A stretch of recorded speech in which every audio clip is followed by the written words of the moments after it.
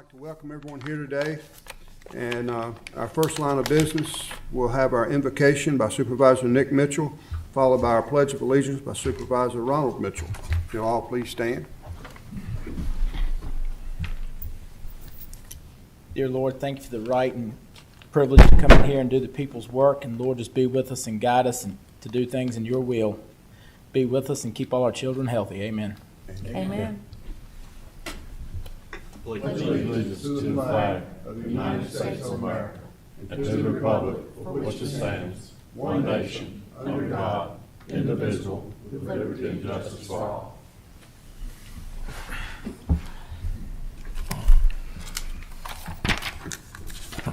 All right. First line of business, we'll have the approval of today's agenda. Any questions, comments? Mr. Chairman, I'd like to propose a change, please.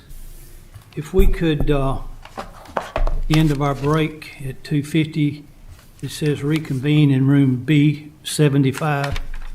I would request that we stay in here, and it's primarily for health reasons, so that we're not so confined Okay, in light of what's going on.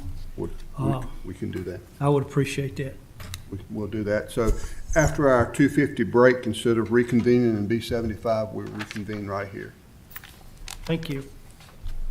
Anyone else? Okay, do I have a motion to approve today's agenda? So moved. Second. Okay. Madam Clerk, do we need, or can we do a voice vote? Voice vote is sufficient. Okay. All in favor of approving today's agenda, let it be known by saying aye. Aye. All against, like sign. Okay, there's none against. Okay, moving on to, moving on to our consent agenda.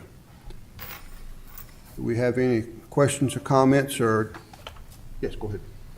Mr. Chairman, I request that we pull 1, 10, 13, and 15. 1, 10, 13, and 15. Yes, sir. I've got a question for staff on the grants, and then on the one where they're asking for the escrow funds. I'm going to make a request for that we table that for 30 days until a consultation. I mean, we can do it today if you want to, but I got a question for attorney. Okay. Any other? Yes, Mr. Cundiff. I like to pull number 8.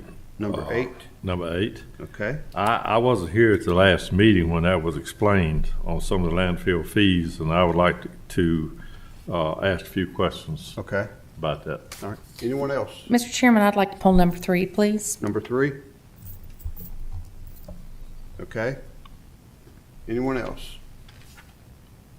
Okay, so Madam Clerk, we have pulled 1, 3, 8, 10, 13, and 15.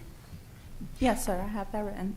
Okay, we'll take a vote on items 2, 4, 5, 6, 7, 9, 11, 12, and 14. Do we have a motion to approve those items? So moved. Second. Okay, I have a motion and a second to approve the consent items as that have been presented. Any other comments or questions before we take a vote? Okay, all in favor, let it be known by saying aye to approve these. Aye. All opposed, same sign. Okay, there were none opposed. So, Mr. Thompson, I'll come to you. You can go down the list that you pulled. My question is to staff. I don't know if it's Mr. Whitlow or whomever, but 1, 10, and 15 all involve grants. Are these grants, does the county have to match any of the money? Yes, sir. And Mr. Thompson, I think in item number 1 with the VTC marketing leveraging program, that's a joint project that's being proposed with Patrick and Floyd counties. And it's being, the applicant is the West Piedmont Planning District Commission. There is a one-to-one cash match coming. I didn't hear you, sir. There's a one-to-one cash match coming from Franklin and Patrick counties. Each locality is responsible for $2,500, and as noted in the summary, Franklin County's portion would be covered within our tourism marketing budget for that portion. And that's on number one for the tourism grant, Mr. Thompson. Your question on the other grant applications, I think the Lowe's Hometowns Grant Program, as well as the Raise Grant Program, there is no local match, is my understanding, for those two specific grants. And I'm looking at staff just to verify. So no match requirements on number 13 and number 15, Mr. Thompson. I read that in the summaries. I read that about the matching grant in number one. My thing is I wanted it for record to know the money has already been appropriated and is coming out of their budget, correct? It's not any additional money coming from out of the county coffers. That's correct. It's already in the marketing budget for tourism. Yes, sir, Mr. Thompson. Okay, then I will, with that answer, I will withdraw my request on those three. Those three? Okay, I'm satisfied. okay. Yeah, that's up to the rest of the board, though. Ms. Smith? Yes, thank you, Mr. Chairman. On number 3, I just wanted to inquire of Mr. Whitlow. I'm concerned about the indication of some pretty important benchmarks that have not been met with regard to the application. That we don't, the applicants failed to provide the requirements to the Public Safety Director, Commissioner of Revenue, and submittal of an emergency action plan. And Mr. Whitlow, is there an update as to where we are? I have a lot of concern over approving this application because this is a significant list of things. Yes. Yes, Ms. Smith, to answer your question, a few updates as I understand from staff this morning. I'm not sure if the applicant is here today in the audience. I think there was a possibility that he was going to attend this evening. But in terms of the question regarding public safety, that's always a concern with outdoor racing and recreation and so forth. We do have confirmation from the Public Safety Director. They have worked out whereby the applicant will be utilizing a standby truck, if you will, from the county for race events. And they've worked it out logistically whereby 2 days prior to the race event, the racetrack will work with public safety as to, in years past, as I understand, a lot of times a truck would be ready and then the race would be canceled, and there were some logistical issues there. From what I understand from public safety, they've now worked that out where 2 days prior, it will be understood, and they would pay up front, the revenues up front to the county to cover the cost of that standby truck. What it would not do is take any of our existing trucks out of service. First and foremost, covering our 6.5 trucks in Franklin County is the priority, as I understand. In terms of the commissioner's office, I think staff was going to check. I'm looking to staff. I see Ms. Torrance there in the back. I think she was waiting actually on the registration of food vendors. That was the other thing that we were waiting on that was not necessarily filed, and I'm not sure the status of that at this point. I know in today's summary, if the board so chooses to authorize, it would be contingent upon the receipt of all the information from the commissioner as well as public safety and any other items. So I can't speak to the food vendors as to where Mr. Austin, the applicant, the status of that at this point. Could we ask our Commissioner, Margaret, would you come forward and give us an update, please? Yeah, I'd like to know if your office has been satisfied yet or not. I appreciate y'all catching that. No, I have not. They've given me a list of 3 food vendors, but there are going to be more. But he said he didn't know who they were, so he couldn't provide them. I don't know where we are at that, because if we don't have a list or some form of enforcement, I'll never know they're there. So I did not sign off on it. Okay. Thank you, Margaret. Thank you. Well, as far as I'm concerned on that, we have our regulations and rules for a reason, and I think they should be adhered to. I'm with Ms. Smith on this. I'm not so sure that this permit should be granted until all these have been Shouldn't be. complied with. I know we can pass it and make it contingent on compliance being carried through. I would want that definitely specified and make sure that everyone is aware that that is a condition if we do pass it, because if that's not, I'm not going to support it. We could table it, Mr. Chairman, to give Table him, give him 30 days to be in compliance. Would y'all want to table that then and give him 30 more days to follow through I don't know that 30 days, but it tabled it until he's until compliant. he's That's a good compliant? point. Good point. Until he's compliant. If he's not compliant, I mean, this one here, we're not a collection agency, Good point. so that, but table it, I mean, just like you said a Until he minute is- ago, like you said a minute ago, we've got rules and regulations, and if he's not, I'll make that a motion if we need to. Let me hear from Mr. Mitchell right quick. Yeah, this is in my district, and people are in the audience. We're talking about the Franklin County Speedway, and it's really important. I understand the rules, and I want them to abide by them. But at the same time, I want to make sure we do get this, because that race is very important to my constituents. Most of the people that live in Callaway go to the Callaway races. Is the first race scheduled before our March meeting? Yes, sir. So we won't be able to meet to approve it beforehand, correct? Unless we have a special meeting beforehand, Mr. Chairman? That's correct. So is that something the board would be willing to do, to come in on an afternoon, like maybe a budget workshop that we have coming up, that we could we vote, since it's a open public meeting, if he can get the stuff to us? I will say, Mr. Chairman, members of the board, we are scheduled to present the county budget, so the board will be meeting on March the 7th. It's Tuesday, March the 7th. I do know the board is scheduled to meet at that point. So can we reach out to Mr. Austin to see if we can get the information and fees before March 7th, please? Okay. Do we need a motion to table that, or, okay. We'll have a motion to table this until March 7th. I so move, Mr. Chairman. Okay. Second.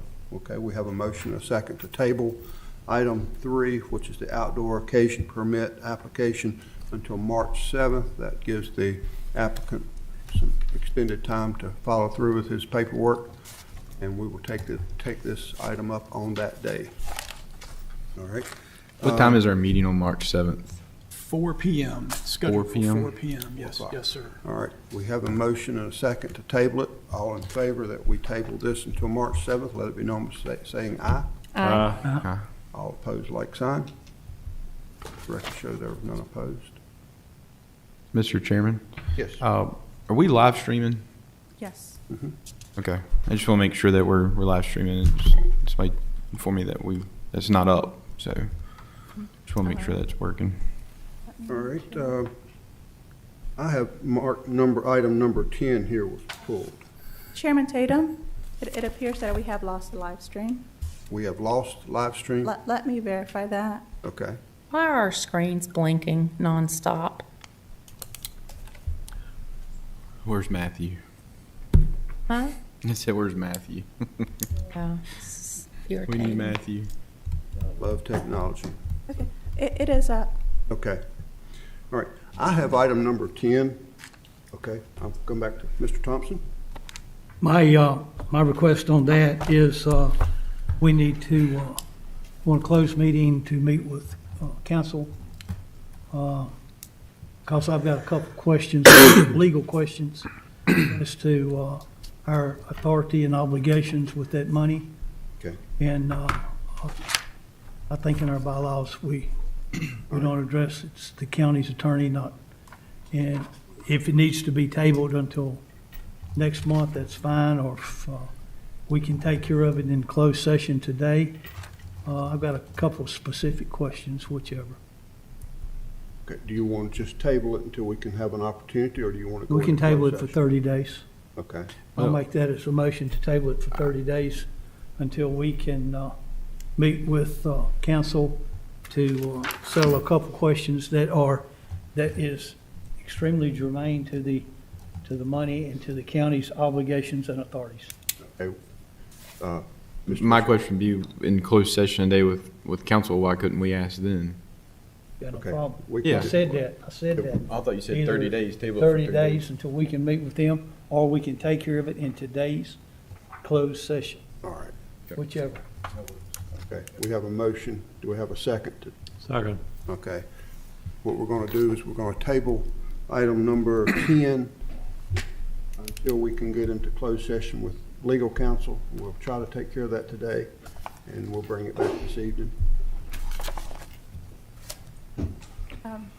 Chairman, just to clarify, the motion is to table until we can meet with council in closed session today. Yes. And we will get with counsel today on that item. Okay, so we have removed tabling it for 30 days on that motion, And If necessary. if if necessary. necessary, yes. Thank you. Okay. All in favor, let it be known by saying aye. Aye. All opposed, same sign. Let the record show there were none opposed. All right. That's all that I had that we pulled. So we're going to go back with item 1, 8, 13, and 15. Is that correct? That we need to vote on? I make a motion, Mr. Chairman, that those items be approved. Hold on, Mr. Chairman. Tommy pulled number 8, and we haven't Mr. talked. Cundy pulled 8, he did. Okay. Mr. Cundiff pulled 8, so let me have. That's all right. On the update of landfill fees and schedule and all this, that, and the other, I was looking, and like I said, I missed the last meeting. I apologize for it. But I was wondering why are we going up so much on the car and light truck tires from $2 to $4 each, but the commercial truck tires is only $4 to $5 each. And I know we probably got more car light truck tires than anything, but I want somebody to explain to me why we got to go up $2 compared to only $1 to the commercial truck tires. Okay. Mr. Smith. Yeah, Mr. Cundiff, yeah, you're right. 90% of our tires are car and small truck tires. They generally come in from tire dealers. We have one dealer who brings us a trailer load every day. Truck tires normally come from a private company. They're not paying somebody to change their tires, so they're not paying the environmental fee, something like that. Most of these tire dealers are charging the folks, as you know, you get 4 tires, they're probably charging you $10 a tire. Like I said, the large portion of ours is car and small trucks, and that's why we went with that and didn't go up on the big truck tires. I'm just trying to cover our expense. I'm not looking to make money on this. What percentage does the average person bring, and what percentage does the tire companies bring? We might get 2 or 3% from individuals. It's mostly from dealers. Most from dealers? Mostly from dealers. At our collection sites, that truck might go around and pick up 20 tires a month. The folks that drop them off there. Very few people come to the landfill unless they're cleaning out their garage. Occasionally a farmer who's doing away with a silo will bring them in, but the biggest chunk of them are trailer loads that are coming from dealers. And how much does it cost to do a ton to recycle or send our tires off? It's gone up to $115 a ton. $115 a ton? Plus a fuel surcharge. They go to Charlotte.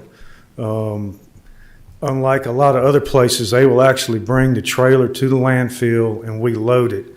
I've talked to several pretty large dealers, and they actually have the trailer on site, but they have to hand load it, and I don't have enough people to be hand loading tires, in a closed trailer.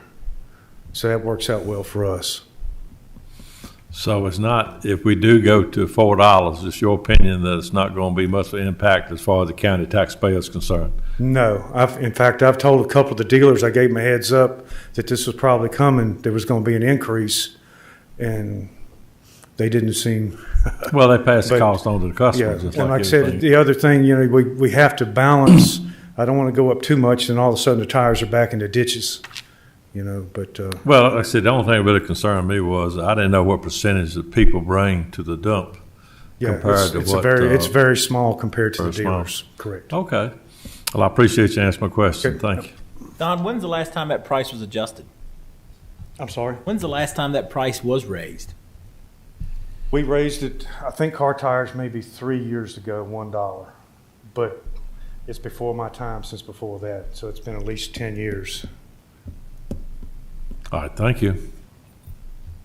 All right, Mr. Cundiff, I'm satisfied. I'm ready.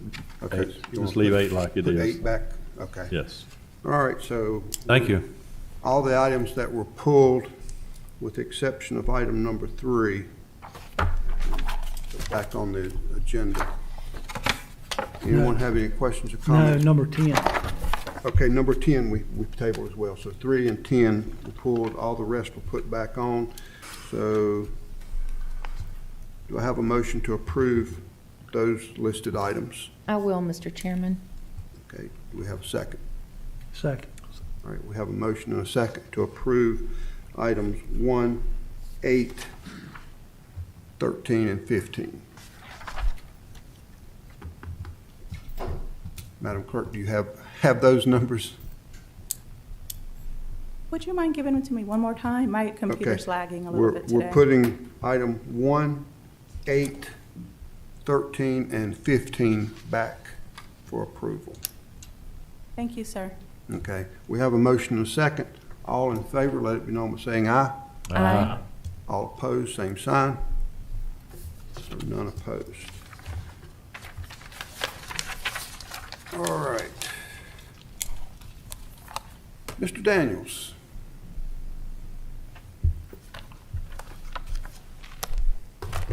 Mr. Chairman, members of the board, good to be with you on a nice sunny February day. My red maple is loving it. I just hope it's not too soon. To that point, I'll do my report as usual and then take some questions at the end. To the point of the red maple, although it may look like spring, feel like spring, it's going to be 80 degrees Thursday. Winter's not over for us. So we're keeping a keen eye on that. Knock on wood, it's been very light for us, as you all know, and I hope that remains the same. And maybe we can realize a little bit of savings from our planned expenditures. Highlighting maintenance, I'm going to jump down to the next 60 days. We've got some work on 220 between Burgess and Taylor's. On the southbound side, we've got a slope that has failed. It's been failing, but we've got some pipe repair to do there. It's a continuation of a project we've been doing and clean that slope up a little bit. We got to catch about a week's worth of good weather in the forecast, and we'll prosecute that as soon as we can. Going on to page 2, the roundabout at Brooks Mill and Burnt Chimney Road. If you've noticed, I think I came to you in December and said we'd finish in January. And I think I came back to you last month and said we'd finish in February. And here I am again saying we're going to finish in March. And I wanted to clarify that a little bit. So the project, as far as you and I can see, is complete. We ride through it every day, that sort of thing. But upon some final inspection, specifically pipe inspection, we require the contractors to literally video some of the pipe. We found some deficiencies that were out of tolerance. So we'll allow a certain amount of deflection or some imperfections. We had some that were outside of that allowance. So the contractor's got to come back and do some pipe repair, unfortunately, to the pipe they've put in. Luckily for us, the pipe repair is some lining and other things that take place in the pipe, not by open cutting the road. Very, very, very little impact to traffic. There'll be some construction traffic, but very limited flagging even. So the public won't notice a lot of that work, but there is some repair work to be done before we can officially call the project complete. So that's a good thing for all of us, for our maintenance forces and Franklin County as a whole, to make sure we've got that stuff right before we accept it. Moving on down, I wanted to highlight a couple. We've got 4 completed studies that you can see there. I wanted to highlight a couple of them because they're an ongoing topic of conversation. 619, or just the curve south of there, we did a review, and Supervisor Ronnie Mitchell, I know you ask about that quite often. we're not making any immediate changes such as signs, and I'm going to talk about signs in a minute for 122. But we're still looking at the skid resistance, the friction, as you've asked. We don't have an answer for that yet. That takes a little more work. It's some folks outside of our Salem office that have to do that with materials, but that's still ongoing, so that topic is not closed out. I want to jump down to 122. We're adding some large curve signs. That's the curve just north of the Gills Creek Bridge where we've had crashes, and Chief Powell had asked about that several months ago. So we looked at it, still looking at skid resistance on that curve as well, but a short-term upgrade, if you will, or larger curve warning and chevrons. So we've got I think they're 24-inch chevrons. We'll enlarge those a little bit, make it a little more visible. So that's a short-term fix that we're going to do on those. That's all that's on that report. A couple answers to questions from last month. Ms. Smith, I think we answered your question about the pavement marking. In Westlake, you asked about the visibility, and I wanted to bring it up to the whole board. We are going to, it's my understanding, we're going to use a different material this year in some locations, not everywhere. It's called high build paint. All it means is it's a little bit thicker. Should last a little bit longer. Requires more or a little different glass bead. The glass bead is what creates the reflectivity when your headlight hits it. I haven't seen it, so I don't know a lot about it. I'm optimistic that it's going to help in some of these places, but I don't want anybody to think it's and this is me speaking, it's probably not the end-all solution for pavement marking anywhere in our counties, because it's a big deal and they wear out, and even this being a little bit thicker, it'll wear. The more traffic you have, the faster it'll wear. So Westlake being a great example of as many as 15,000 vehicles a day on 122 and over 10 on Scruggs, it gets a lot of wear. So we'll pay attention to that, but our folks in Salem that do the painting. And when will that be, Todd? It will be early this year. So I don't know that we've got a date that we could commit to. Our paint crews will start up somewhere this spring. And Ms. Smith, I don't have that exact date. It's all weather dependent. That's okay.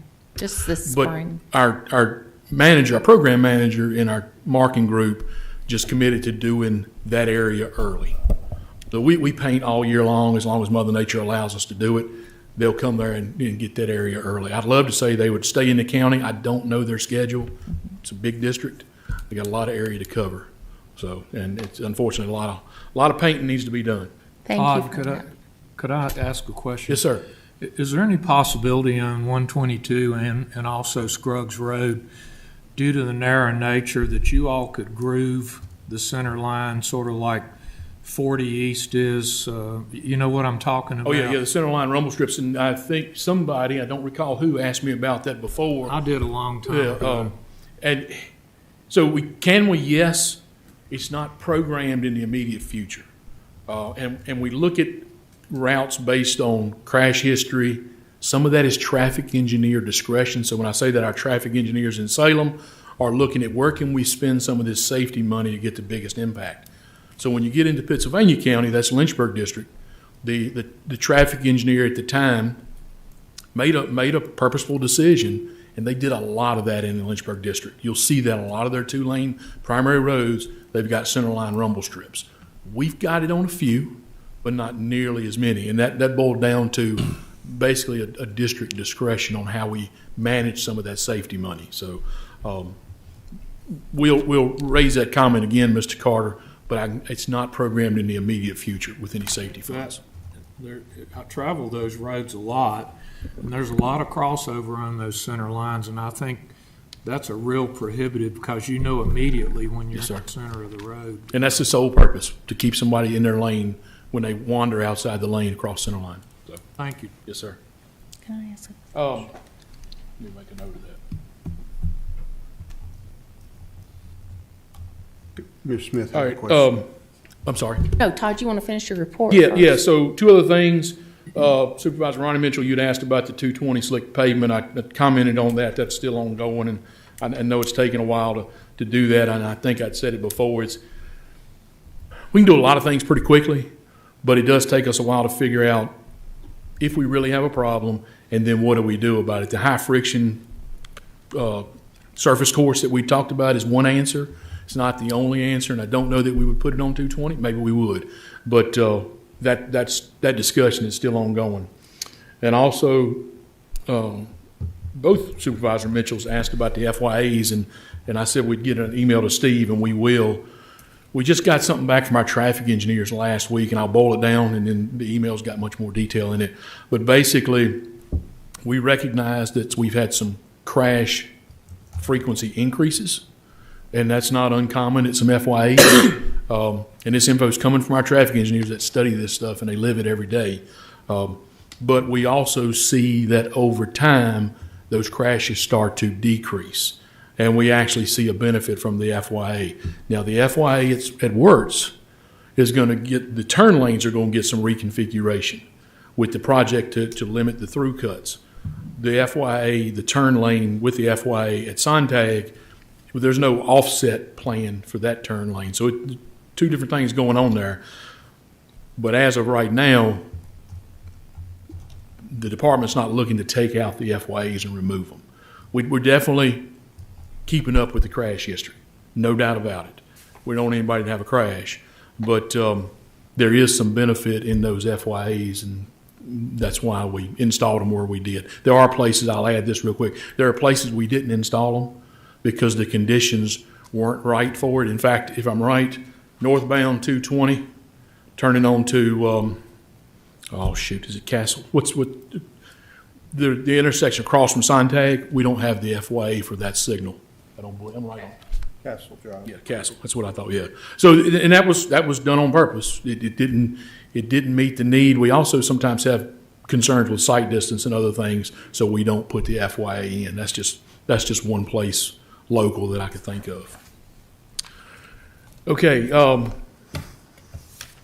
Yeah, that's it. So with that, Mr. Chairman, that's my update, and I'll hopefully try to answer some questions if anybody has any. Ms. Smith has a question. Thank you. Todd, just a couple quick things. When is the last time you guys looked at a speed study in Westlake on 122?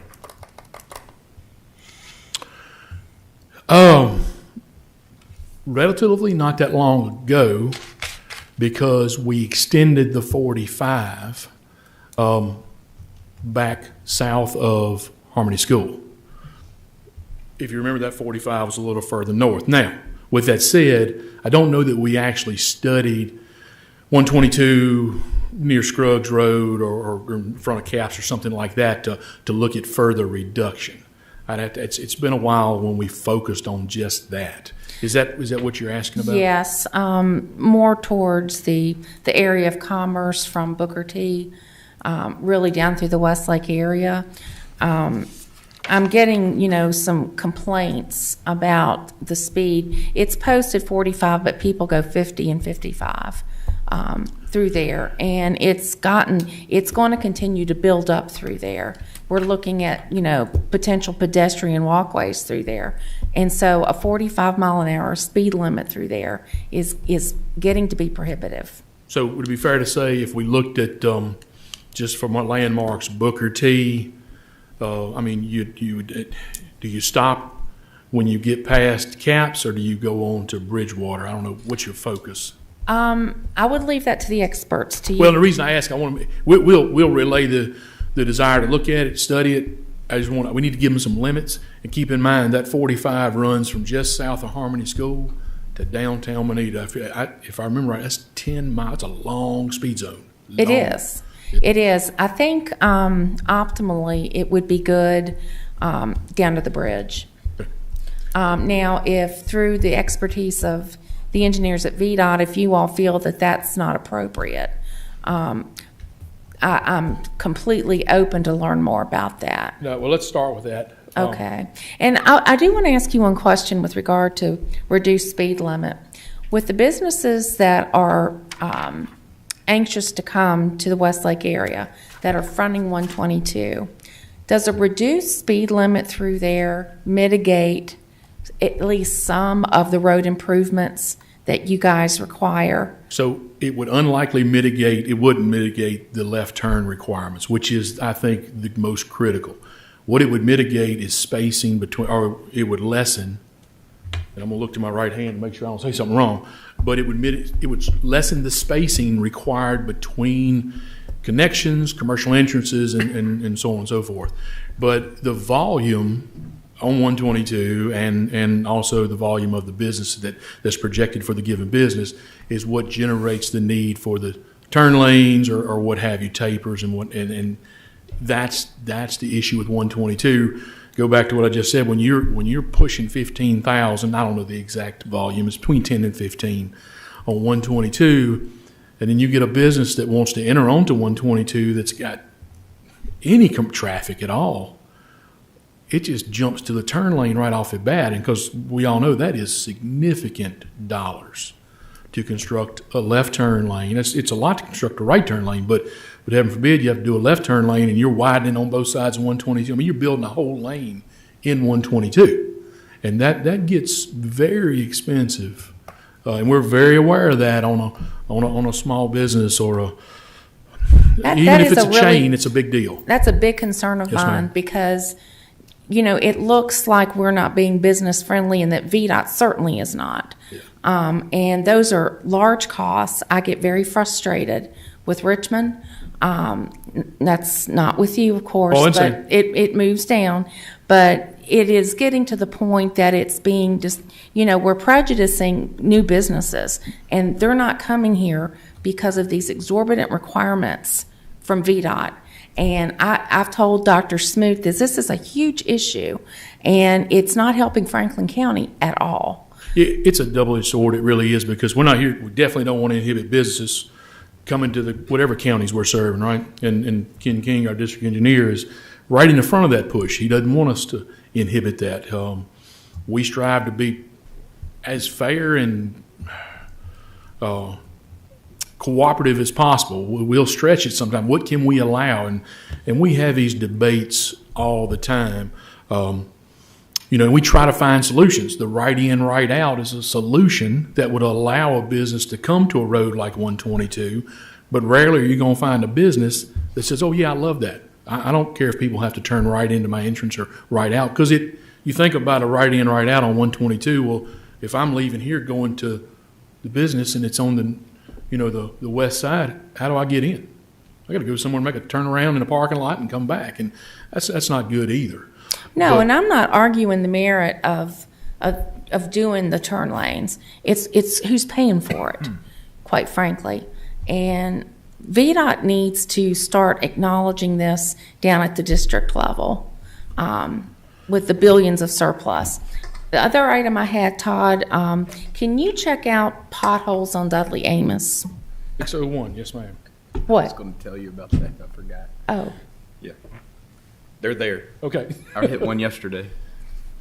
I'm not sure we didn't get a work order on that. I remember seeing a work order on Dudley Amos. I don't recall what it was for, but yeah, no, we can do that. Thank you, Todd. I appreciate it. I'm not fussing at you. No, it's a great. I'm gonna tell you, Ms. Smith, it's something that we all need to work on, and I think VDOT and the county partnering together to figure that out, because Westlake's not the last place we're gonna have this conversation. I know. Now I may be gone, but as counties continue to grow, it doesn't matter if it's Bedford or Franklin or Floyd. It don't matter. Somewhere this comes up again and again and again. Getting in front of it is easy recommendation for me to make, but that costs money.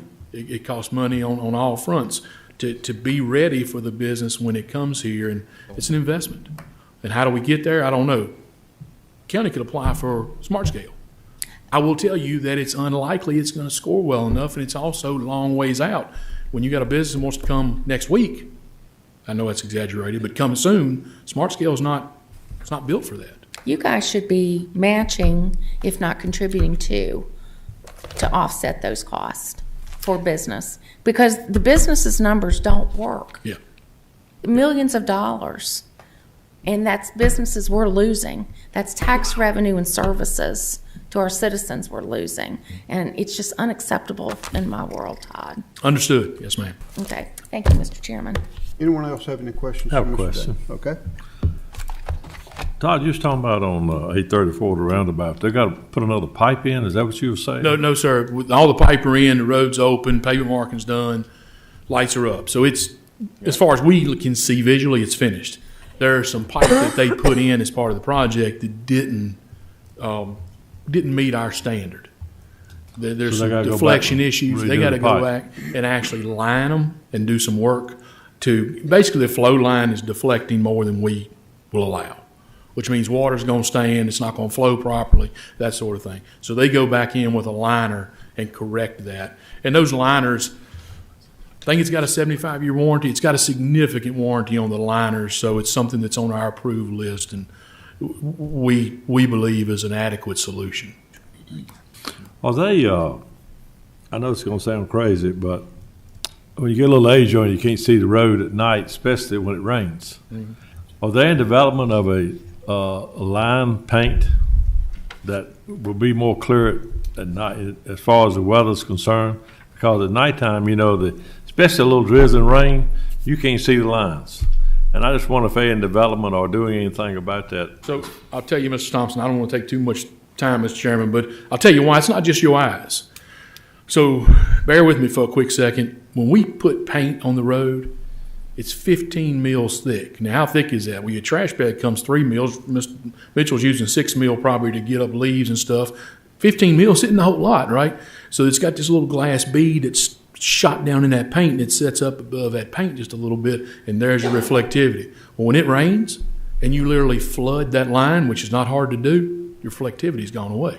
So it's not always just someone's lack of ability to see at night. It's the product, right? So with this high build paint, I caution now, we're not using that everywhere to my knowledge, which brand new to us, but in theory, it should help with that because it's thicker. So now it sets up a little bit higher on the pavement, which means it takes more rainwater to flood it, so it should reflect a little better. So answer to your question is we are, but there's more to that story, the Paul Harvey of it is.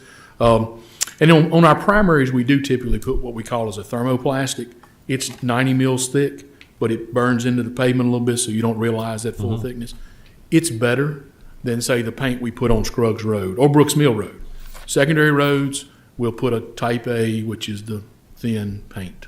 So we are, but I don't know that I would be able to, I wouldn't want to stand up here and try to lead you to believe we got some magic bullet.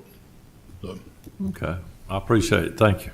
All right, Mr. Mitchell. Mine will be quick, Todd. I saw on here the signs on McNeil Mill Road, and while we're down that way, it wouldn't hurt to take a ride down through there. There's a stretch on that road with white pines right beside it, and the roots are coming up through it, and man, it'll rattle you loose. You talking about on McNeil Mill? McNeil Mill Road. Yeah, the Can't miss it. McNeil Mill Road is some signs on 220 just to warn of the intersection is what you're referencing. I'm talking about, but where I'm at is on the Sontag Road end of it. Okay. Just needs trimming, it sounds like?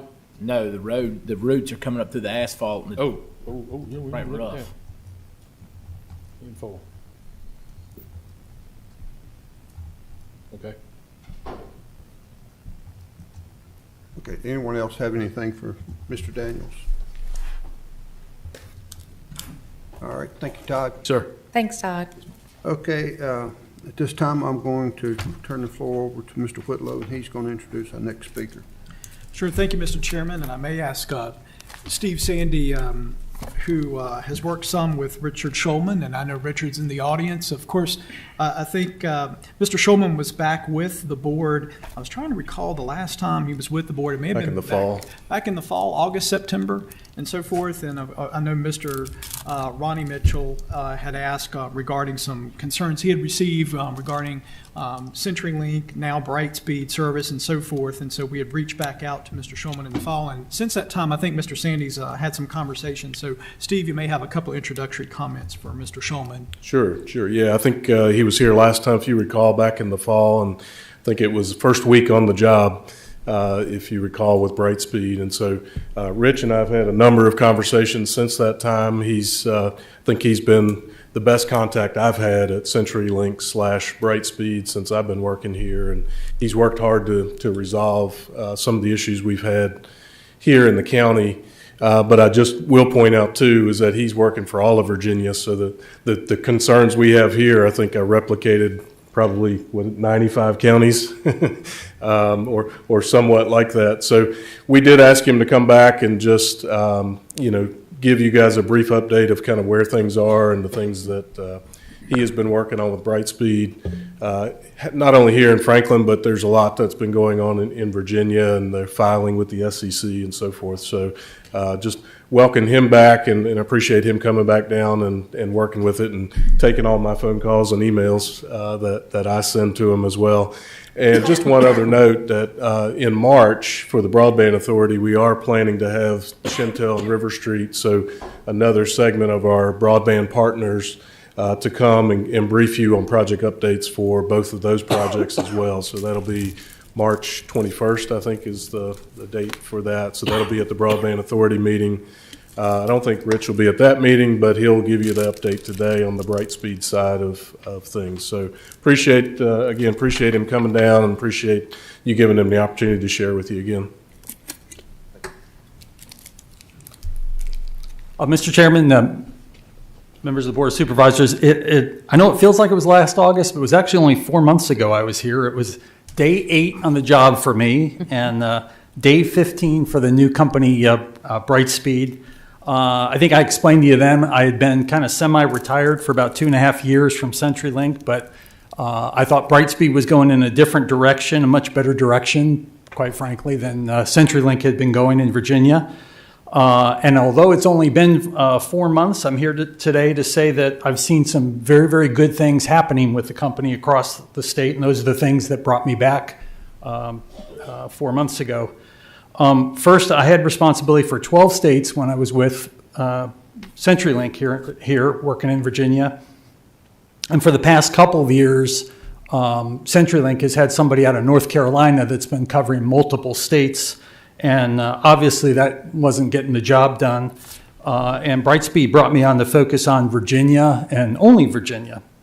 So shortly after I joined, I contacted all 33 counties in which we operate, 5 cities and a whole bunch of towns.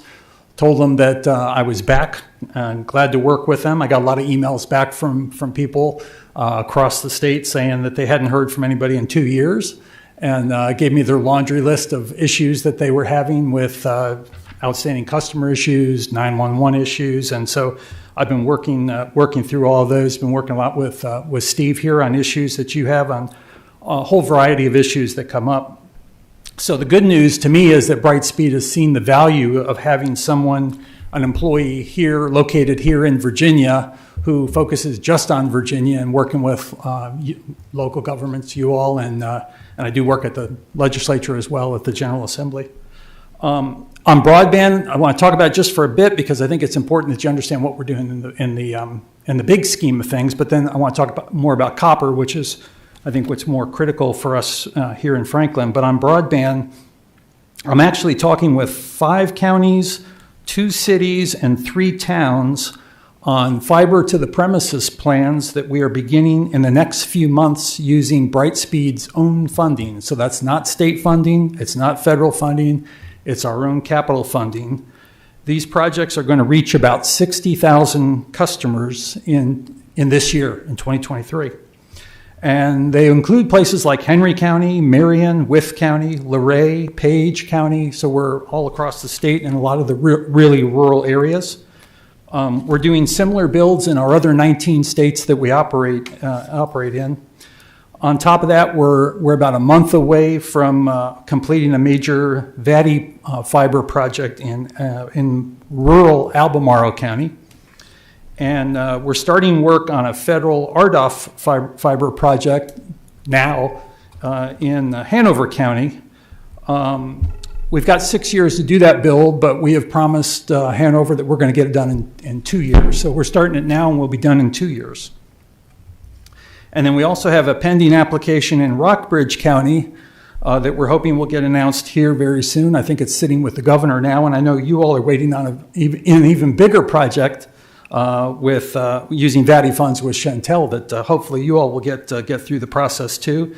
And I know that River Street is also doing a big RDOF project in the western part and I think kind of the eastern part of the county as well. I actually, before I rejoined Brightspeed, I ran the association of all the small companies. River Street was one of my members, and they do a great job. So I think they're great partners with Rob Taylor out of River Street. So I know we don't have any specific broadband projects on the books here in Franklin County specifically, but I wanted to share that with you just so you have a sense that, as we promised, Brightspeed is spending a lot of its own money on getting fiber out to the many rural areas that we serve. But I think for Franklin County, at least for the Brightspeed perspective, is more important probably to talk about some of the stuff that's going on with the copper network.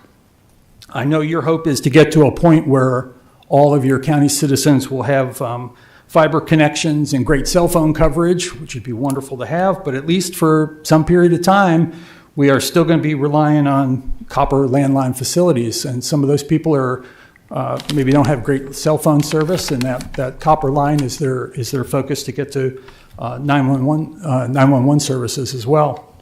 So as part of the transfer to get Brightspeed into place, we had to make some agreements with the State Corporation Commission, and those deal on the copper network as well.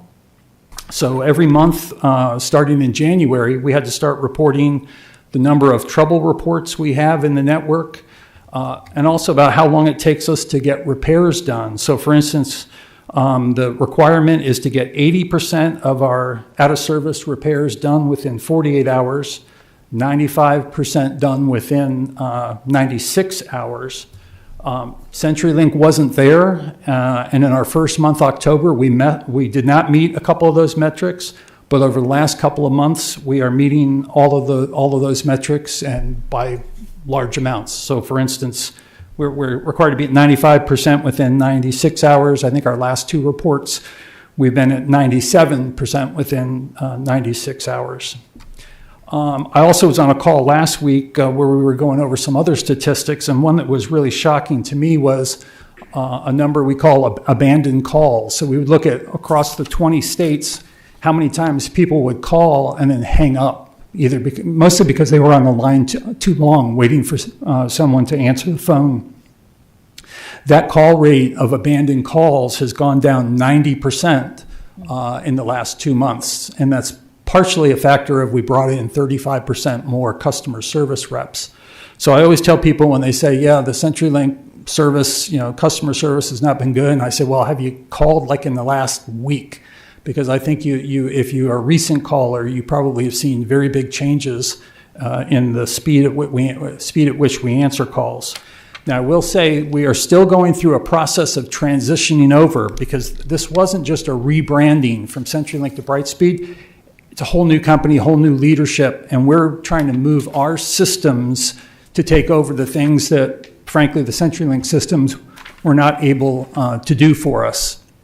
So we're still having some issues, and not unexpected 4 months in, as we make these changes in these systems. So some of them are billing systems, for instance. So I think I got a call, Steve, with somebody that was having a billing issue, and it took a little longer than I wanted to get solved, just because we still have these service agreements that we have as Brightspeed, having to use some of the old CenturyLink systems until we can get them converted over.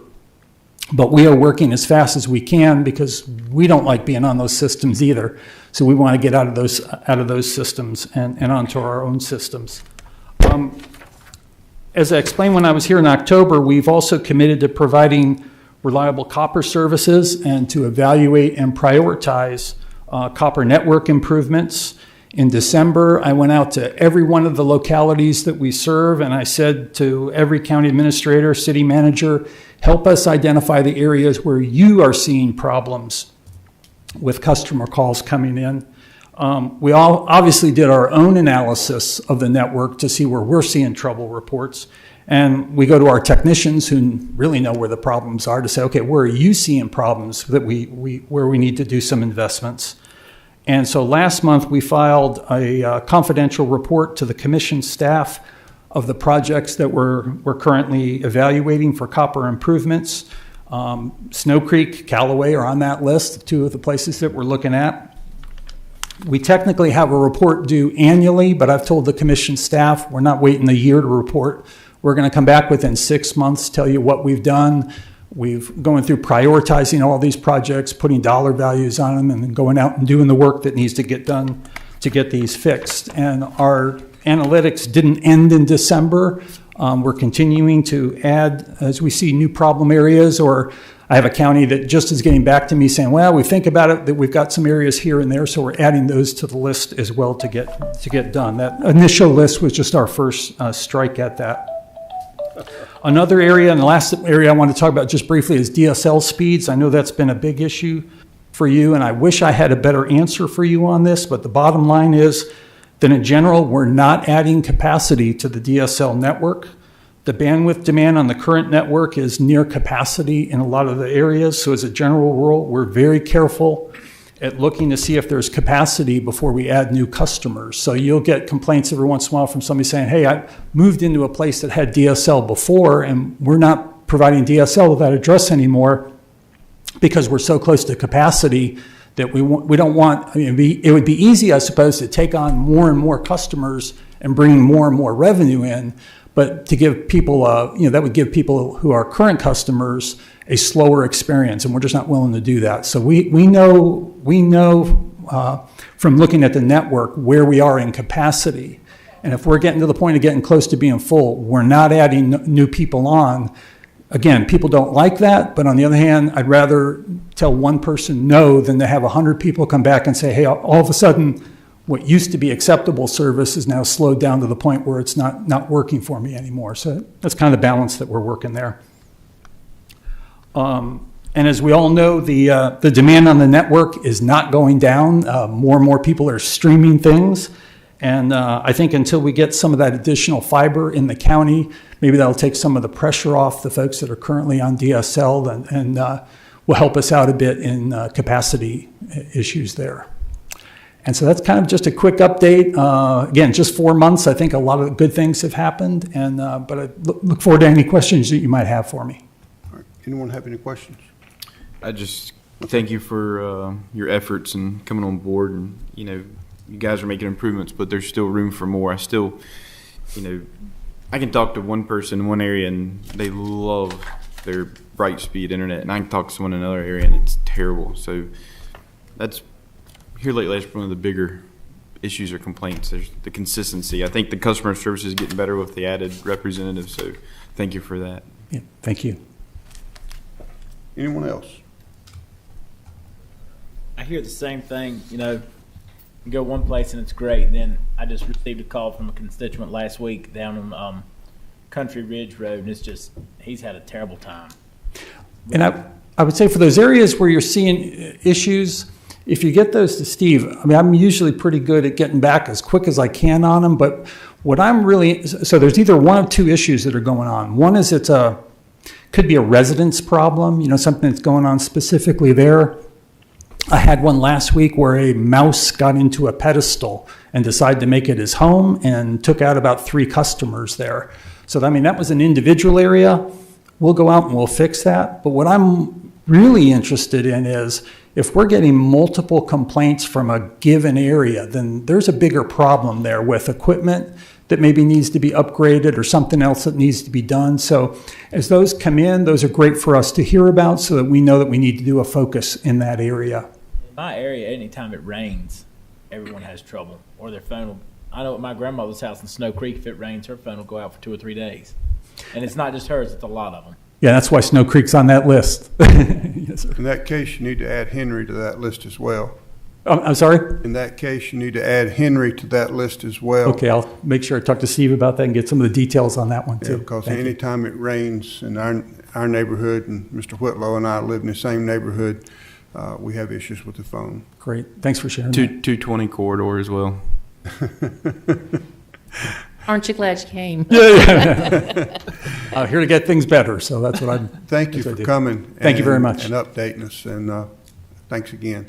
At this time, we're going to take a quick break and let Mr. Carter and Mr. Burnett get their things in order, and I think IT is going to work on our monitors and try to get everything lined up. So we're going to take how good the news will be, but I'll certainly share. So, Ms. Chairman, thank you, members of the board. So, for our finance report this month, this is for activity through the end of January. So, and I did pass out hard copies up there at front, so if you need anything else, but so we can follow along if the technology stops cooperating with us again. So for January, we're looking at 7 months out of the fiscal year. We'd be looking at about 58% of the budget. is where we would expect. So on the revenue side, all of our revenues, especially the monthly ones, are exceeding that 58% target. We're at 61% plus on pretty much all of those. For the expenditures, the opposite side, we want them to be at that or below. And so the areas that we normally see a little bit higher during the year because of those upfront costs, we're still seeing that, but nothing really in recurring across our major expenditure categories. So we're still at that 58% or below level. So right now, managing well with expenses, revenues are exceeding what the budget is. So we're in a pretty good spot on the overall picture of the general fund. So to show you graphically, you can see revenues, that blue line, the current year, that pretty much is right at where we would be comparison at this point of the year. To break it down by category, you can see the property taxes again. It is off because of the switch to twice a year real estate. And so that, of course, as we get more towards that June 5th due date, we'll start to get a little closer in our comparison. So you can see other local taxes is barely is up a little bit, but barely compared to the same point last year. We'll talk a little bit more about that in a minute. Same way with state revenue. So that's up a little bit, but at the same time, it's still an allocation on some federal state portions. So really, we're about where we would be this point in time last year. So to break it down a little further, your real estate taxes, you can see we would at least want to be around 50% this time of year after we've collected our first half. We're right at 50%, so we're right at where we want to be from a budget perspective. So that from a year-over-year comparison, of course, still not relevant because of that twice a year. But percent of budget-wise, we're doing okay. For personal property, we are still seeing a softening in collections. And so now, from a budgetary standpoint, or a growth standpoint, I guess I should say, if you remember when we looked at personal property and we looked at providing some relief to our taxpayers because of increased assessment values of vehicles especially, we were saying we need at least 10% growth. That's what we budgeted for, and that's what we're looking for. So we are at that level. If you look through January, we're at 10.4% growth, $1.3 million. So we're right on target from where our growth rate needed to be. Where we're seeing a little bit of softening is the actual collection of that. So when you look at percent of budget, this point in time last year, we were already over 100% of budget. We're at 91% of budget. So that needs to be collected. We can project all day long, but if we don't actually collect it, there's not cash in the bank to pay our operations. So working with the treasurer's office and looking at the reports, we are seeing that. It is several $100,000 from this point in time last year where collections are behind. Now, of course, you also have to factor in that assessments were also higher, so the taxes assessed were also higher. But trying to factor out for that, we are a little behind. So we're hoping that with second notices and such, we start to see collections pick up. If they do, we'll certainly meet budget, but it has slowed down here since that December 5th due date. What's the aging on that, Brian? So right now, the way the system tracks it is by bill year. Okay. So for really the 2022 bill year, that would have been the last one, we can run it by any point in time. So we had to ask the treasurer to run it at the end of January. So we're looking almost at a 60-day aging at this point, and we're still about $1.5 million out of the total assessment. So if we can collect 1.3 out of that $1.5 million, we're going to be in good shape. Yeah. Thank you. Yes, ma'am. So for local sales tax, so these local taxes, and if you notice from the comparison, they were almost exactly the same spot as we were at this point in time last year. Well, we're seeing, again, this is the third month in a row on several of these that we've seen a contraction when we compare the year over year. Last month, we were at 9.3% year over year. Now we're at 7.9% year over year for sales tax. So that's $317,000. Still an increase. Very happy to see it.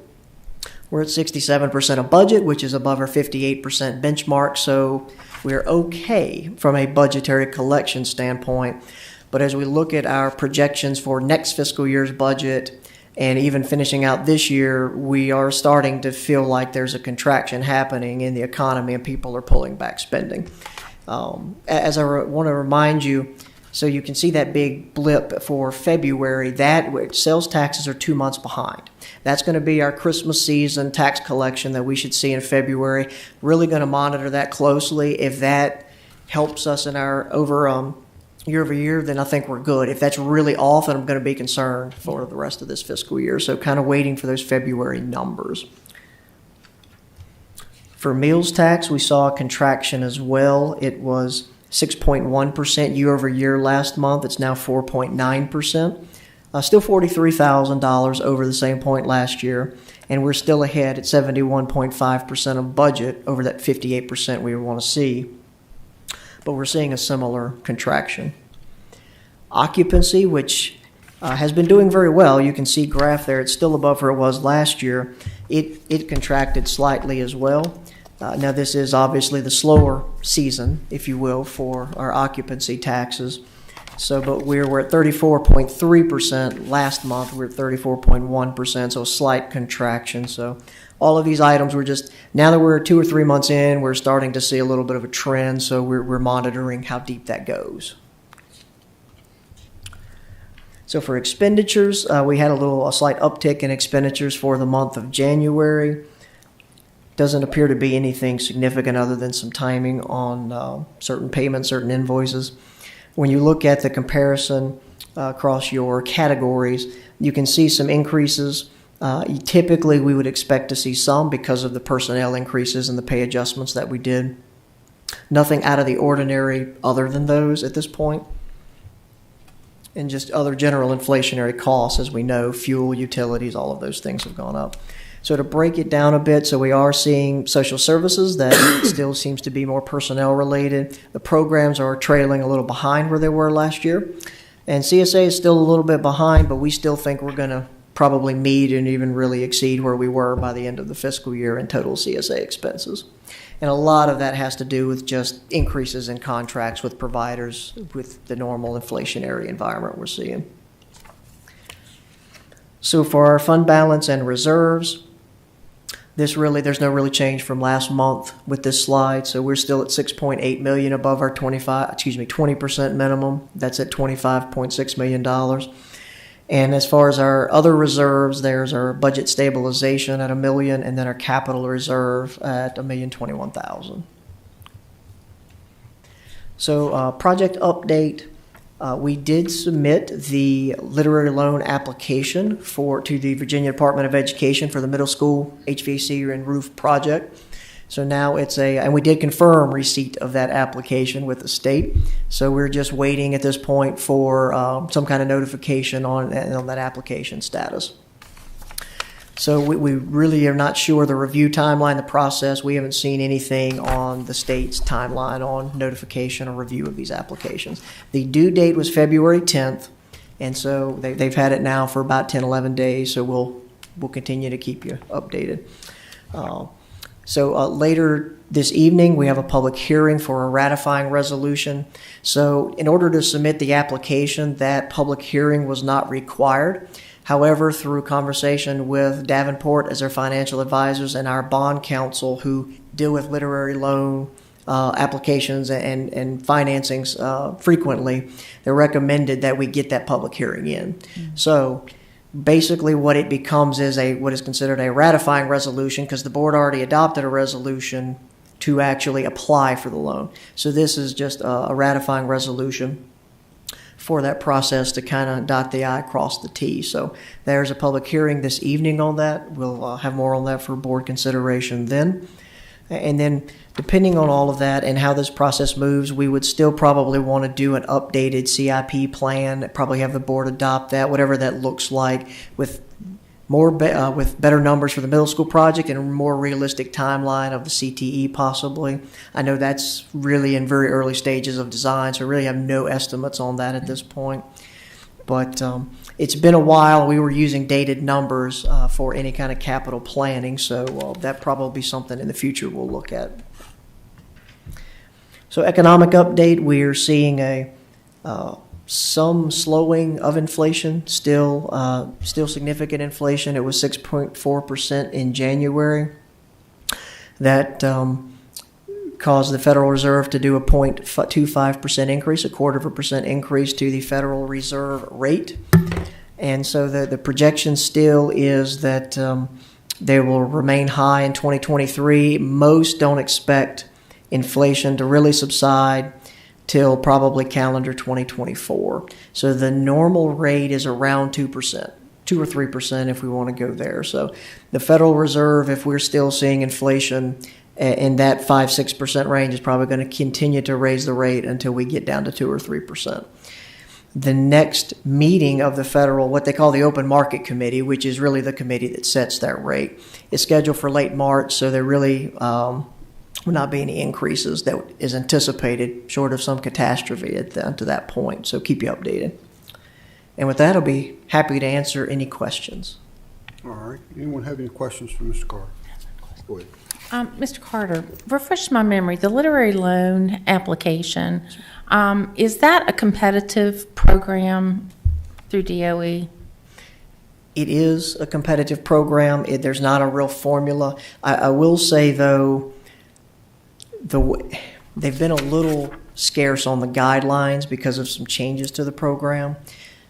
So the way I understand it is the program is guided by the local composite index, which is also used to fund our school system. So it's a little up in the air and unsure, but there could be localities who have a lower composite index, which means they're considered more fiscally distressed or socioeconomically distressed, that might rate higher to get funding. We're not really sure of that. So for us, we have basically a 0.4%, but localities that have low 0.3, 0.2, they may receive funding before us. We're really not sure on that from the state. So it is competitive, but I think that we need to be careful that could also be in the ranking formula. So while we have a very good project and we're actually what I consider shovel ready, we're hoping that helps us, but we're not really sure what criteria the state's going to use to rank these. Do we expect to hear anything soon? I mean, is it going to align with the construction schedule that the schools have given us? The state Department of Education has not released a schedule, and we've followed up within the last 2 weeks really with Davenport as well to see if they had heard anything. Have not on that side either. So we're hopeful that really within a month of that deadline date, so really by mid-March, we would actually hear something, because that is a concern for us as we're planning. And the same thing with our landfill project. If we're going to borrow, of course, if we don't get the literary loan, now we have 2 sets of issuance costs, so we really would like to consolidate and manage those 2 projects as best we can. Okay, thank you. Yes, ma'am. Anyone else?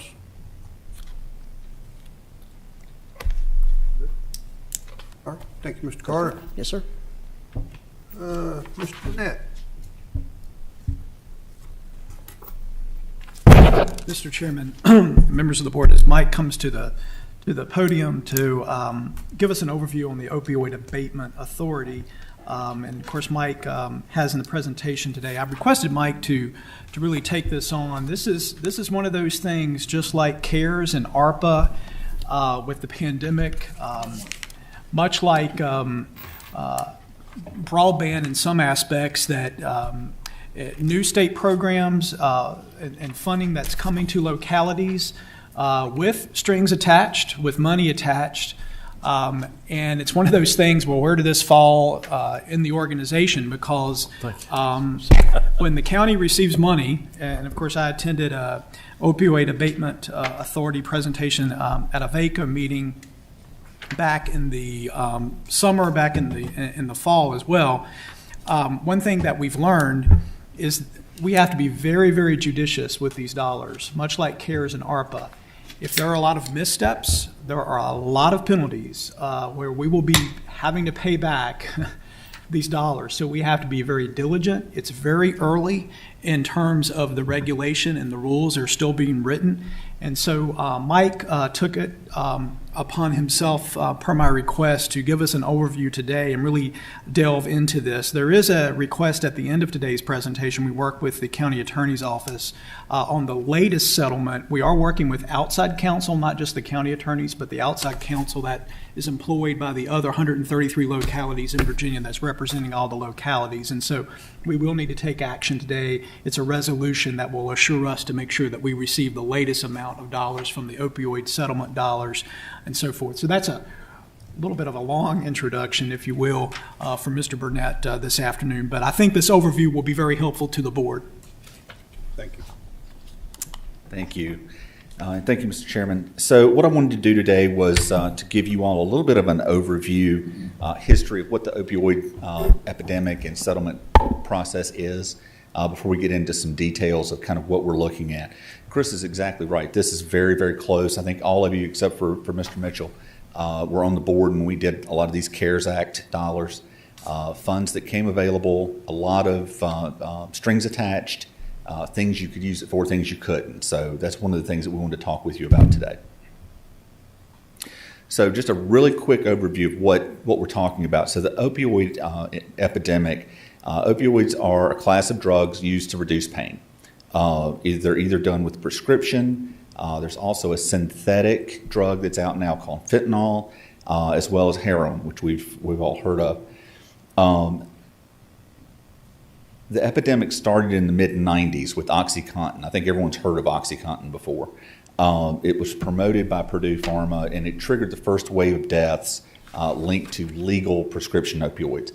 That's kind of where the settlement process began, was from that over-prescription of drugs. Second wave came from a heroin market that expanded to attract those people that were already addicted but couldn't get additional legal prescriptions. And then we've got the illegal synthetic opioids that are really the third wave that's going on right now. In addition to the public health burden from all of the deaths that we're seeing out of this, millions more are being affected through homelessness, joblessness, a lot of different expenses. More than 191 million opioid prescriptions were dispensed in 2017 alone in the United States. So we're talking about half the population or more. 1.2 million people in the U.S. and Canada predicted to die from opioid overdoses by the end of this decade, and that's in addition to 600,000 who have died since 1999. And right now, an estimated 25 million people are in recovery. So we're trying to figure out what this whole process is. The Sheriff's Office has been working on this very, very diligently. So glad to work with them on some of this that we're going to talk about in a minute. Just a quick overview of the waves of the overdose deaths, and then into the settlements. So again, just a quick history. In May of 2014, Santa Clara and Orange counties in California filed the first government-initiated lawsuit against opioid manufacturers. In late 2017, all federal opioid litigation was combined into one single multi-district litigation out of Ohio, and is now probably the most complex civil case that's ever been done in the United States due to the size and complexity of the product. The first two national agreements came out. They were the distributors. These are the three companies that did most of the distributing of opioids from the manufacturers to the pharmacies. And then Janssen Pharmaceuticals, which is a manufacturer, a subsidiary of Johnson & Johnson. In late 21-22, early 22, the Virginia Attorney General's Office worked with local attorneys and localities to create the Virginia allocation MOU. And we are part of that with every other city and county in Virginia. And that MOU is what dictates everything that we do as far as settlement money coming in from the national. Settlements have been broken down into 3 buckets. So as we go through this, not just today, but into the future, you're going to hear the opioid manufacturers, distributors, and retailers. There's 3 different pots. So the opioid manufacturers, Purdue, Teva, Endo, and Johnson & Johnson. Distributors are listed there, and then the retailers. And this is one that's just happened the last month or two, where CVS, Walgreens, and Walmart have agreed to settle. To give you an idea of the timeline on one of these, this is for the big three distributors and Johnson & Johnson. Shows kind of how that process worked from the original settlement to where money is actually going out into the localities. So here is the big one, eligible uses of opioids. Settlement funds. The Virginia MOU and the statute that kind of puts it into law at the General Assembly specifies that only cities and counties and state agencies are eligible to receive funding. Settlements, all of these settlements that you're going to hear about, you've heard about the Johnson & Johnson, you're hearing about the distributors, we're going to talk about the one with Walmart and Walgreens, all that today. There's many different settlements that either have occurred or will occur in the near future. So we're going to have some of that comes in and out as we go through the process. Settlements vary, but abatement is the center of all of them. And I'll talk about abatement here in just a second. All the funds from the distributors and the Janssen settlements are intended for abatement efforts, and certain percentages are required. So these are not funds that you can necessarily go out and build a new park with. These are things that you have to use for abatement efforts related to the opioid epidemic. If you don't use some of those funds as described, then you'll be doing reporting to the settlement agencies and could end up having to repay some of that funding. So we want to be very, very careful on how we do it. I'm going to talk to you a little bit more about the VOAA in just a minute, but it's kind of Virginia's opioid authority. And so this is kind of the state level program. Any money that we get from that has to be used for abatement efforts. There is no other way to do it. This money, all the settlements, there's no reimbursement of previous costs and no supplanting of funds. So if there's a program that we're doing today that we'd say that's a perfect way to spend some of this opioid money, we're not allowed because we can't use it to supplant funding that we're already using. We can't add to programs, and that's kind of what we'd be looking to do. No indirect charges are allowed, and recipients must report outcomes to OAA on an annual basis. And they're going to monitor our programs. So again, this comes back to much more like the CARES Act that we dealt with a couple years ago. So what is abatement? This is probably the most important slide that I'll show you. Efforts designed to treat, prevent, or reduce opioid use disorder or the misuse of opioids, or otherwise abate or remediate the opioid epidemic. So some of the things that they have given to us as useful or eligible things that we can do, very, very broad, general wording. So we're going to have to take a lot of our ideas, send it to the state, see if it matches up with what they think is an eligible use. Support treatment of opioid use disorder, support people in recovery, provide connections to care for people who have or are at risk of developing the disorder, support efforts including law enforcement programs to address the needs of persons with opioid use disorder and any co-occurring substance use. And this is for people that are involved in or are at risk of becoming involved in the criminal justice system. Support drug treatment and recovery courts. Support efforts to address the needs of pregnant and parenting women with the disorder and the needs of their families, including infants. Support efforts to discourage or prevent the misuse of opioids, prevent or reduce the overdose deaths, and to support comprehensive resources for patients seeking detox, including detox services. So that's kind of what they've given to us as a roadmap of how to use these funds. We're still waiting for a lot more detail, a lot more, this is eligible and this is not, but that'll be coming in pretty shortly, I think. So, I talked about the various settlements. What I wanted to do is get into that with you just a little bit right now. First of all, we have received some funding already, which is good. From the distributors settlement, we received about $80,000.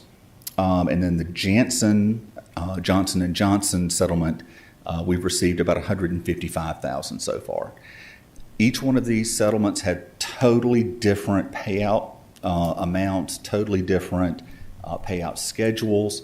To give you a good example, the distributors are going to be giving you funding each year. Janssen did a lump sum up front for fiscal years 22 through 26, so they're not going to pay us any more between 22 and 26, but then we'll get another payment come 27. Each one's going to be a lot different. The distributors' funding came directly to the county. Janssen, same thing. So those funds we have in the bank account right now. Mallinckrodt is another one that's just been completed. They actually have an option of whether to pay out $17 million over 18 months or $24 million over 8 years. And that's a company decision that they get to make as part of the settlement. So they made their first payment to Virginia in late January, and we are expected to get about $10,000 out of that here very shortly.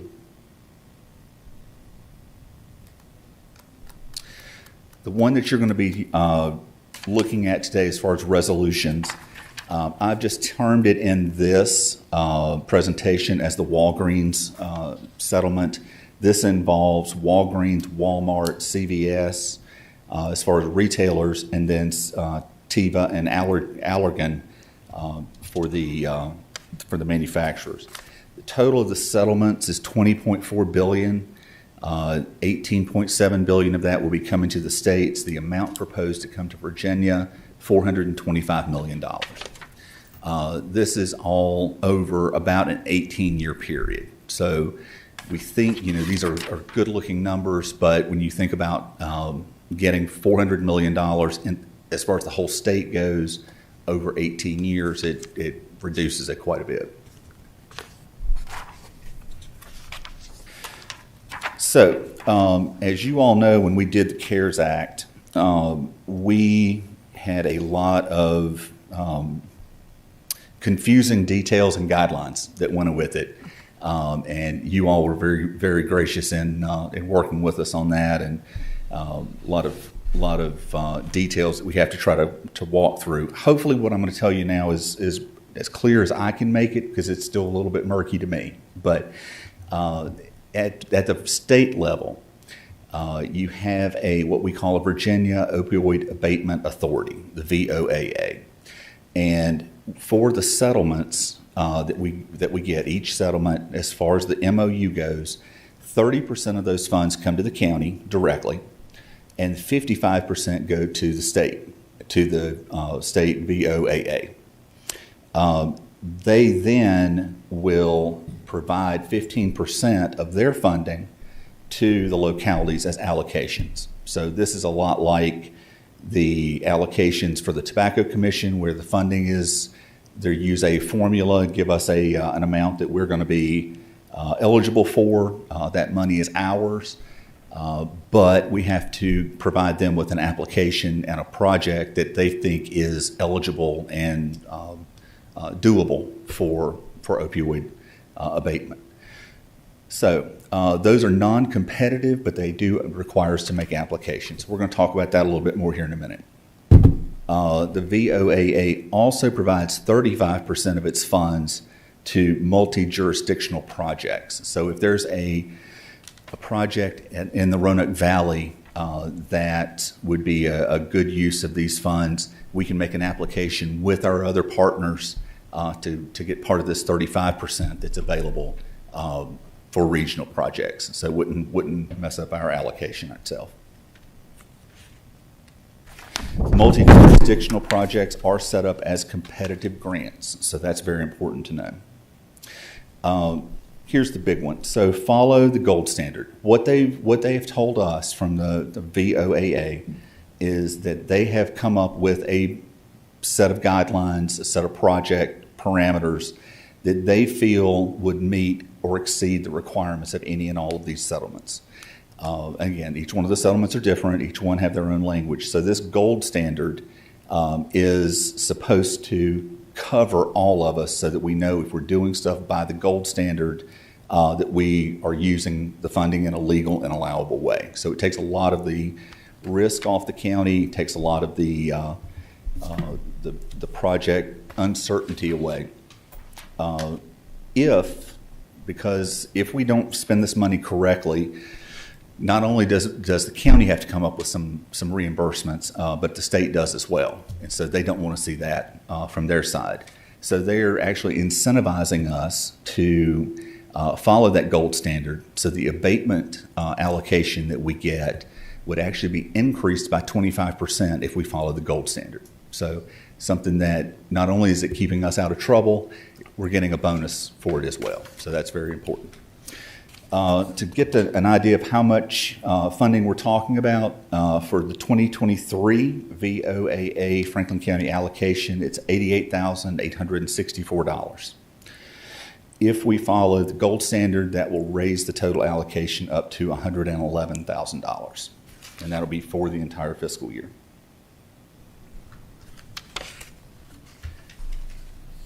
This is kind of one to take with you. This will be a reference you'll probably want to look at from time to time. Again, going through how the settlement works. So we have a settlement at the national level, let's say with Walgreens. 30% of that settlement is going to be coming directly to the localities. We don't have to ask the state for it, whatever. It's 30% coming to us. 55% goes to the VOAA. 15% goes to the Commonwealth and its agencies. So that gives you an idea of kind of where the funding is. Then out of the VOAA's 55%, they then break down where they will give us 15%. This is that allocation that we're talking about, $88,000 or so. The city-county partnerships, 35% of their money will go there. And so that's the competitive grants that we want to look at on a regional basis. 15% goes to the state agencies, and then 35% is unrestricted. The 35% unrestricted is really important because that is the pot of money where we get our 25% for following the gold standard. So it doesn't come out of the county money, it actually comes out of the unrestricted. So here is a spreadsheet that gives you an idea of kind of what magnitude we're talking about on these settlements. And again, these are the ones that we have to date.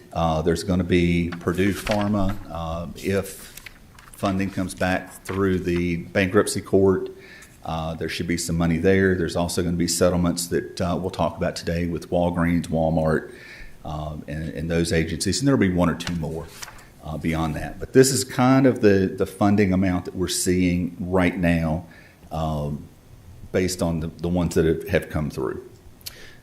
So the distributors funding, as you can see, we've got funding for 22, 23 we've already received. Janssen, we received that one as well, at 155.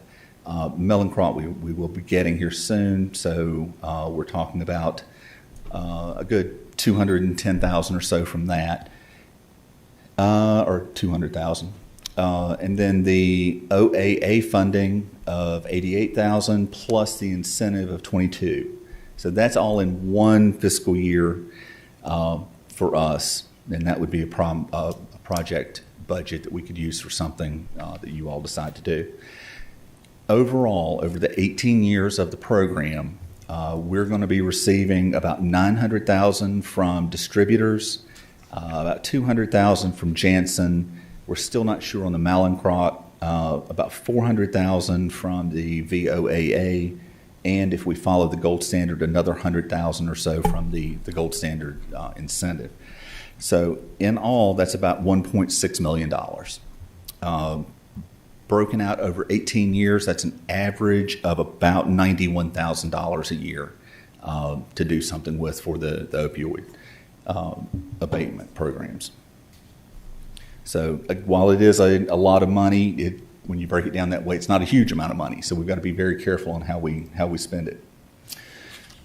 So next steps, we're going to be setting up a stakeholders meeting in March, probably mid-March, to discuss short-term and long-term projects.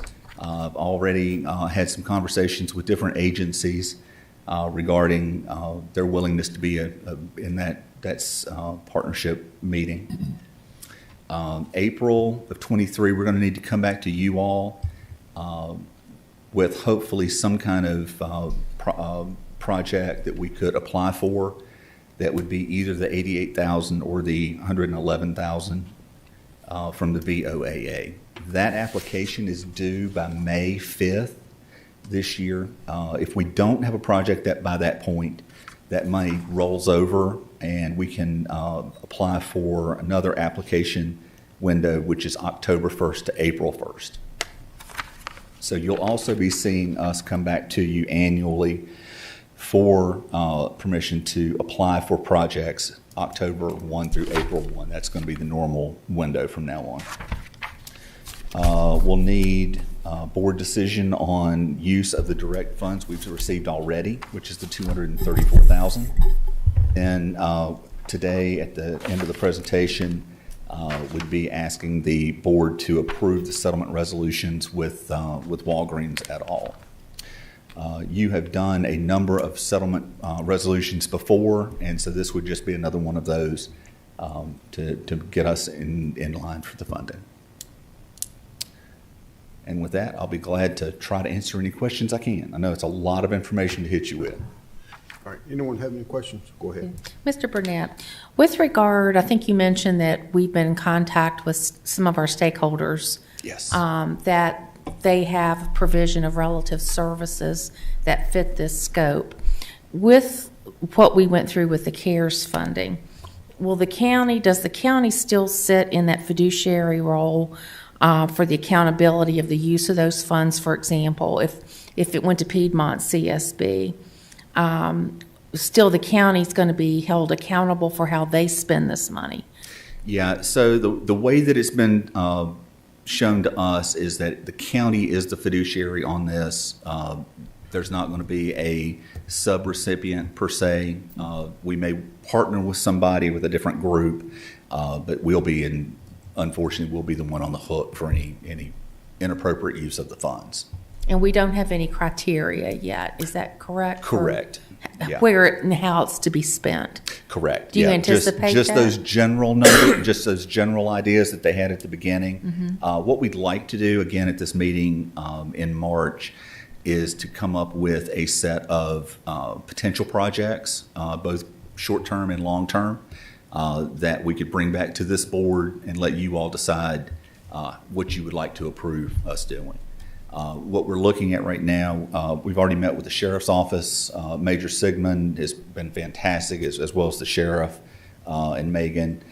So we've already had conversations with them. We've had conversations with West Piedmont Planning, with the Roanoke Valley Collective Response, Roanoke Valley RVARC, the Regional Commission. We want to bring in people such as STEP, CSA, Health Department, a lot of those kind of organizations into this initial meeting just to kind of get a good feel as to what everyone is thinking about. Some of those are regional groups, so they'll be able to tell us what some of the other communities are doing and just kind of pull all that together. But we're not looking to send any of our money to a regional pot, are we? Not unless the board decides to do that. Because I think we need to take care of our own people.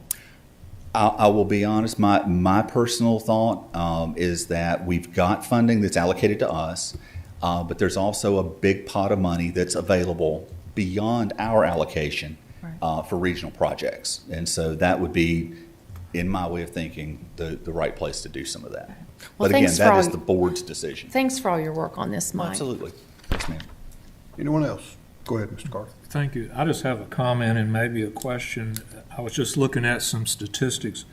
25 million in recovery. The population of the state of Virginia is 8.6 million. That's a shocking figure to me. I mean, that's the population of 2 or 3 states.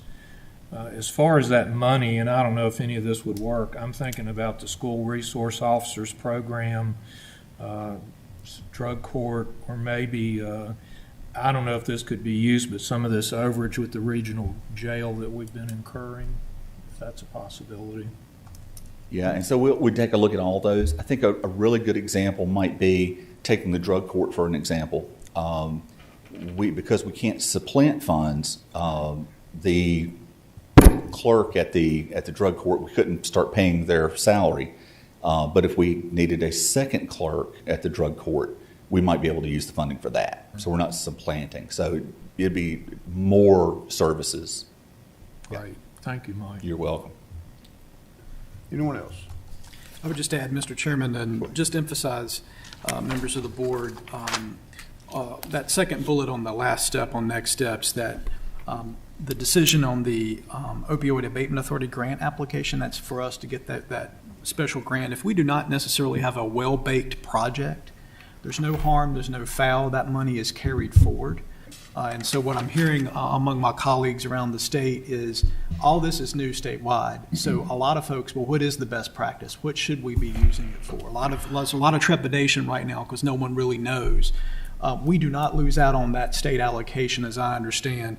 It will roll forward till October. So we do have some time, but we do wanted to share the information now with the board, let the board know that it's here, it's coming. We're having a stakeholders meeting to really look at all the different groups in the community. What is the best use of our funds? Are these monies being held in a reserve?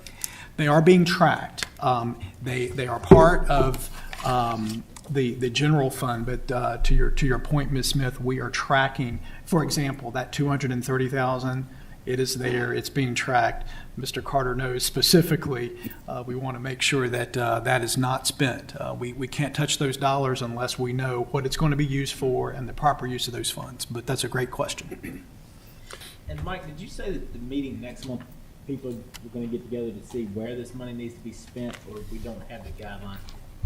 A little bit of both. It's going to be kind of a brainstorming session on here are some programs that we maybe could look at, and then bring that kind of list back to you all once we bake it a little bit on what's allowable and what's not. So I'm envisioning there'll be 5 or 10 projects that are kind of discussed. We'll send those to the state and say, which ones of these do you think are going to fit the criteria?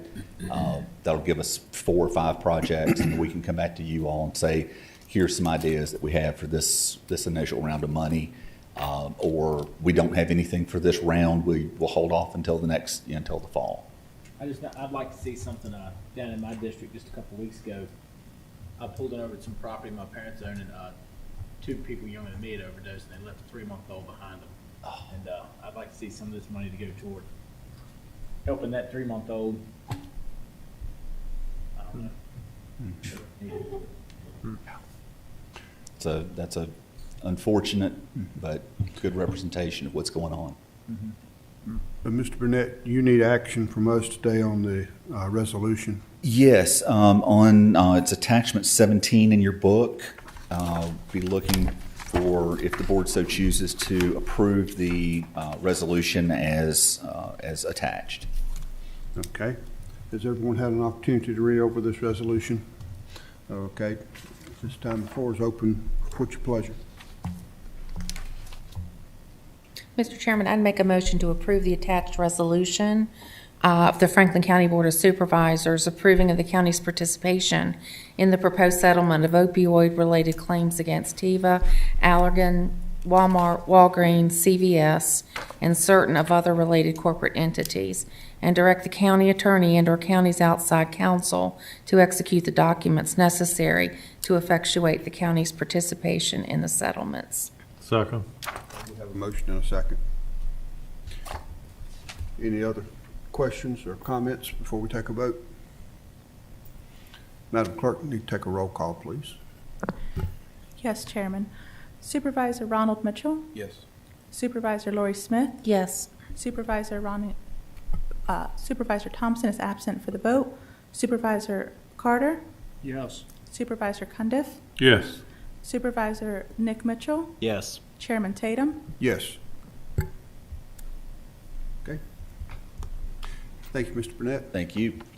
Okay, at this time, we've kind of got a little out of order, just to accommodate, make some accommodations in our meeting. So we're going to go to start our work session with Carrie Smith and Brian Carter, and I see Phyllis and entourage here, so. Mr. Chairman, as staff comes forward, I would just maybe let Mr. Burnett know our monitors are Yeah, they're kind of. are coming in and out again. It may be once the next PowerPoint is loaded, maybe we'll get lucky. It liked Brian's PowerPoint for whatever reason and wasn't doing this on Brian's. Didn't like yours. It didn't Mike. like the opioids, but we'll see about the PowerPoint for Ms. Smith. Ms. Carrie Smith, who's our consultant with USI, our insurance services. Many of you have got to know Carrie through the years, Mr. Chairman, members of the board, and for those that are new to the board, Mr. Mitchell, Carrie Smith is our insurance consultant with USI Insurance Consulting, and every year leads the county through the charge, that sometimes an often painful charge of health insurance renewals, because typically it's not necessarily a decrease in those prices and so forth and services. It's typically the opposite. I think Ms. Smith is going to walk the board today through a series of slides explaining the environment. We are not an island among ourselves. We're seeing in the post-COVID era with inflation and healthcare cost and claims experience, it's wreaking havoc both on private and public sector employers. And we're not immune to that, and you're going to see that today with our health insurance renewal. So Mr. Carter and staff, Phyllis and Amanda and Pat, have worked with Carrie. So Brian, thank you very much. Thanks, sir. Mr. Whitlow, Mr. Chairman, members of the board. So really the first part of the presentation is our benefit planning. And so Carrie Smith with USI, our consultant, senior vice president, right? Okay, I got it right.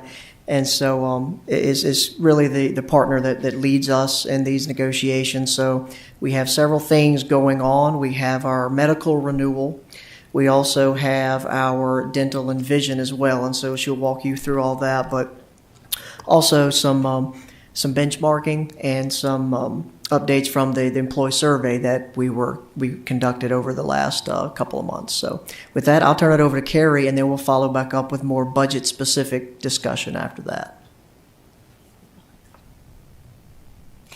Thank you. Good afternoon, Mr. Whitlow, Mr. Tatum, and all the members of the board. I appreciate your time today. I know you've had several presentations that are probably long and very technical. This has got a lot of information in it. We've tried to kind of give you a high level of some of the things that are ongoing. We understand that the county is in a position where they really want to optimize the benefits they have currently to attract and retain the best employees possible. And that's kind of the frame of mind that we went into this partnership with. And today I'm here to talk about a little bit about some of the things we've been working on. An employee benefit survey that was done late last year to early this year.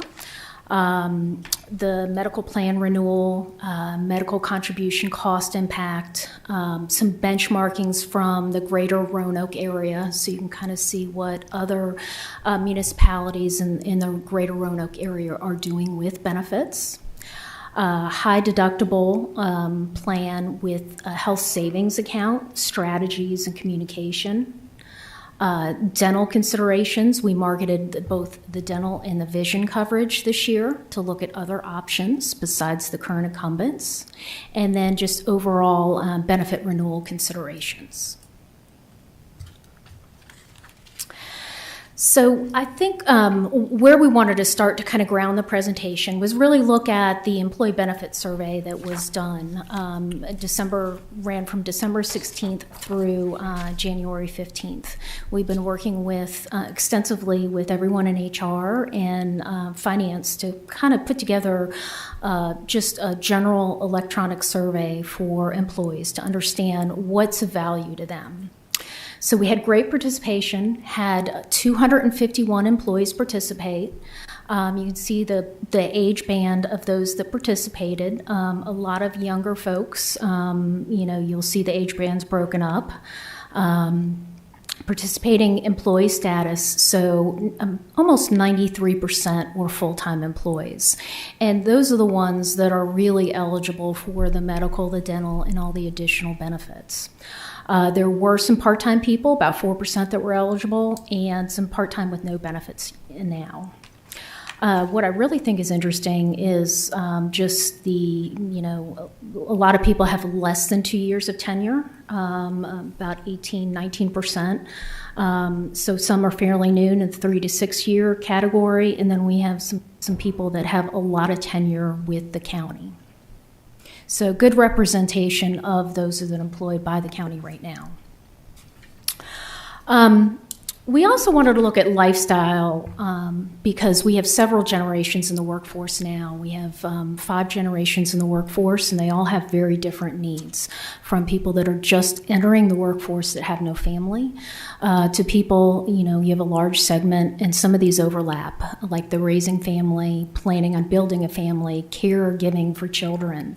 So a lot of people in those years where they're really developing a family, have a family, and raising a family. And then we have some that are planning for retirement. We have some empty nesters caring for loved ones. So a lot of different needs out there when we look at what segment these people are in life and what benefits would be attractive to them. One of the things that was overwhelmingly found was the top-rated benefits that the top-rated benefit was really the health and medical insurance. And as you'll see when we go through the benchmarking, Franklin has really supported, both through premium contribution and plan design, offering a very competitive plan. And I think people understand that. Dental insurance is also another important thing, VRS retirement, vacation, and sick leave. One of the projects that we've been working on for the past several years is just looking at leave. Right now, the county is on a sick leave with a separate bank and then a vacation bank. We have looked at a paid time off, which is just kind of merging to one bank. And seeing the impact that it would have on the county. We did that before this benefit survey went out, so we did a lot of detailed analysis, a lot of time spent by Brian Carter, Phyllis, Pat, and Amanda looking at different options, what's in place now and options for the future. But we decided to tackle the medical first, since that's more the imminent need right now. But that is on that list, and some of the remarks that came out are on the top the right side of that slide. And time off was one of the things that I think is particularly important, especially to some of the younger generation, work-life balance. But as you can see from the comments, health insurance is a key consideration for many of your employees. Some of the questions we asked were about top future considerations. You are not alone. We hear this comment in every survey that we do for benefits. The county absorbs health premium increases to keep employer premiums affordable. That is the top concern of employees. A lot of times, they equate any few percentage points in raise, merit raises that they get. They're concerned that that's going to go to, the health increase. Unfortunately, that's kind of the sign of the times. We're seeing an increase in inflation across all goods and services, and it has been exacerbated in the healthcare because we're seeing post-pandemic a return to care, we're seeing some spikes in claims, particularly in cancer claims. So you're not alone. This is a thing, a trend that we see across the state of Virginia. Pay time off, short-term disability, retiree health insurance supplements prior to Medicare age was a comment that came out of this, and increase the amount of sick leave payout, because right now it is capped. So you can kind of see some of the comments that were brought out of this survey. So a lot of good feedback. I'm going to stop right there. Any questions or comments on the survey information, or do you want me just to keep going with some of the next items? Just keep going. Keep going, okay. So we approached the 23-24 medical renewal. The county has been partnered with Anthem since the fiscal year of 2016. We actually looked at and went out to bid last year and looked at other medical partners. We had met at the end of last year and kind of did a pre-renewal projection and looked at utilization. So we knew this renewal was going to be high. We projected actually pretty close to where it came in. And really, the third bullet point, what's driving this increase is really the increase in claims cost. Year over year, it's about a 52% increase in actual claim cost from the prior year, and a loss ratio of about 131%. So in every dollar paid in, they paid about $1.31 out. So that's really what's driving this renewal. It's a combination of some very severe high dollar claims. And as I said earlier, we're kind of seeing that around the state.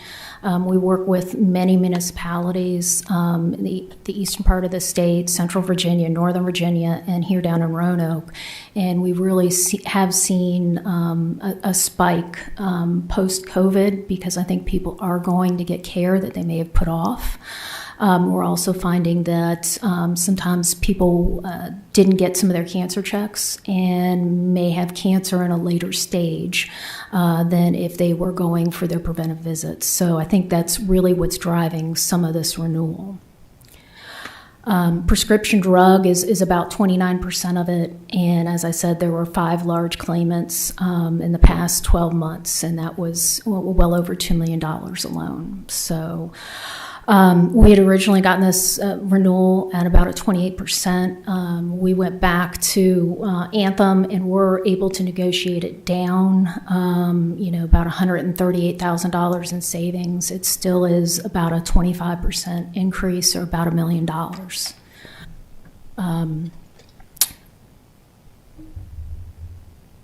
So what we kind of did is look at alternatives. We understand that this is a very large number for the county and the budget. We looked at some different scenarios for dividing up that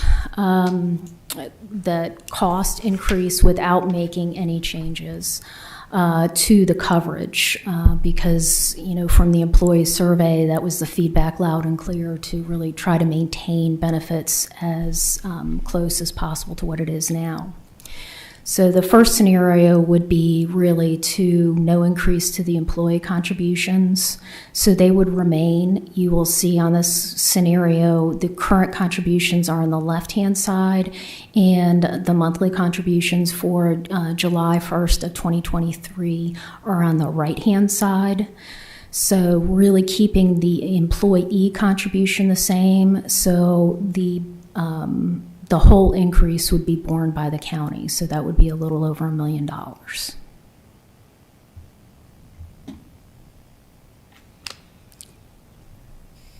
We looked at keeping the increase the same percentage-wise to the employee and to the employer.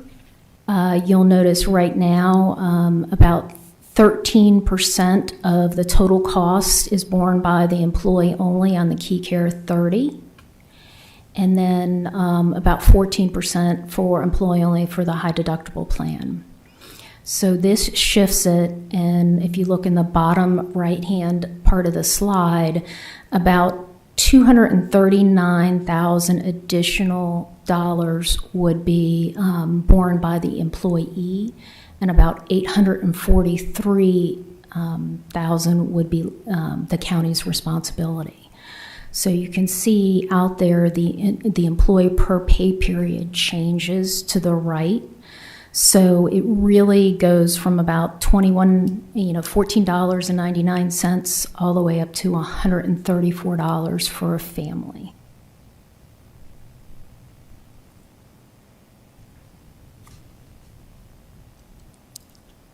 And then the last scenario would be really changing the contribution percentage a little bit. The county does offer two very good options, the Key Care 30 and the high deductible with an HSA, a health savings account. We have very little participation in the health savings, in the high deductible with HSA. We have 21 out of the 348 people that are enrolled in the plan on that currently. Even though the county makes a very generous contribution towards that health savings account on an annual basis. So, before there really, there was a $20 difference between the cost of employee only for the high deductible plan and the Key Care 30 plan.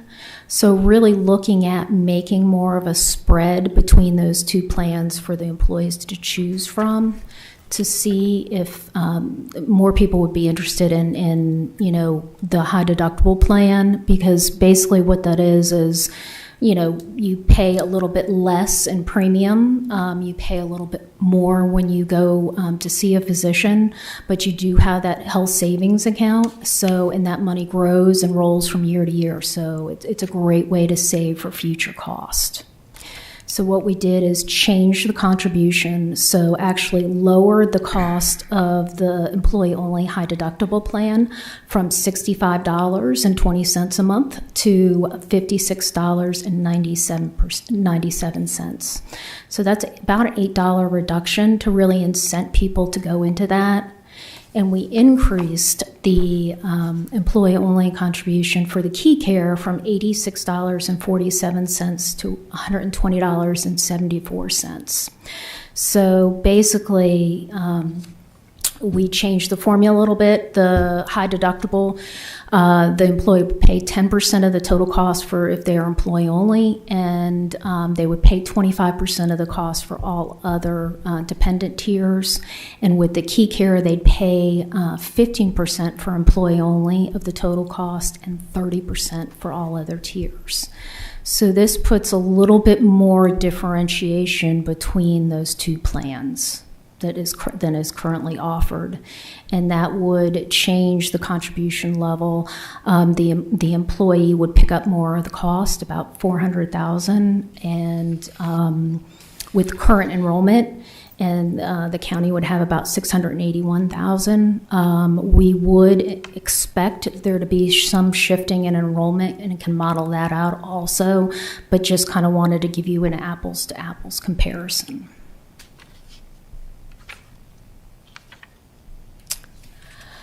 Those are just three of the scenarios. We just wanted to start there, and we can always make some changes and model some different things out. This is the cost side of the equation. The other side of the equation is really the benefit side. So what we wanted to do is provide you some benchmarking of what other municipalities in the general area are doing.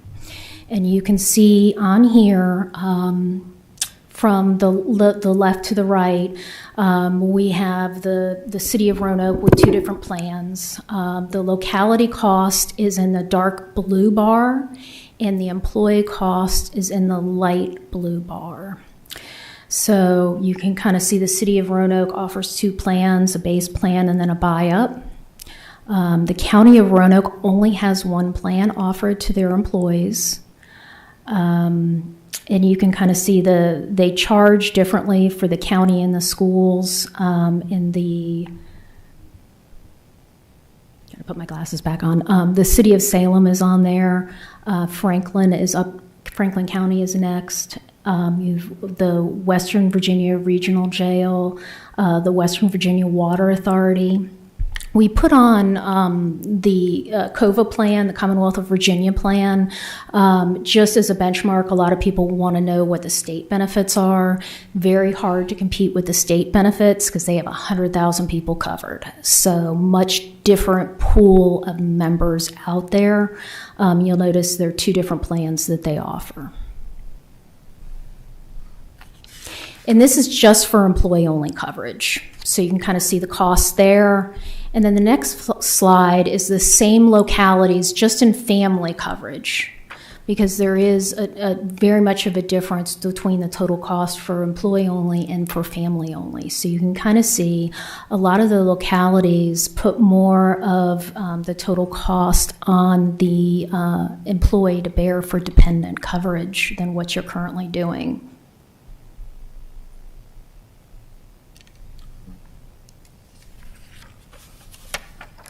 So these are all traditional plans, and they're showing the wellness rates. Benchmark down at the bottom, we also have what Franklin County Schools does.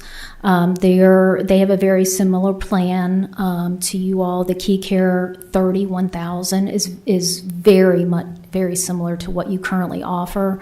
They also offer a plan with a $2,000 deductible, which is less coverage than you currently offer, and then they have a Key Care $5,000 deductible. So they have three options for employees to choose from.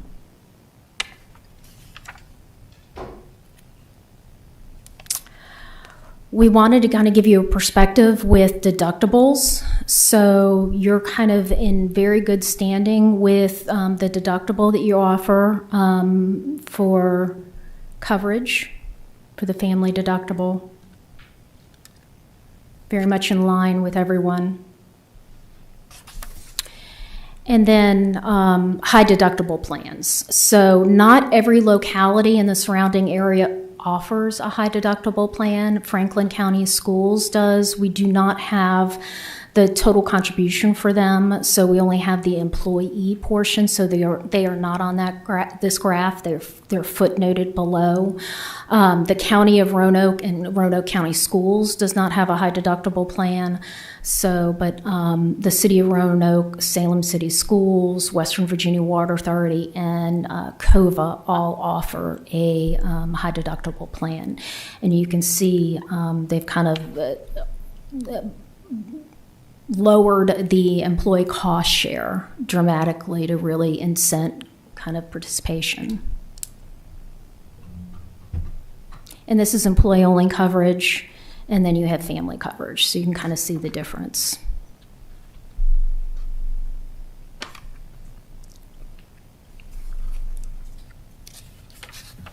And then this slide, I think, got out of order. It's the individual deductible and the high deductible.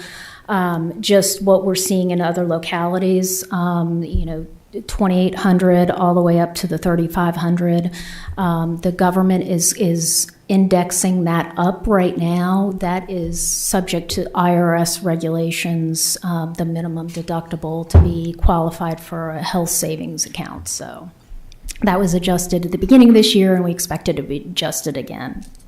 But you can see you're in very good comparison with the surrounding jurisdictions. That's for an individual and then family.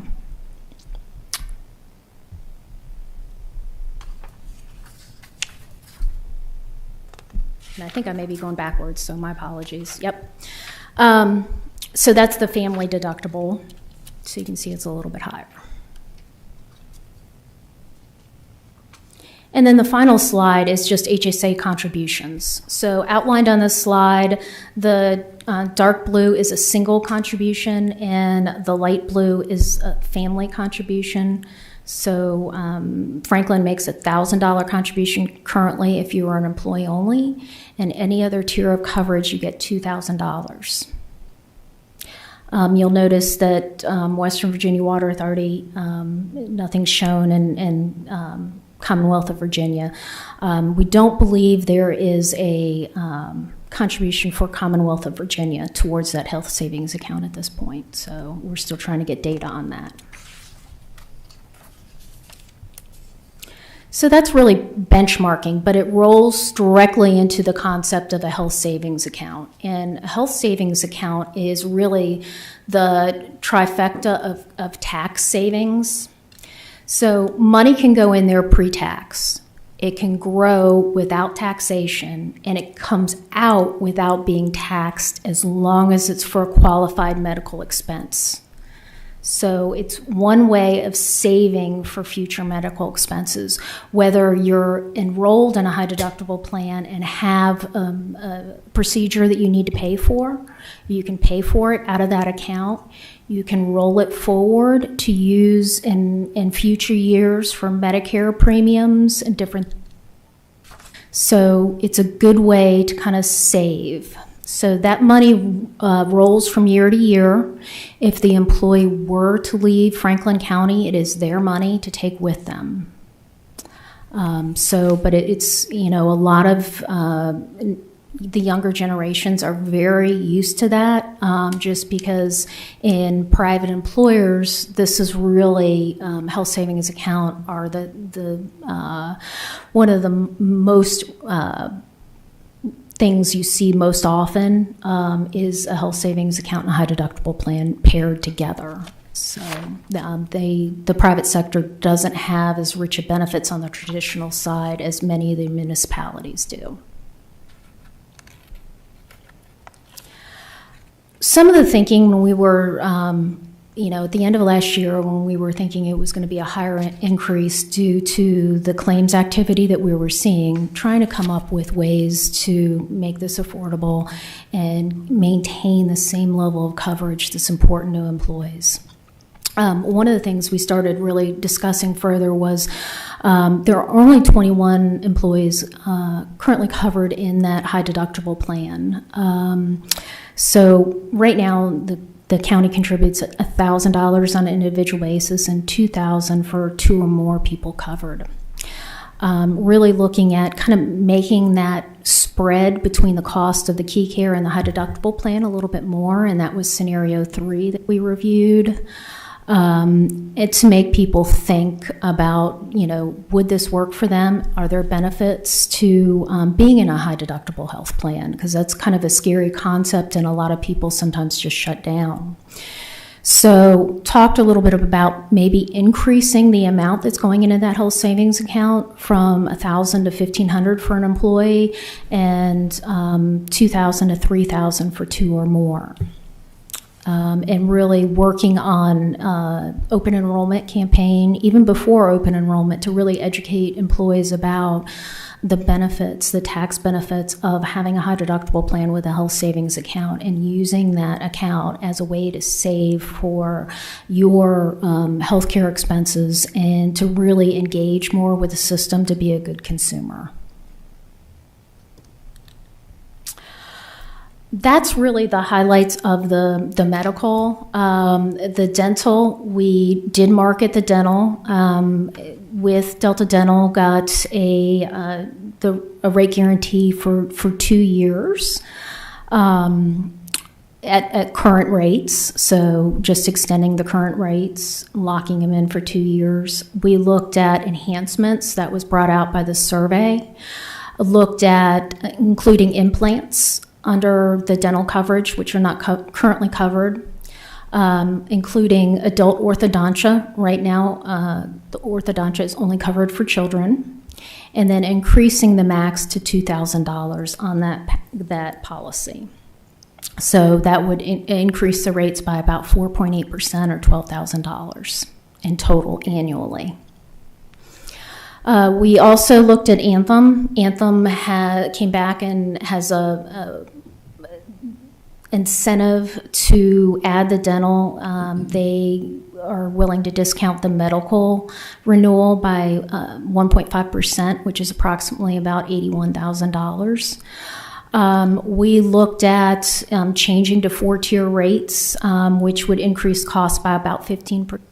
or 38,000, and then we looked at all the enhancements, and it would kind of negate any savings that we got to be credited towards the medical. We are still in negotiation with them. We came back with some technical financial things that we're kind of going back and forth about to see if we can whittle them down in pricing to make it a savings.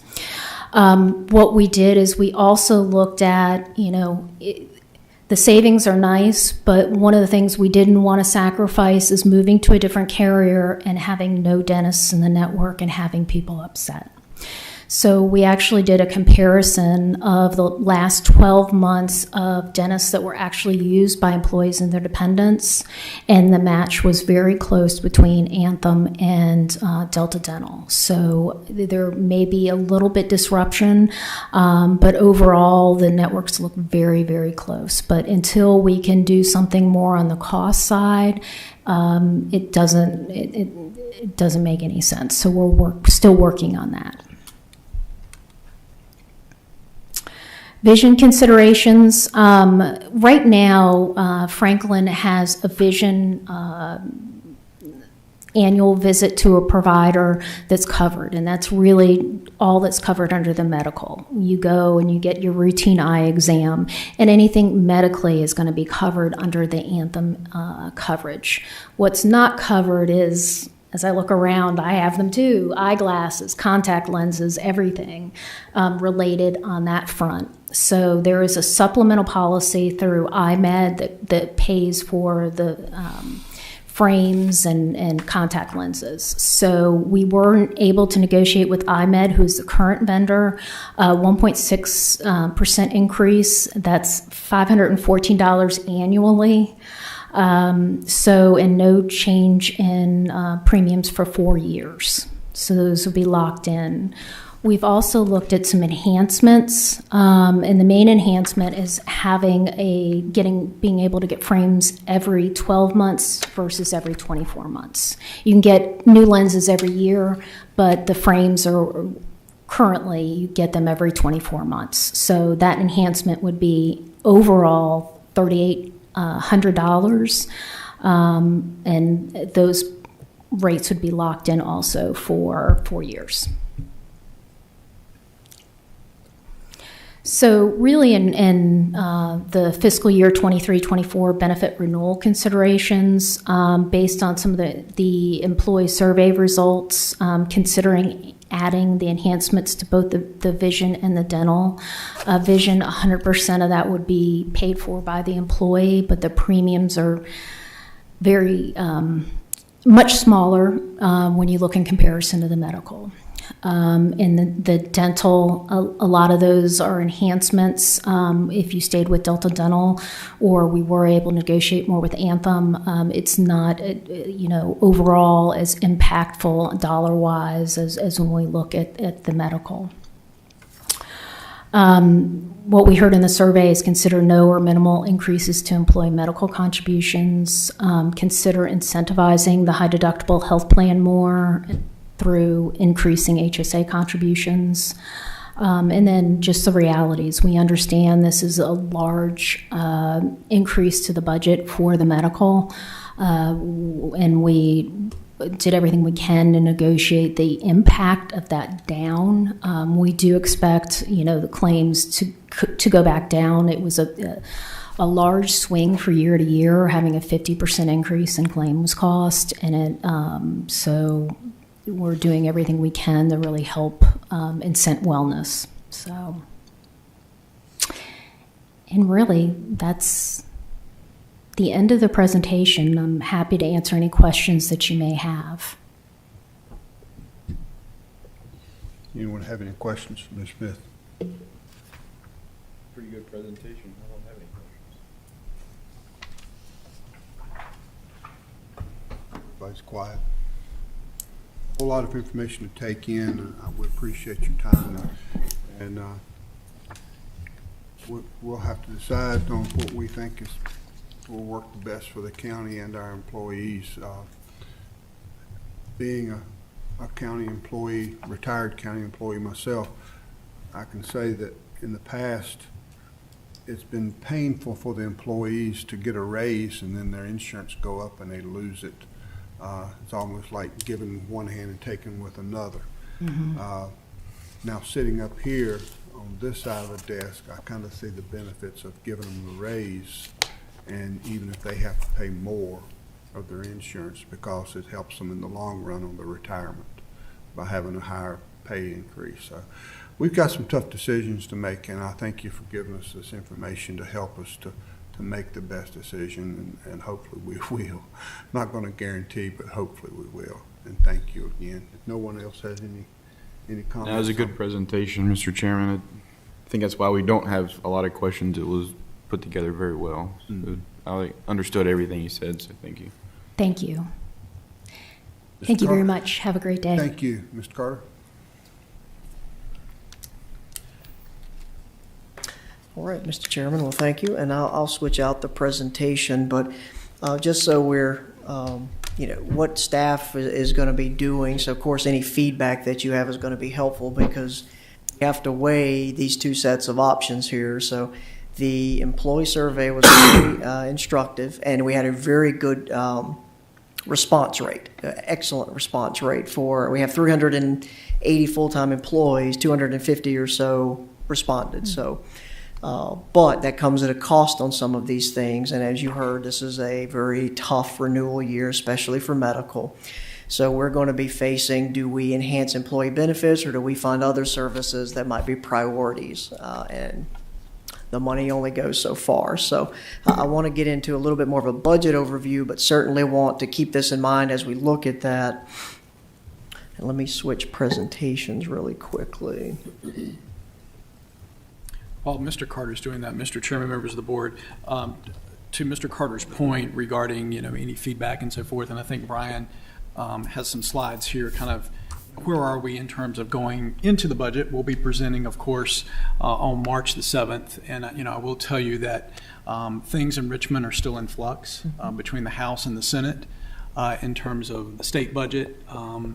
It has put, while very appreciative that both the House and the Senate versions are looking at an additional 2% cost of living for state-supported local employees and so forth. It does come to a cost for the non-comp board positions as well as the non-SOQ positions. So we're monitoring that.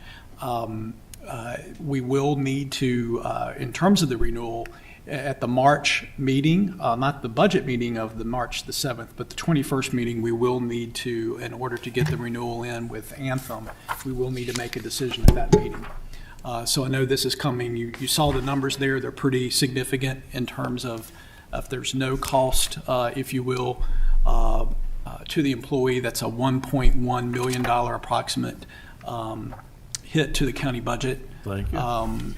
If, a lot of different scenarios, and Brian's got some of those in these next few slides. And so any feedback and guidance, certainly we know that we haven't presented the budget yet, but any thoughts that the board may have that can be instructive to us. And to Brian's point, to our county employees, wow, tremendous. For that many county employees to do a survey and complete a survey, and it was great metric data. It was across the board. It was balanced among all the age groups. It was very good for us to get that feedback. And as you know, that number one feedback was for health insurance and so forth. And we're being mindful of that as we go in to recommend this budget. And the others being PTO, maybe consideration paid time off model at some point.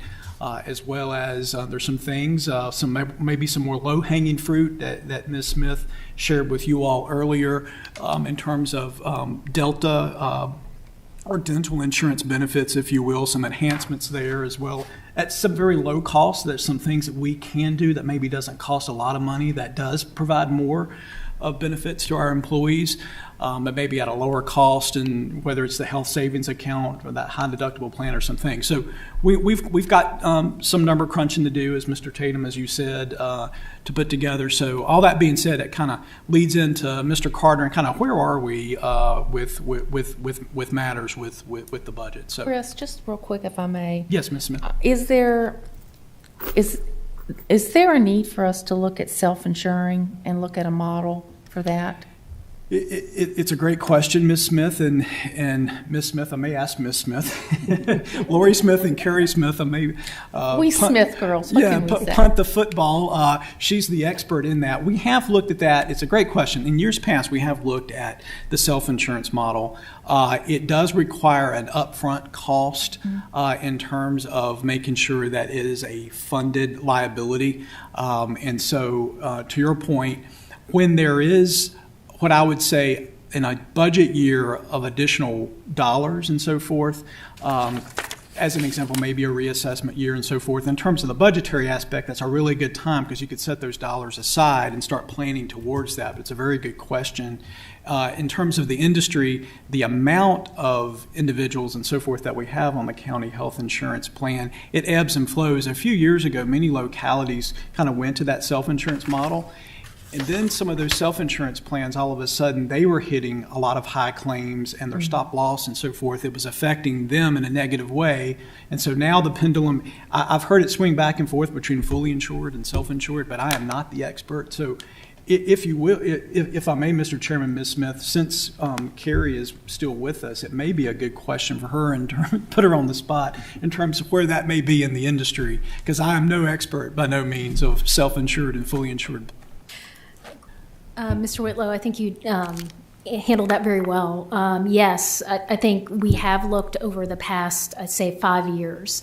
Probably the most recent was probably in the last 2. And we considered it very diligently. What I would advise at this point is wait another year. Let's get out of the pandemic and see the trends across healthcare in municipalities and see if it's going to level out. Because right now, Anthem lost money, and if you were self-insured with Anthem for this past year, it would have been even more of a burden, I think, than what we're seeing going forward. So if we let things even out, I think we should look at it probably this time next year to kind of just see where things are. Okay. Thank you. You're welcome. Thank you, Mr. Whitlow. Sure. Yes, ma'am. It is something we've looked at, and you're right. The couple of things that go into that. One, it's very critical on the specific and aggregate stop loss that you negotiate, but it's also critical that you have buying power. And a lot of the employers that are self-insured in our region have a lot more employees, or they pool with other localities or their school systems to get that buying power. And so we have 350-ish plan participants, so we don't have quite as much buying power as maybe some others. So Well, the schools are self-insured, correct? they are. So, but they have about 2,500 employees. Right. So we now one thing we could look at is combining, but then you have those issues as well of two different employee dynamics trying to combine health plans. But some localities do that; they combine their plans with the school system. So that's something we've looked at. And the last couple of years, last year, if you remember, we had a 12% increase. Of course, 25% this year. So Carrie and her team have advised, and we've been very happy with that, to just stay fully insured for now. But they've been gracious to listen to me probably every year. It's like, well, what about self-insured? And so we're certainly looking at it diligently, and there may be a time and a place where that makes sense for us. Okay, thank you, Barney. Thank you. And I do want to thank, before I move on, my team. So Amanda, Phyllis, and Pat have been very diligent working through this, and with USI and Carrie and her team. So it's a wonderful group of professionals. So I feel like I get to stand up here and speak a little bit, but they're really the ones behind the scenes that are making it all happen. So I want to give them due notice. So as far as quick review of budget, we're looking at the climate. Really, the climate's not a lot different from where it was last year. We're still seeing inflation. We're still seeing our service growth demands, and really it's outpacing local revenues. We were helped a little bit with personal property. That was a one-time blip with vehicle values. We might see a little bit of that this year, although values appear to be dropping. The state, of course, is reporting strong income growth from their taxes, but that's not necessarily trickling down to localities, because our main source of revenue is property taxes, not income taxes. So, as you know, we are a reassessment in real estate once every 4 years, And so the in-between years are very difficult. We are limited in our revenue growth there. And so we're looking at really only about 0.75% in real estate growth. And then, of course, 6.5% sustained inflation. So the math obviously doesn't work very well with those numbers. So the operating environment, you can see the same thing. So higher energy costs, fuel, electricity, things of that nature. Still having supply chain issues. We're still, for especially heavy equipment, months out from any order, 18 to 24 months at best for any kind of order. And even at this point, sometimes you can't even lock in a price because the cost of things like steel are going up so much, the providers or the vendors won't even lock in a price for you that far out. Maintenance costs, of course, going up. Our contracts, our maintenance service contracts, reassessment cost went up significantly. We actually probably got a good deal compared to what we've seen in some other areas. CSA is continuing with rate increases. Our labor market's still competitive. We're still competing with the private sector as well. We're seeing sustained increased population in our Western Virginia Regional Jail, as well as we're starting to see just recently an uptick in population of our Juvenile Detention Center. So what that means is, of course, if our population goes up, it costs the county more money. And so those are budgetary pressures that we're starting to see. We've been seeing, or we're really starting to see. In addition, we've talked before about the decline in school enrollments. Of course, that's tied to state funding. Now, we've had a couple of years of hold harmless. Do not know how long that will last for the state funding for our school system. But obviously, when that funding reduces, then the locality has a choice of either to pick up that funding or to make adjustments to the school and education funding. So we would have to look at minimum wage. So that increased to $12 an hour, effective January 1st. So we've basically budgeted for it half of a fiscal year this year. We're going to have to pick it up for the full year next fiscal year. We were looking at a 5% cost of living adjustment. The state, and it looks like now it's in both the House and the Senate, that they're going to add another 2%. And so that's for, of course, SOQ-funded positions with the school system. That is our state-supported positions like our constitutional offices. And so if we look to try and do that at 7% across the board, that comes with a hefty price tag. And then we just talked about our health insurance renewal and the increases that we're seeing there based on our claims experience. So to look at compensation, so a 5% COLA essentially, and this is salary and benefits. So there are certain benefits that are tied to what the salary is, such as our percentage of our VRS pension contribution and those type things, FICA, all of those. So when you look at that, that's $1.4 million just to do a 5%. If you add the additional 2%, that's about another $550,000. So for us to look at a 7% COLA, we're looking at almost $2 million. That's just for the county. That's not counting the school system's request, and that's not counting the $1 million that was just presented for our health insurance. The renewal for the health insurance would be, if we covered all of it at that 25%, would be another $1.1 million. So at this point, we've just dedicated $3 million, and we haven't touched funding for the school system or really anything else in our. So when we look at revenues and how far they'll go, we're really facing some significant headwinds as what we can fund in this budget based on our recurring revenue. Then you add capital. And so for capital, we've said for years we really are underfunding our capital needs. We've tried to increase incrementally $200,000 a year.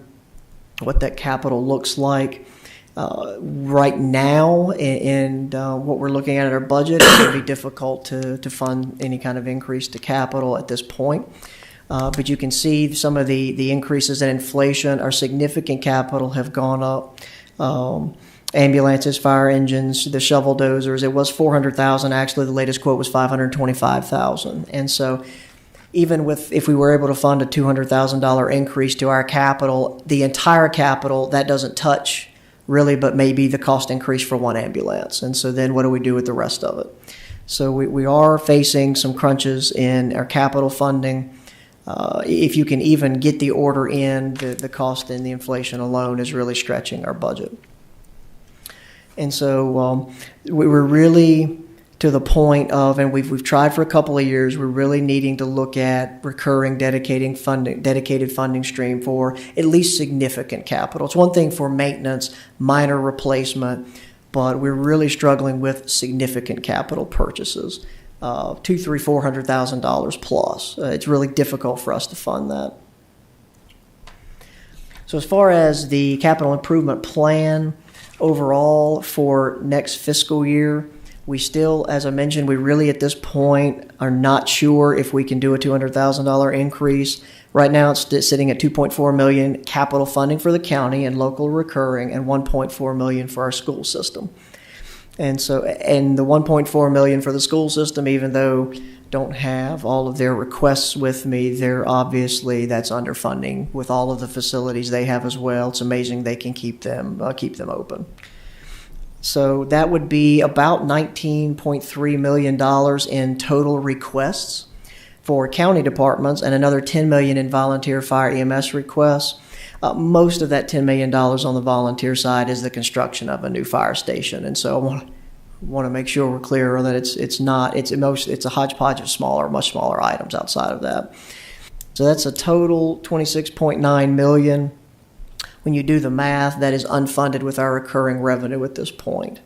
Most of that is not the construction of new major buildings. Most of that is just maybe some renovations. We've talked about our 911 center, things of that nature. But it is also just the replacement of major capital. So to give you an idea on some of those projects, so we're moving forward on the landfill. The board approved to go and advertise for bids on the construction of that. And so today, so we'll be looking at that. But we talked about the 911 center, at some point, future fire EMS station or a public safety administrative center with our two buildings that we currently lease, whether that's a need. Of course, we've talked about our YMCA and the maintenance that's needed there, as we own the building for that. That's about $1.5 million. Parks and Recreation field lighting, as we look to better utilize our current fields, especially with, right now we're limited to darkness, and sometimes you have overuse of the fields because of the hours of operation. Of course, there are probably several other facility needs. We really don't have an assessment of our jail and any other major buildings that are starting to get some age on them. But just that alone is $16 million. We know the middle school project is $28 million on the high end of the construction estimate, but that's just the estimate till we actually have the bids in. Wouldn't surprise me if they're higher. We have the Career and Technical Education Center. I would think at this point they really don't have enough information for those numbers, but if we're talking $28 million for middle school HVAC and roof replacement, you can imagine what the construction of a multi-thousand square foot CTE facility is going to cost. It's very significant. And of course, they have other needs as well on all their other buildings, facilities, and schools. So ultimately, we have one of two ways to go about things. So you have operational requests of additional $4 million. So there's inflationary items. We're monitoring the softening of personal property growth. We're seeing a little bit of as we mentioned earlier, the collection softening, but we're also starting to see vehicle values drop. So we're working with the commissioner on those native values, which is what drives our vehicle values.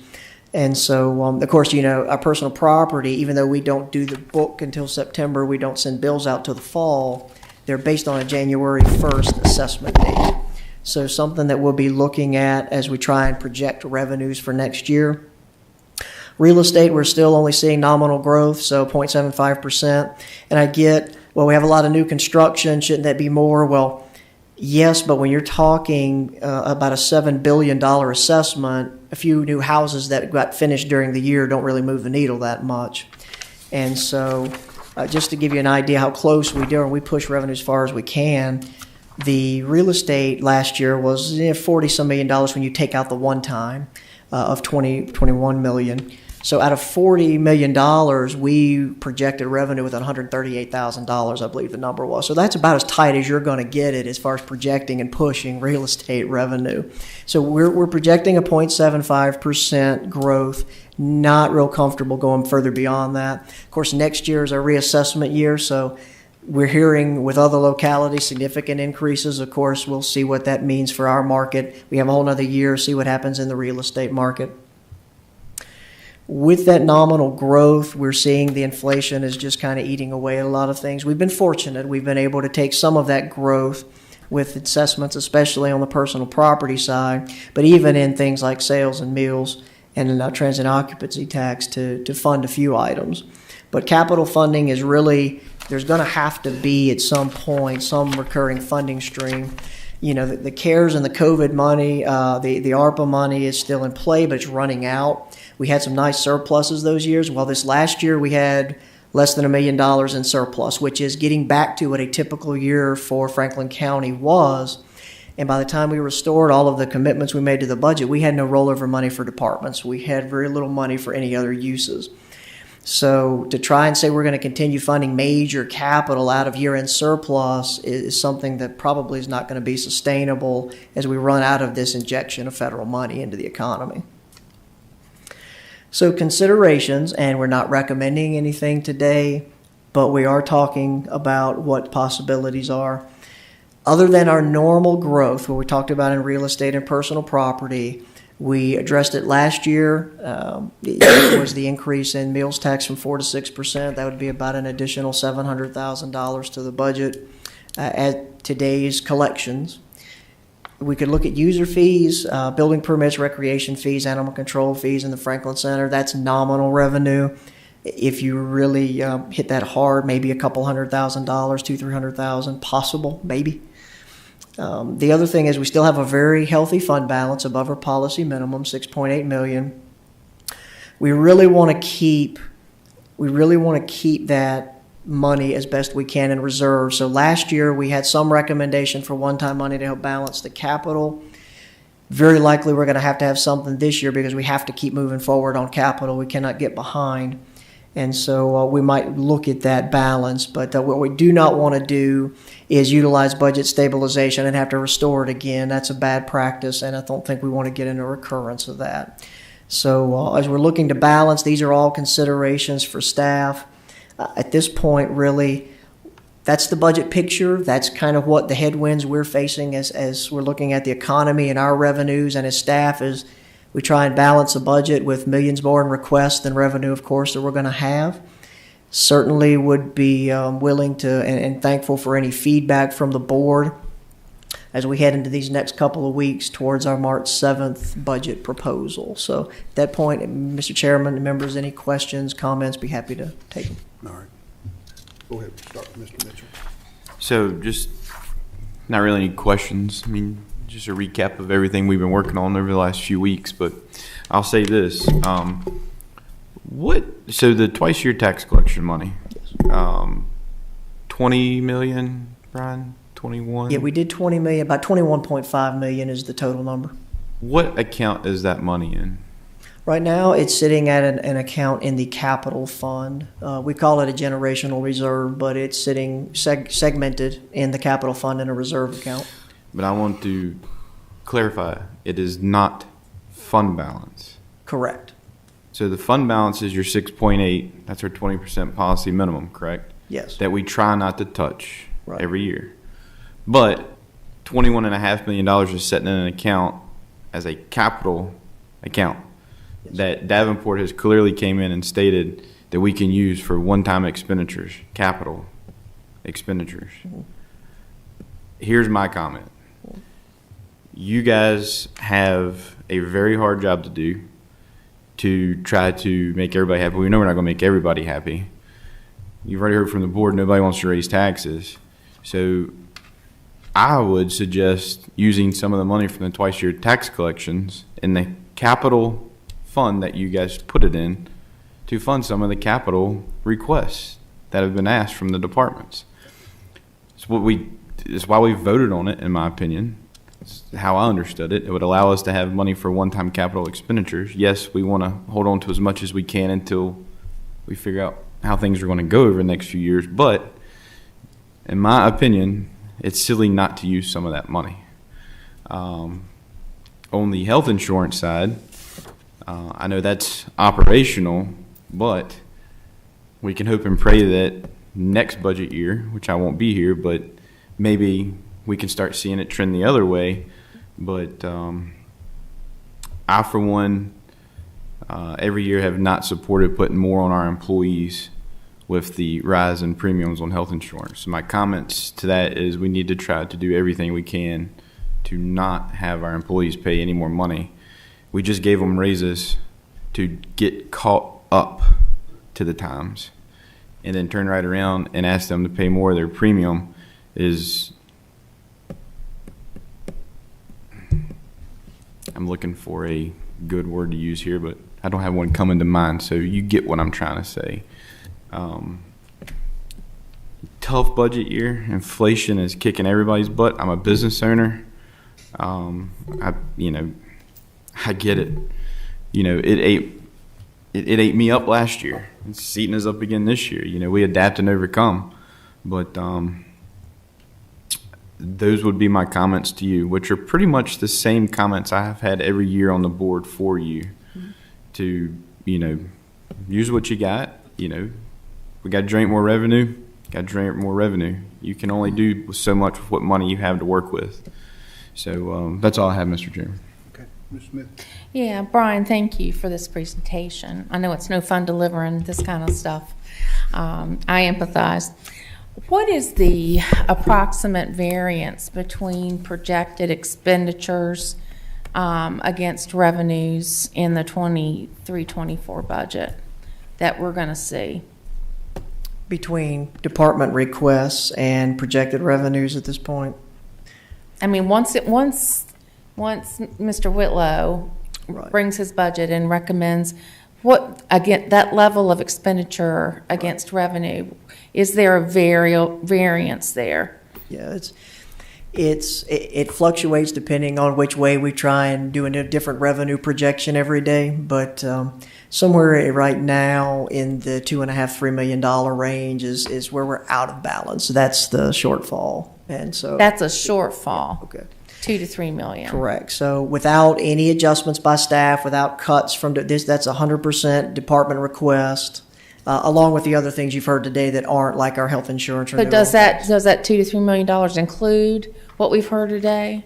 Not 100% of it. But I mean, again, you're include, taking generalities for what the board, wherever the board lands. Yes, ma'am. On those decisions. It does include trying to fund at least a 5% COLA, really looking at a 7% COLA. It does include trying to fund something in health insurance. It does include trying to look at our market adjustments to keep our pay plan moving forward, things like that. So those are included, as well as our department requests. So we're in that $2.5 to $3 million operating shortfall right now. But you're saying it does include the department requests? Yes, ma'am. All of them for operating? Does that include positions?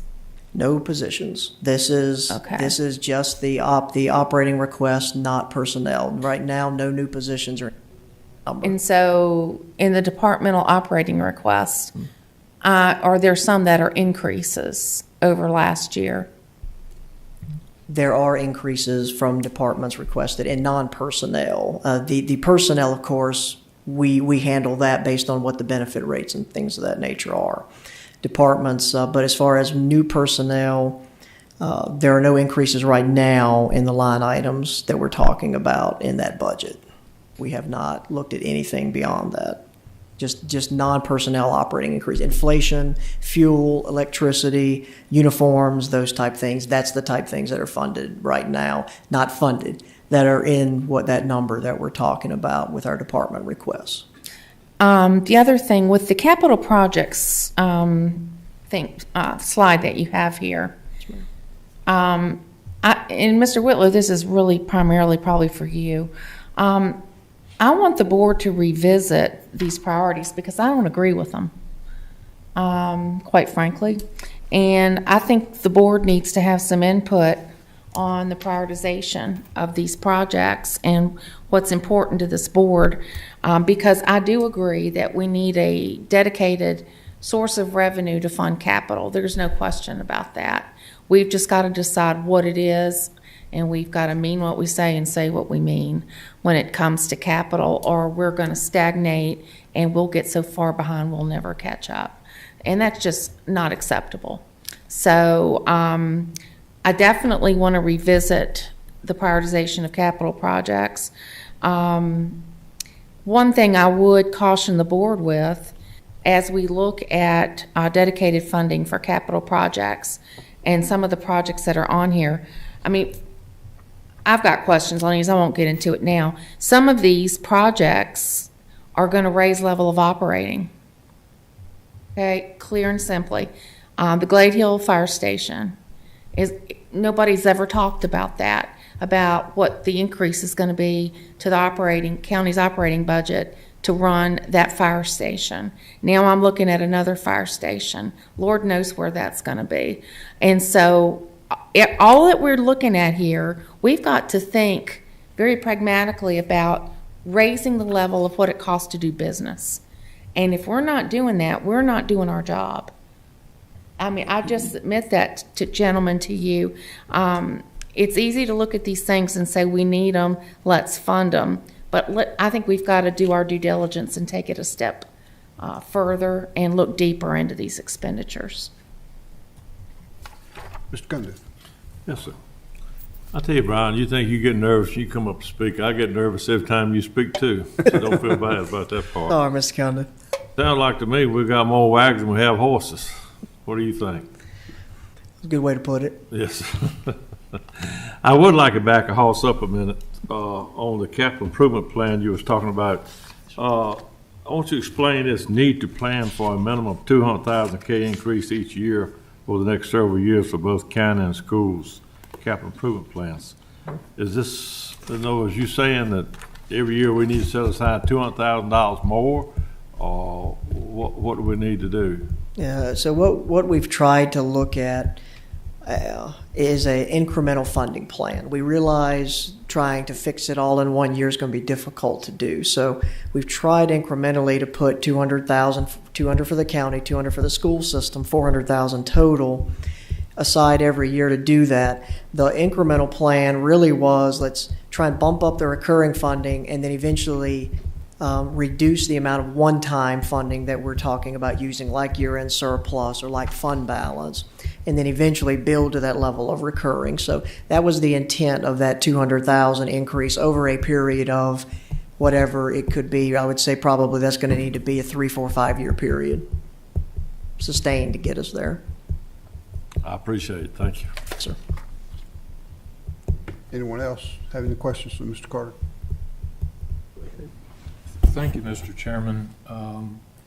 I don't like taxes. I don't like tax increases for the citizens. I think I've made that plain my tenure on the board. Believe it or not, I agree with Mr. Ronnie Mitchell. I think if we're sitting on $21.5 million of taxpayers' money in this capital fund, we need to utilize some of that to solve some of these problems. And we seem to be growing government constantly, and I think we need to look at areas where maybe we can save some money for the citizens. And I also agree with Ms. Smith. I think we need to prioritize some of these projects, and there's a lot of things on here I don't agree with either, and I think these numbers are pretty speculative. I have. Thank you, Brian. Yes. Nick Mitchell, you have anything? I just the same thing. It comes down to having to tell everybody you got to cut a certain percentage and have to figure it out. But I'm not for raising taxes either, because every citizen's dealing with the same thing we are, and I definitely agree with reprioritizing some of these projects, and maybe look into some of the stuff. I believe ought to be going into departments' budgets instead of coming at us at one time saying, "Well, we need $200,000," instead of trying to finance it. We should have been having that money set aside all along in their regular budget. One thing I would like to add, I agree with. I got one more thing. Okay, I'm gonna finish up, so I'm gonna let you go now. Go ahead. Okay, you gonna finish? Yeah, go ahead. So I think I heard, Lori, I'm sorry, but did look at finding ways to create revenue for capital moving forward. Can we look, it comes up every budget year, fire, police, EMS, apparatuses, equipment for the landfill. Can we look at what Montgomery County does? I'm pretty sure, doesn't Montgomery County have like 1% or 1 penny real estate tax where they dedicate it solely to that? Can we look in to see what they do there? I've heard several people mention it to me. I think I've brought it up in years past, but if dedicated revenue stream, that's what you said. Mm-hmm. A dedicated revenue stream, if it's, when I've said this before too, if you go to citizen, hey, look, we need, say we talk about a real estate tax increase of 1 penny, right? Roughly 700,000. Hey, citizens, this 1 penny is going to go to purchasing police cars, fire trucks, ambulances, and equipment for the landfill. They know where their money's going. And I think that, it makes them feel better about it. Of course, they don't like taxes, and I don't want to raise taxes, but sometimes it's inevitable. We're going to have to eventually raise taxes to fund the county. But if we could look into what Montgomery County does and how they went about doing it, might be beneficial, maybe something you guys can pitch to the board. I'm done. That's all I had, Mr. Chairman. Okay. Sorry to interrupt you. Okay, I'm going to finish up by saying I agree with Mr. Ronald Mitchell and Mr. Carter that we need to look at some good ways of utilizing some of that money that we have and it's just set aside in a capital fund to help with some of these shortfalls this year. Next year is a reassessment year. We don't know what it's going to do for us, but all indications is we're probably going to be looking at some adjustments to the tax rate to lower it. But hopefully in doing that, we'll be able to leave enough meat on the bone to help with some of these shortfalls. So, I think we need to look at that. Also, a recurring fund for some of these capital improvements. I understand what Mr. Mitchell's saying about what Montgomery County does, and I like the idea. Let's look, see what they're doing. But what you put in here, this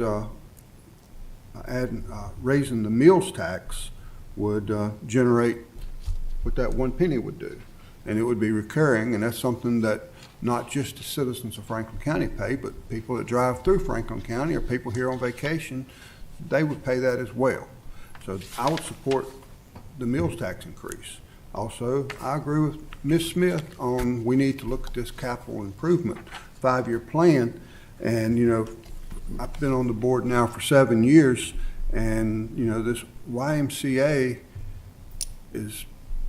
it's a money pit that it's for the county. And I remember Mr. Jefferson, Jim Jefferson, the former county attorney, when we got into with the Y, he said, you're looking at a big financial liability on the county, and this proves his point. I don't know what we can do there, but it's hard for me to keep throwing money into that pit. Also, I can say this, on this list is $7 million for future fire station. I'm not voting for any more fire stations that the county builds. Now, I supported the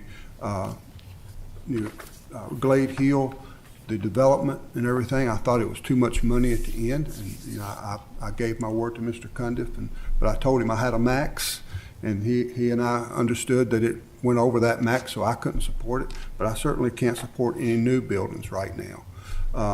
I do support, I think, our 911 center. We need to do something there, because whether you know it or not, that is the heart and brains of Franklin County. That everything, any services, emergency, medical, fire, police, all that goes to that center. And we need to make sure that our 911 center is definitely kept up to date and function to its best ability. So that's something we can't do away with. We have to do that. That's not an option for me. Of course, the landfill, for me, I don't see that as an option. We have got to keep the landfill going. I mean, got to put that trash somewhere, and it costs a lot of money to put it in the ground, as we all know. So those we have no option on. Our Parks and Rec, I think, for what we ask them to do, what we give them, it's amazing. And a lot of our parks, are getting older and need some attention. So I support our Parks and Rec. but there's some other places in there, like I said, that the YMCA is really giving me a lot of heartburn. The $7 million for a future fire station, I can't see it. The others, we do need to prioritize and to help you a little bit to see what angle we want to go in. But overall, we need to find some recurring money. And I think you did a good job. We need to look at some of these user fees. Of course, those are small change compared to what we need. But I think we need to revisit the meals tax, for me personally. And that's where I'm at. If no one else has any questions for Mr. Carter, okay. I just have one comment, since you all brought up about the fire and EMS. I think we need staff to take a good hard look at how we purchase these vehicles and compare our system with what they do in other counties. We cannot keep buying these fire trucks and in the way we're buying them, because we're getting ourselves into a money crunch. I think we need a good hard review on purchasing fire equipment and EMS equipment to make sure we're doing the best diligence we can for our taxpayers. These things just keep going up yearly, and I don't like the fact that they come in here and go, if we don't purchase this and you all don't decide today, it's going to go up $10,000 next week. I feel like we're being pushed into making rash decisions on the purchase of these trucks and vehicles and all this fire and safety equipment. To add on to that comment, that recurring money for capital, one thing that could help with is if we had that pot of money and had it built up, when the need come, we could pay a cash price for it and not have to worry about that 15% increase or whatever. We can get a cash price and pay for it instead of having to finance or start digging and see where we're going to find the money. I think the bottom line is we've got to find a recurring system for our capital improvement projects and designate it and go with it. And to go with what Mr. Carter's saying, we need, look at what some of the others are doing. We have to be real careful with some of them, because we can't compare, like we couldn't compare to Pitt County, because they're flat, we're not. Right. Even here in Franklin County, a truck in Glade Hill is not going to have the same requirements as one in Ferrum, because of the topography. So we need to be careful how we do that, but I think we do a pretty good job with the way we shop around. We can't get caught up with everybody going to one company just because they like that company. I think since you brought that up, instead of them coming in here and saying, we want a GMC XYZ or whatever, when I go car shopping, I look at several different brands. I would like to be presented with 2 or 3 options, a GMC, a Pierce Arrow, and whatever the other choices are. Yeah. So we can make a decision between 2 or 3 choices. I agree with you. And gentlemen, keep in mind, I'll remind you, last month, this started last fall when we had our first work session with public safety. And last month, Director Ferguson came back and had his first run at delivering a formula-based idea to redo the replacement schedule, the apparatus replacement schedule. And I think it's a work in progress. But my point is we're probably 6 months into that now, and we still don't really have anything that we've agreed on or that we feel good about. And this has got to be a sense of urgency for us, because these volunteer fire stations, when it's their turn, they're very serious about it being their turn. And if we're going to make some determinations about a dedicated funding stream, but in addition to that, I'm making sure that we're purchasing apparatus in a reasonable, way, with an approach that is not just everybody gets a bright red, new fire engine, regardless of how many miles you've got on yours or, anything like that. We've got to be better than that.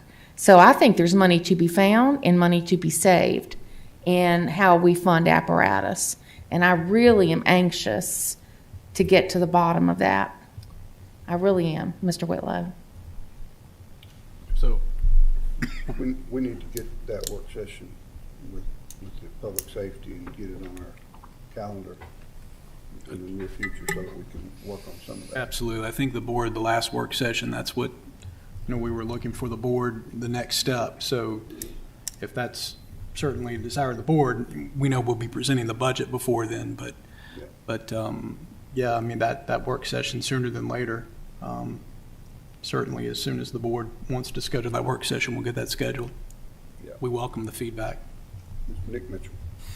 While we're on the topic, with the budget getting about to be presented all on fire and EMS, I hope that my considerations for the Snow Creek Rescue Squad are still being taken seriously in consideration with this budget. Mr. Condon? Yeah. When I became on Union Hall District, I'm very serious about protecting our citizens. And the reason I say that is it's been several things brought up tonight, for some odd reason, all about public safety. Well, I'll tell you right up front, I'm all for public safety. Whether it's Sheriff's Department, whether it's Rescue Squad, whether it's volunteers, paid, whatever. We have second to none, and I do mean second to none in any other county as far as our public safety is concerned. And I'll never vote to cut it because our citizens pay taxes, they expect certain things, and as long as I'm here, I'm going to see that they get it. So, I mean, for some odd reason public safety come up tonight, and maybe it's a good reason for it, I don't know. But in my concerns, I think when it comes to public safety, I'll never cut anything. No. Because when people dial 911, somebody had better answer that phone, somebody had better respond to them. Because by gosh, we pay for it. They pay for it, excuse me. Well, look at it. Mr. Cundiff, we're not talking about cutting public safety. No, I haven't heard I'm not quite sure anything where about you cutting get public that safety. from. We're going to move on. Nobody has any other questions? Okay. All right, Mr. Burnett. You'll get So we've already covered you, so now we're at compensation. Do you have anything else you need to share with us, Brian? I know I asked if you had any good news. I'm sitting here still waiting on some. Sorry, Mr. Chairman, I did the best I could. It was limited Me and pool you to have a work different with. definition of good news is all I can say. I'm usually not the most popular one in the room. Thank you, sir. Mr. Whitlow. Yeah, thank you, Mr. Chairman, members of the board. As I noted, we'll be working diligently the remainder of this week, next week, certainly in advance of the presentation of the county and the school budget, and that's scheduled for Tuesday, Tuesday, March the 7th. All these numbers, y'all got me all over the place. Tuesday, March the 7th at 4 o'clock. And Superintendent of Schools, Bernice Cobb, she will also be presenting the school budget, which I think they will officially present their budget and have their public hearing next Monday. And then they'll be before us on Tuesday the 7th. And I also would say, I know the sheriff is here with us this afternoon. The National Accreditation Service will be at Ferrum College. I believe it's 1:30 at Ferrum College on Tuesday afternoon, March the 7th. So that will be a busy afternoon as well. A couple of things of housekeeping items. Mr. Chairman, members of the board, we get included in a communication to the board, and we have responded in the past, as the board knows, to FERC in terms of the Federal Energy Regulatory Commission with various comments concerning the proposed Mountain Valley Pipeline. The latest communication was sent out last summer, and of course we've received a public notice. They've extended a comment period to February the 25th, and of course staff, certainly the pleasure of the board, we can respond and send another communication we have in the past regarding noting the board's concerns of stormwater and erosion into our tributaries, into our rivers and Smith Mountain Lake, and we're prepared we can do that filing again before the February 25th deadline, if that's the pleasure of the board.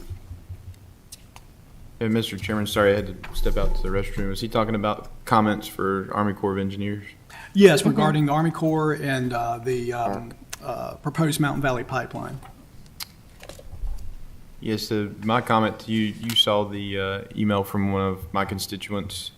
I would like most of her comments to be portrayed in the comments to the Army Corps of Engineers. The upper Blackwater part of the lake is getting worse with silt.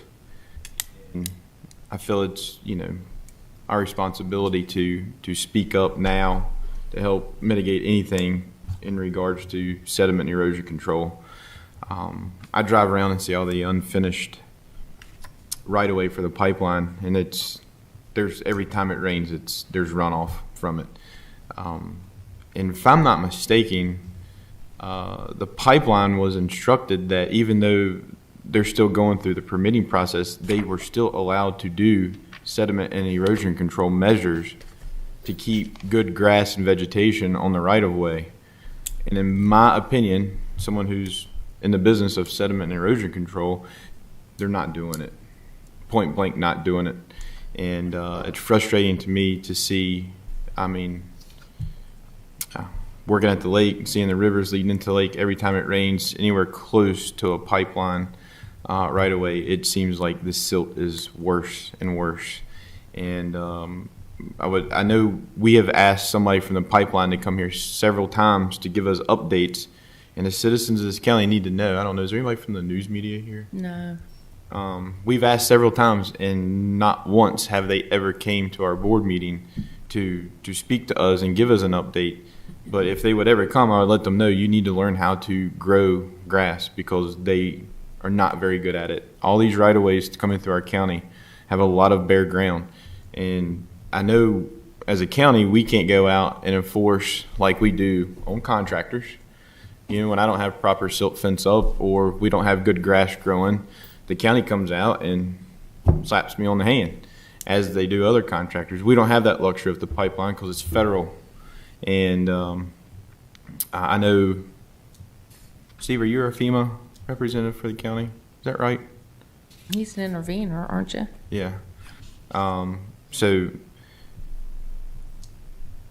it would be nice if we could really get somebody from the pipeline here. It's going on a couple of years now. They haven't done anything. And it's concerning to me. We've got a lot of citizens in our county that have ground that is disturbed, not being very, out on Iron Ridge Road. That farmer hasn't been able to use his field right there on Iron Ridge Road. There is a giant pile of dirt. Giant. He hasn't been able to use that field ever since they started. And I know you guys know who I'm talking about. It's the same farmer that has the wooden bridge going across the river that in a flood, one side washed out, and it's pushing all the silt into his bottom. I know we went out there with people from the pipeline to look at it. They've done nothing about that, by the way. Absolutely nothing. That bottom of that farmer's field is still full of silt.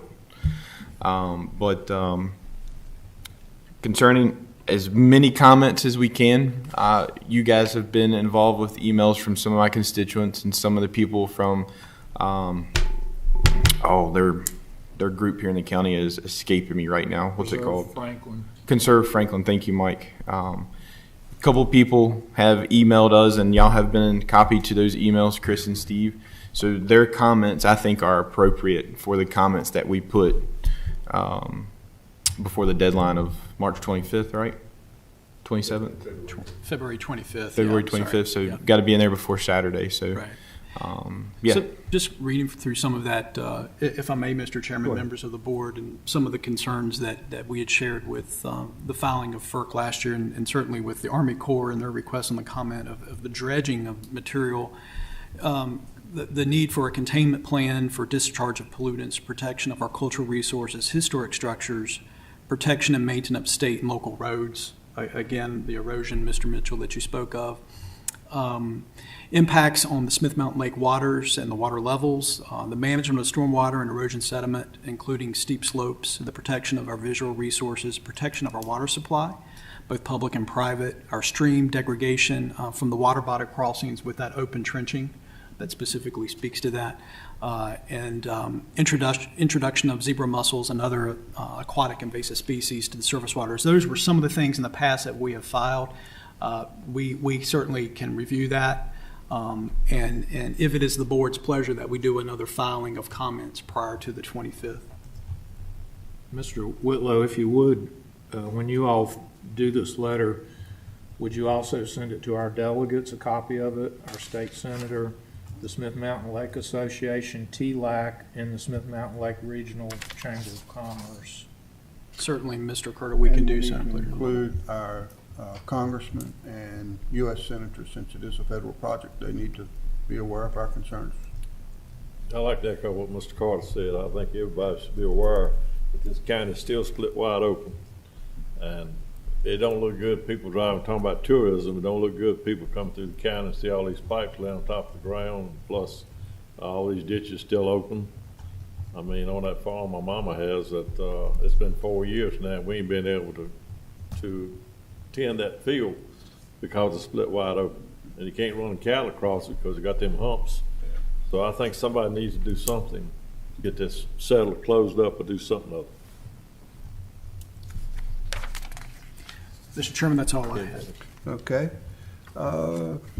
County Attorney, do you have anything that you would like to share? Good evening. Very briefly, I think people asked about the Co's rezoning lawsuit. That has been dismissed a few weeks ago, so that case is done. But I think everything else will be covered in closed session. Okay. Thank you. All right. I guess if we don't have anything else, we need to go into a closed meeting. Okay, you ready? Franklin County Board of Supervisors will motion to enter into a closed meeting in accordance with Section 2.2-3711, A1, personnel discussion of appointments to county boards, commissions, etc. A3, discussion of the acquisition of real property or the disposition of real property. A5, discussion concerning a prospective business or industry or the expansion of an existing business or industry. A8, consultation with legal counsel regarding specific matters requiring the provision of legal advice. And A29, discussion of the terms of a public contract of the Code of Virginia as amended. All right. Do we have a second? Second. Okay. We need a roll call vote on this? Yes. Okay. Supervisor Carter? Yes. Supervisor Cundiff? Yes. Supervisor Nick Mitchell? Yes. Supervisor Ronald Mitchell? Yes. Supervisor Smith? Yes. Supervisor Thompson is absent for the vote. Chairman Tatum? Yes. Okay, it's been requested that we go back to Yes, the Mr. consent. Chairman. I make a motion to certify that only public business matters lawfully exempted from open meeting requirements under the Virginia Freedom of Information Act were heard, discussed, or considered in the closed session to which the certification applies, and only such business matters as were identified in the motion by which this closed session was convened were heard, discussed, or considered in the meeting to which this certification applies. Okay, do we have a second? Second. Okay. Second. We have a motion and a second. Madam Clerk, can you take a roll call, please? Supervisor Tommy Cundiff? Yes. Supervisor Nick Mitchell? Supervisor Ronald Mitchell? Supervisor Lori Smith? Yes. Supervisor Thompson is absent for the vote. Supervisor Mike Carter? Yes. Chairman Tatum? Yes.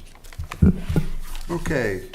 Mr. Carter, Brian Carter, will have a hearing concerning the intention of the Board of Supervisors of Franklin County to propose a resolution authorizing the issuance of up to $25 million principal amount of the general obligation school bonds for the purpose of financing the design, acquisition, construction, and equipping public school facilities. Mr. Carter. Thank you, Mr. Chairman, members of the board. So I don't have a PowerPoint or really anything fancy. The resolution is in your packet. And so essentially what this is a follow-up from what was approved at the January 17th meeting. So at that meeting, there was a resolution the board approved to apply to the state Virginia Department of Education for a literary fund loan up to $25 million for the middle school project, and that was specifically to replace HVAC and roof renovations for those both buildings, East and West Hall. And so as part of that, while it wasn't required to hold a public hearing for the application, our financial advisors and Davenport and Company and our bond counsel recommend in dealing with these projects that we hold a public hearing.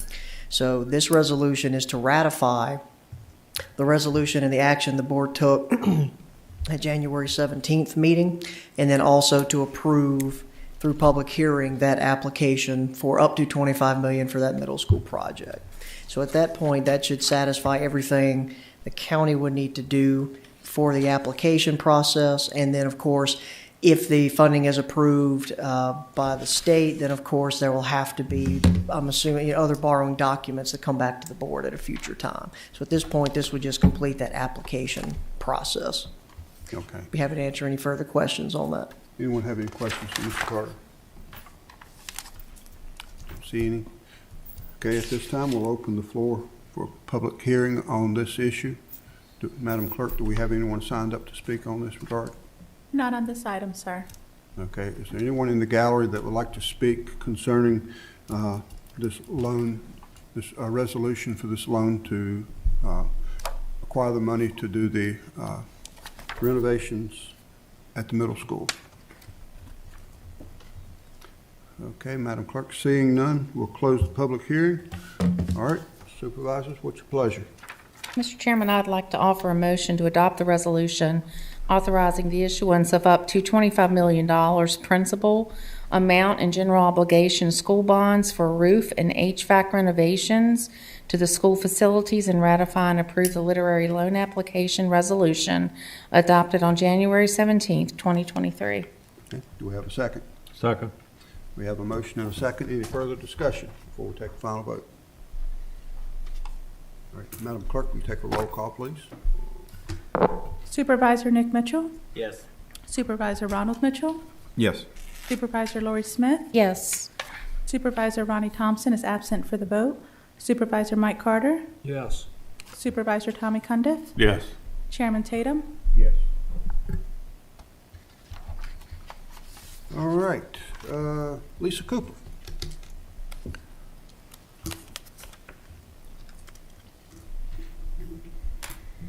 Thank you, Chairman Tatum and members of the board. We're here to have two public hearings. The first one is an amendment to the comp plan dealing with solar. Basically, if you will recall, back in July of 2022, this board adopted amendments to the comprehensive plan dealing with solar facilities, and also to Chapter 25 of the zoning ordinance, also dealing with solar development activities in the county. If you will remember, in the comprehensive plan, we have goals, objectives, and strategies. You adopted a new goal for solar facilities and a new objective, and then some strategies, and we're here to possibly amend one of those strategies. You will recall in November of 2022, you had your first siting agreement with Willers Solar for a 12-megawatt solar facility in the non-zoned area of the county. This made the board start thinking about some of the amendments maybe to the comprehensive plan and the zoning ordinance. You have requested, and we have taken it to the Planning Commission, to look at putting back cumulative acreage for Franklin County. There was at one time one in the ordinance for 1,500 acres. Also, during your first siting agreement, you decided that there needed to be at least 300 feet for off-site residential dwellings or structures from any of the panels or inverters or other buildings from those residential structures. So you sent this back, as I said, to the Planning Commission. This is the objective, and the objective was to have renewable energy, solar-generated facilities, and it also included wind turbines. What staff took to the Planning Commission, and you'll see the Planning Commission's recommendation, we would like to make an amendment to 36A strategy to help minimize the impact. The county desires to have no more than 1,500 cumulative acres occupied by the utility scale solar projects throughout the county. The Planning Commission did hold their public hearing last month. They did a vote 5 in favor, 2 opposed.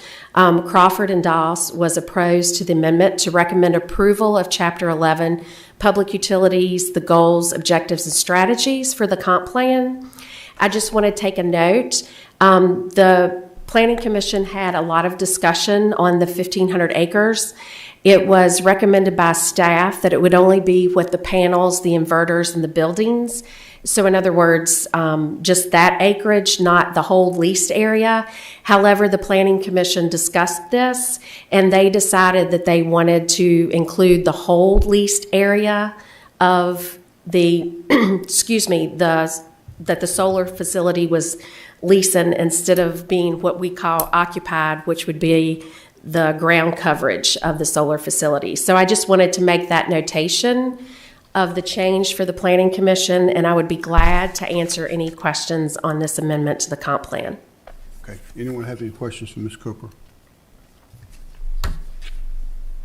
Don't see any. Okay. All right. We'll open the floor for a public hearing on this matter. Madam Clerk, do we have anyone signed up? No, Chairman, we have no speakers for this item. Is there anyone here in the gallery tonight that would like to speak concerning this proposed amendment concerning solar farms in Franklin County? Okay, seeing none, we'll close the public hearing. And Board, what's your pleasure?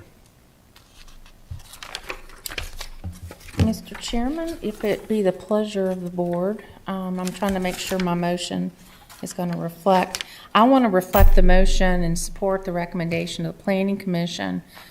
So for that purpose, Lisa, the highlighted area on your slide, 36.0, is that the reflective Planning Commission recommendation, the highlighted area? Yes, ma'am. If it would, the 36A of the objectives. Yes. And there should be, in your packet, if you look at your transmittal, on page 3, there should be some suggested. Yeah, I've got that. I just wanted to make sure that that had been amended to reflect the Planning Commission's recommendation. What it should be that no more than 1,500 cumulative acres of the total lease area is to be occupied. So that would be the total leased area, which would reflect the Planning Commission's recommendation. Gotcha. Okay, thank you. Thanks. Okay, Mr. Chairman, I would make a motion to approve the proposed amendment to Chapter 11, Public Utilities, Goals, Objectives, and Strategies of the Comp Plan to amend Strategy 36.0A so that no more than 1,500 cumulative acres of total leased area is to be occupied for utility solar infrastructure throughout the county. Okay. Do we have a second? Second. We have a motion and a second. Any discussion before we take a final vote? Madam Clerk, will you take a roll call, please? Supervisor Ronald Mitchell? No. Supervisor Lori Smith? Yes. Supervisor Thompson is absent for the vote. Supervisor Mike Carter? Yes. Supervisor Tommy Cundiff? Yes. Supervisor Nick Mitchell? No. Chairman Tatum? Yes.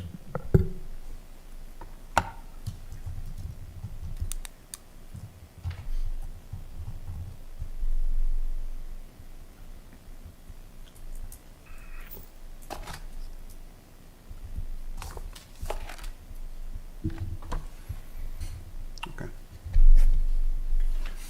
All right. Lisa Cooper, next item.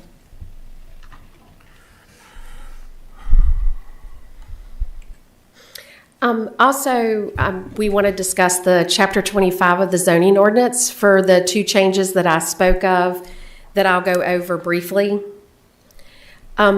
Basically, what what we would like you to do is the Planning Commission held their public hearing to amend the zoning ordinance, and it's Section 25-147, which is the solar generation facility utility scale. Items A and B, and under B, there is an item 5 called performance standards, and under that, item 5 is setbacks. So what we're here for you this evening is we would also like to insert on the 25-157, the item A, we would like to insert the 15,000 accumulative acres that was 1,500 accumulative acres that we just talked about for the comprehensive plan. We would also, like I talked about, the 300 feet from residential dwellings, from any of the solar panels, inverters, or any other types of building to be 300 feet from the residential dwelling. Basically, as you know, and we didn't discuss this, we did base that 1,500 acres off a formula for Rockingham County. The Planning Commission did have a lot of discussion on this also. And just so we can get to the vote, the Planning Commission did vote 5-2 with Crawford and Doss opposed that we would change 25-157, the solar generated facility, item A, to the cumulative acreage of leased area for utility scale solar generation facilities located in the zoned areas of the county shall be 1,500 acres. That does mean for the whole leased area. That's what the Planning Commission meant, not just where the solar panels or inverters or other buildings would be. And they also decided to do a minimum setback of 300 feet required of all above ground solar infrastructure to any adjacent off-site residential structure.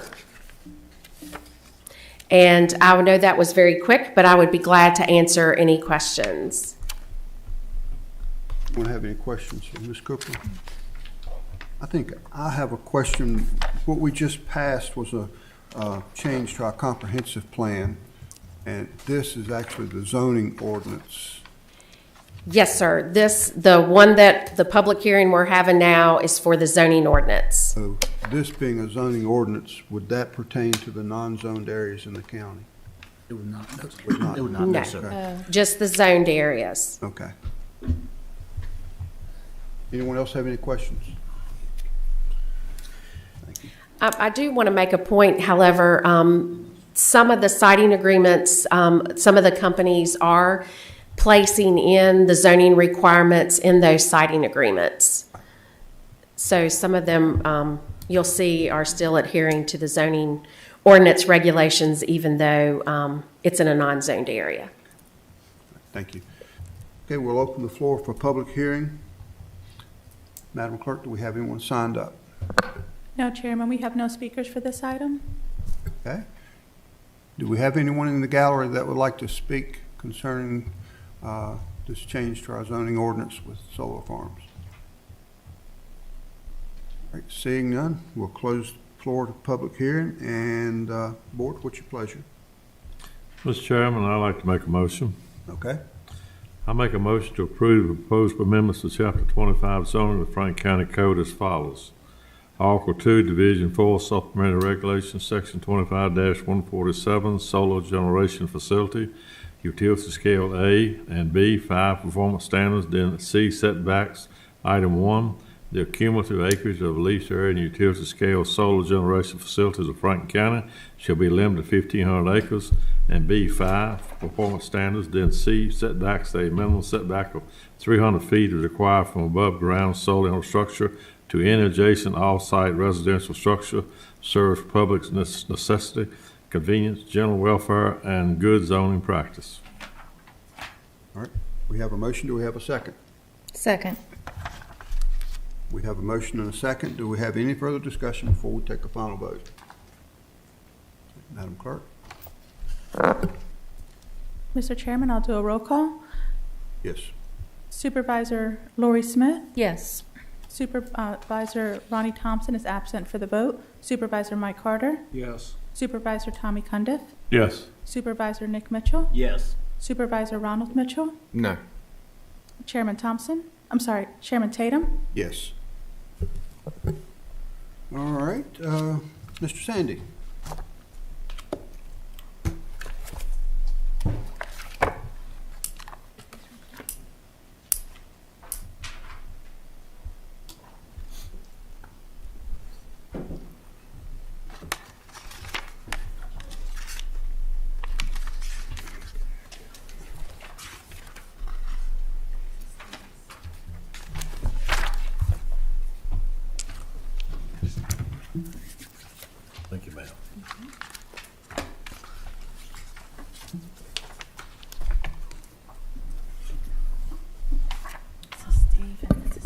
All right, thank you, Mr. Chairman. I think our clerk is handing out a couple handouts applicable to this presentation. So it's a night for solar. So tonight is a siting agreement discussion, public hearing. This would represent our second public hearing relative to siting agreements. As Lisa mentioned earlier, you approved your first siting agreement for a solar facility in the Blue Ridge District back in November. That was for a 12 megawatt facility. We've identified that as the Willow solar property. And so as we approach the second one, we approached the second one using really that first one as kind of a model template, if you will. And so I'll go through some of the background here on siting agreements and some of the tools that are available. And then as I get to the end of the presentation, speak specifically to the Constitution site, which is the subject of the siting agreement this evening. As we've discussed in the past, and we talked about two of those tools just a few moments ago, they're local tools to review, regulate, and approve utility scale solar facilities in Virginia. That's your comprehensive plan and the zoning ordinance, and you just amended those again relative to solar facilities. There's also a new tool that we were recently granted authority to use, and that's called siting agreement. And that's found in Virginia Code Section 15.22316. Allows localities to negotiate a siting agreement. And then the final one that we've talked a little bit about before is what's called a revenue sharing ordinance. There is a ability in the Virginia Code for a locality to adopt a revenue sharing ordinance to assess a revenue share up to $1,400 per megawatt for solar projects, rather than using the machinery and tools tax that is the typical way that you would tax a solar facility. And that requires adoption by the board. The board has elected not to adopt that ordinance at this point, and I'll touch on that a little bit later when we get into the specifics of the siting agreement as well. Again, this evening and back in July of last year, you amended the comprehensive plan and also the zoning ordinance, and some of those objectives were to minimize the impacts to viewshed, the county's natural, agricultural, scenic, tourism, and cultural resources, and then, as you did earlier, set an acreage cap to limit the overall impact throughout the county. And these are the strategies. Lisa pointed these out earlier, so I won't go through each one of those, but those are the ones listed in the comprehensive plan. Zoning ordinance gets a little more specific. That's regulations versus policy. This applies to the zoned areas of the county. Gets to things like setbacks and buffering, and speaks of the number of trees and the heights of trees that have to be put in, the distance from property lines. Also gets into decommissioning, which is the process of should a solar facility exist to continue use or terminate the use. There's a decommissioning process where all the materials and infrastructure for that facility would be removed. There's a bonding process where the applicant has to post a bond and to make sure that happens, whether it happens 5 years from now or 35 years from now, that there's a process in place to regulate that. The ordinance also gets into a lot of specifics about the application materials and application process for a special use permit for a solar facility in the county. Siting agreements, again, it's another tool that's been offered to localities. And so with the siting agreement, any applicant for a solar project shall give the host locality, which in this case would be Franklin County, written notice of the applicant's intent to locate in the locality and request a meeting. The code goes on to say that the applicant shall meet, discuss, and negotiate a siting agreement with the locality. The code also says that the siting agreement may include terms and conditions including mitigation of any impacts of such solar project or energy storage project, financial compensation to the host locality to address capital needs, and then also mentions assistance by the applicant in the deployment of broadband in the locality. So if the parties to the siting agreement agree upon the terms and conditions of the siting agreement, the host locality shall schedule a public hearing for the purpose of considering the siting agreement. So that's really where we are right now. So over the past several months, legal counsel from the county as well as legal counsel from the applicant have been working through details of the siting agreement, which is in your packet for consideration tonight. The code spells out that if a majority of a quorum of the members of the governing body present at the public hearing approve the siting agreement, then the siting agreement shall be executed by the chief executive officer of the locality and the applicant or the applicant's authorized agent. Approval of the siting agreement by the local governing body shall deem the solar project to be in accordance with the county's comprehensive plan, thereby satisfying the requirements of 15.22232. As I touched on earlier, the revenue sharing ordinance is another tool that's available, although Franklin County has not yet adopted that. But as I said earlier, allows the county to assess a revenue share up to $1,400 per megawatt on a solar facility. It talks about how that can be increased over time. And then finally, the locality can't collect tax by M&T and also revenue share, so it has to be one or the other. So just some quick background on this specific site. So this is Constitution Solar Project that we're looking at this evening, this one particular project. So this is not a siting agreement for multiple projects or siting agreements for areas throughout the county. It's just for this one specific site, the Constitution Solar. They submitted written notice of their intent back in June to locate 2 utility-scale solar projects. One, the Constitution we're talking about this evening. The other was Dove. And that one, many of you may recall, that's another one that's a 5-megawatt site that is in the Blue Ridge District, and it lies between Dyer Lane and Indian Trail, so it's on the opposite side of Route 220. Our intention from the beginning was that we would have separate siting agreements for each site, and so the Dove site is not quite ready yet, and so the applicant has elected to move forward with the Constitution one this evening. This is a 4-megawatt facility.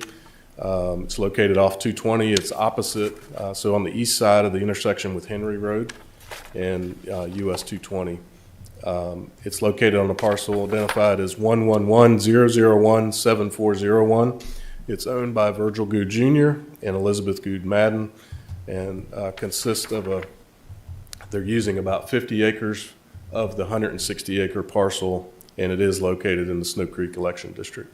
It is in a non-zoned area of the county, and as I mentioned earlier, the county staff and the county attorney have been negotiating the details of the siting agreement, really using that initial agreement that you approved in November as kind of the model and starting point.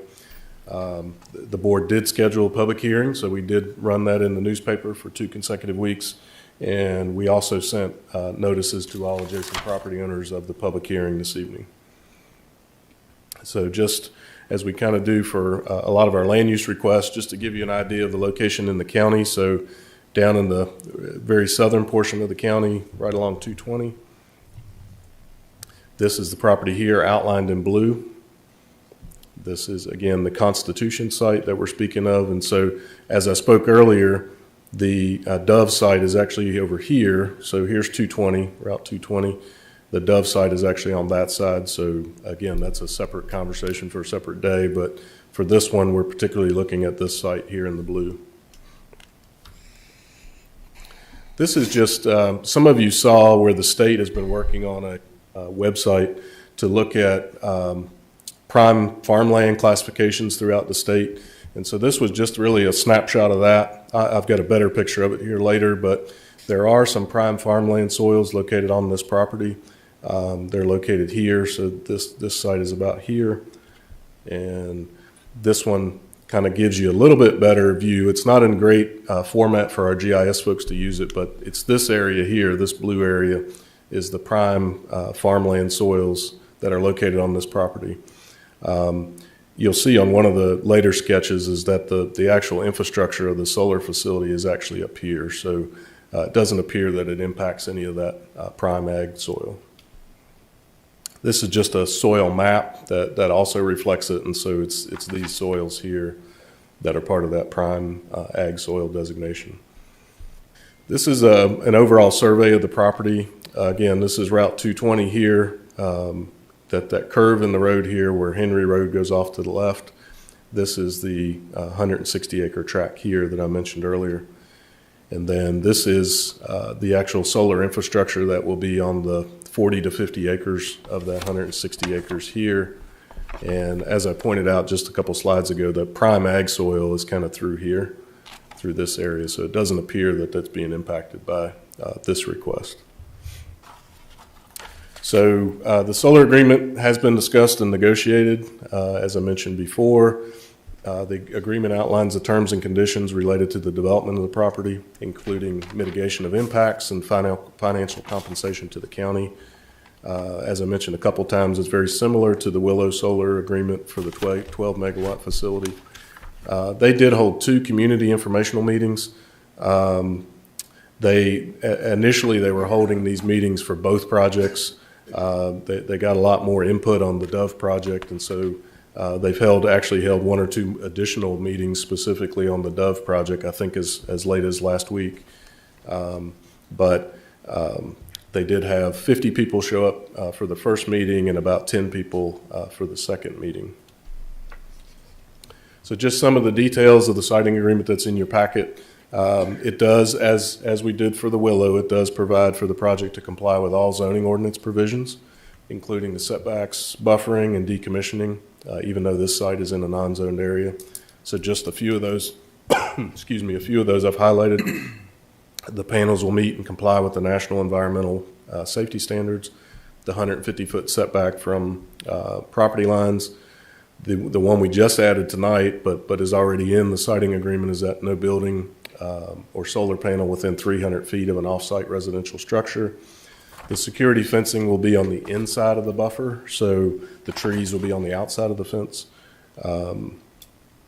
And then the vegetative buffer 30 feet wide, and the trees that are planted will be 6 feet tall at the time of planting. The agreement provides that the applicant will provide a decommissioning plan with a surety, which is really just a guarantee of funds. And those funds, we had a lot of discussion last time about inflation and other things. And so we ended up on the last agreement saying that number would be updated every 5 years. And so that's also in this agreement.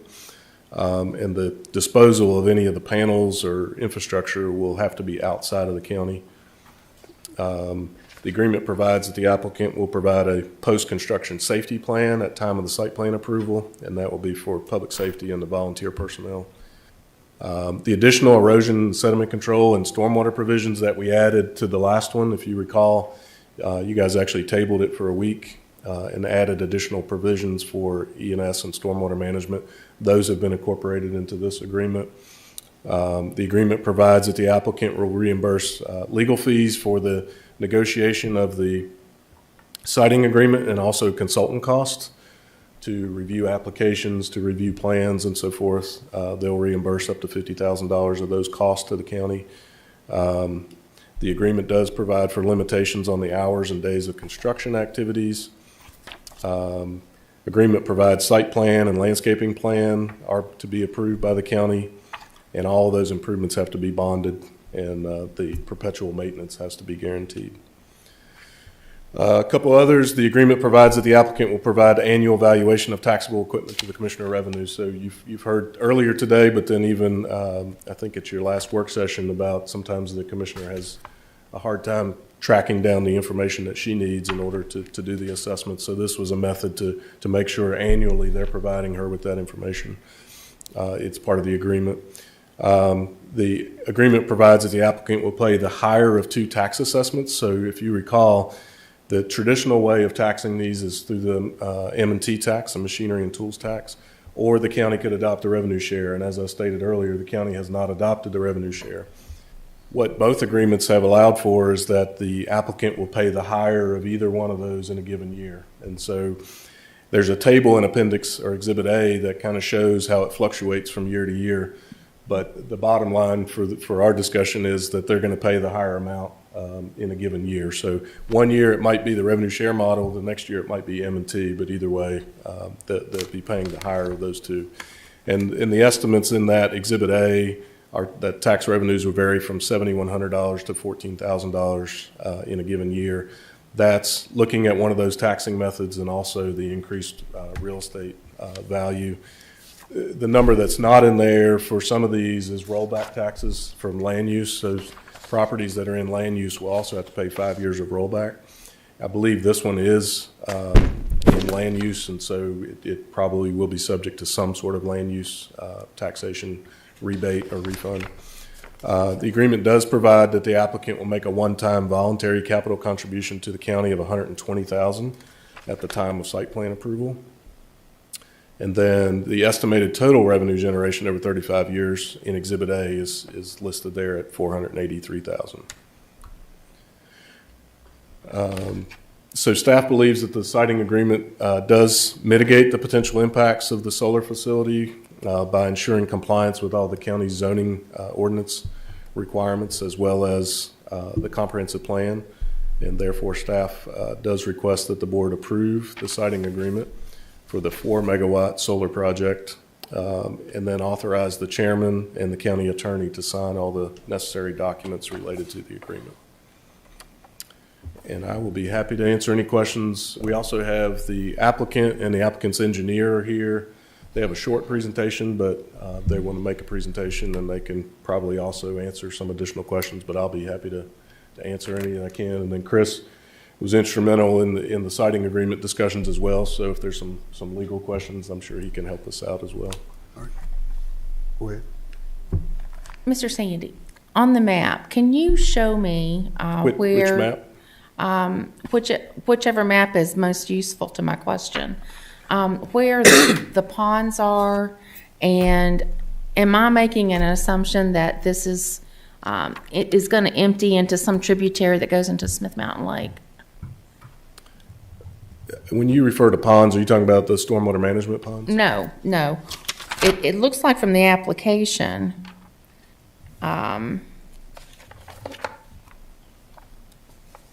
Well, let me just put it like this. Are there streams?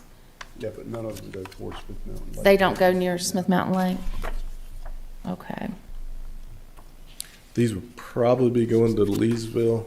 Leesville Lake? Maybe I'll defer that to the engineer, Okay. if I could. Most of these are going to dump towards Smith River, Which Leesville? no, which goes after Bugs Island, Clarkson. Oh, okay. Okay. I think Mike had a question. Okay, Mr. Carter. Thank you, Mr. Chairman. And you may not be able to answer this, Steve. If the property's in land use now, do you have an idea of what they're paying in taxes versus what the solar farm's going to pay tax-wise? I don't. On GIS, it does give us the land use value, so I just don't have that Just number. curious because I'm trying to figure out the money here, and it looks like the tax revenue from the solar farm is probably going to be greater than what the landowner's paying the county in taxes now. Oh, yes. Yeah, definitely. I would like So for the board so to basically, the land use is deferring Right. a certain percentage, but I don't know the exact To be percentage. aware of that, and it's not farmable property, and we had a big discussion about money earlier.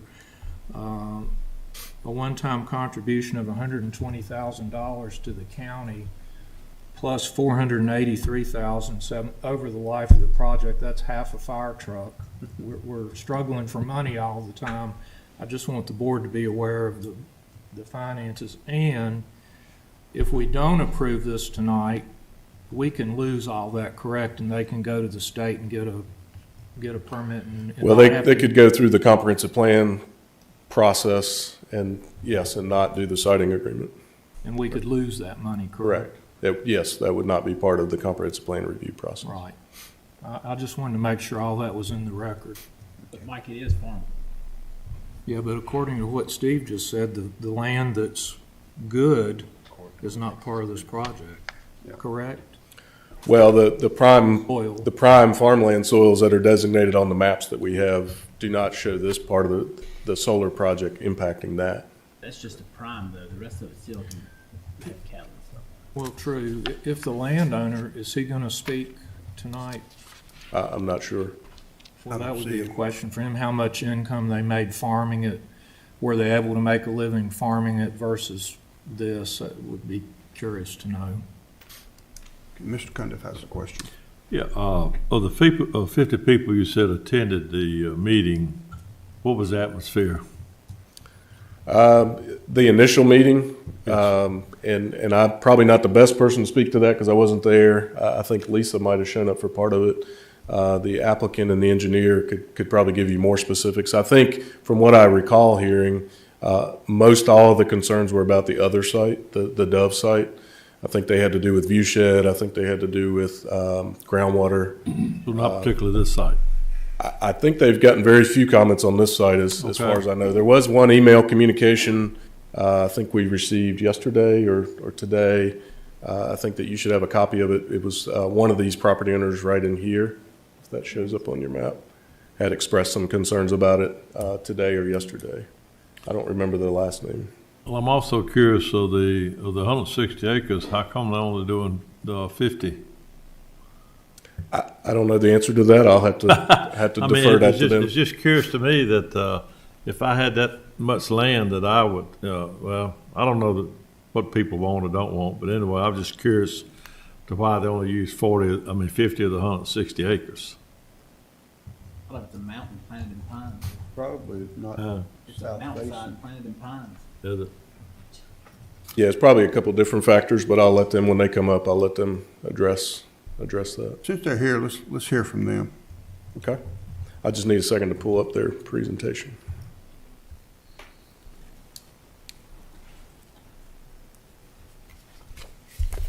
Yeah. This one. And so Ed Switzer.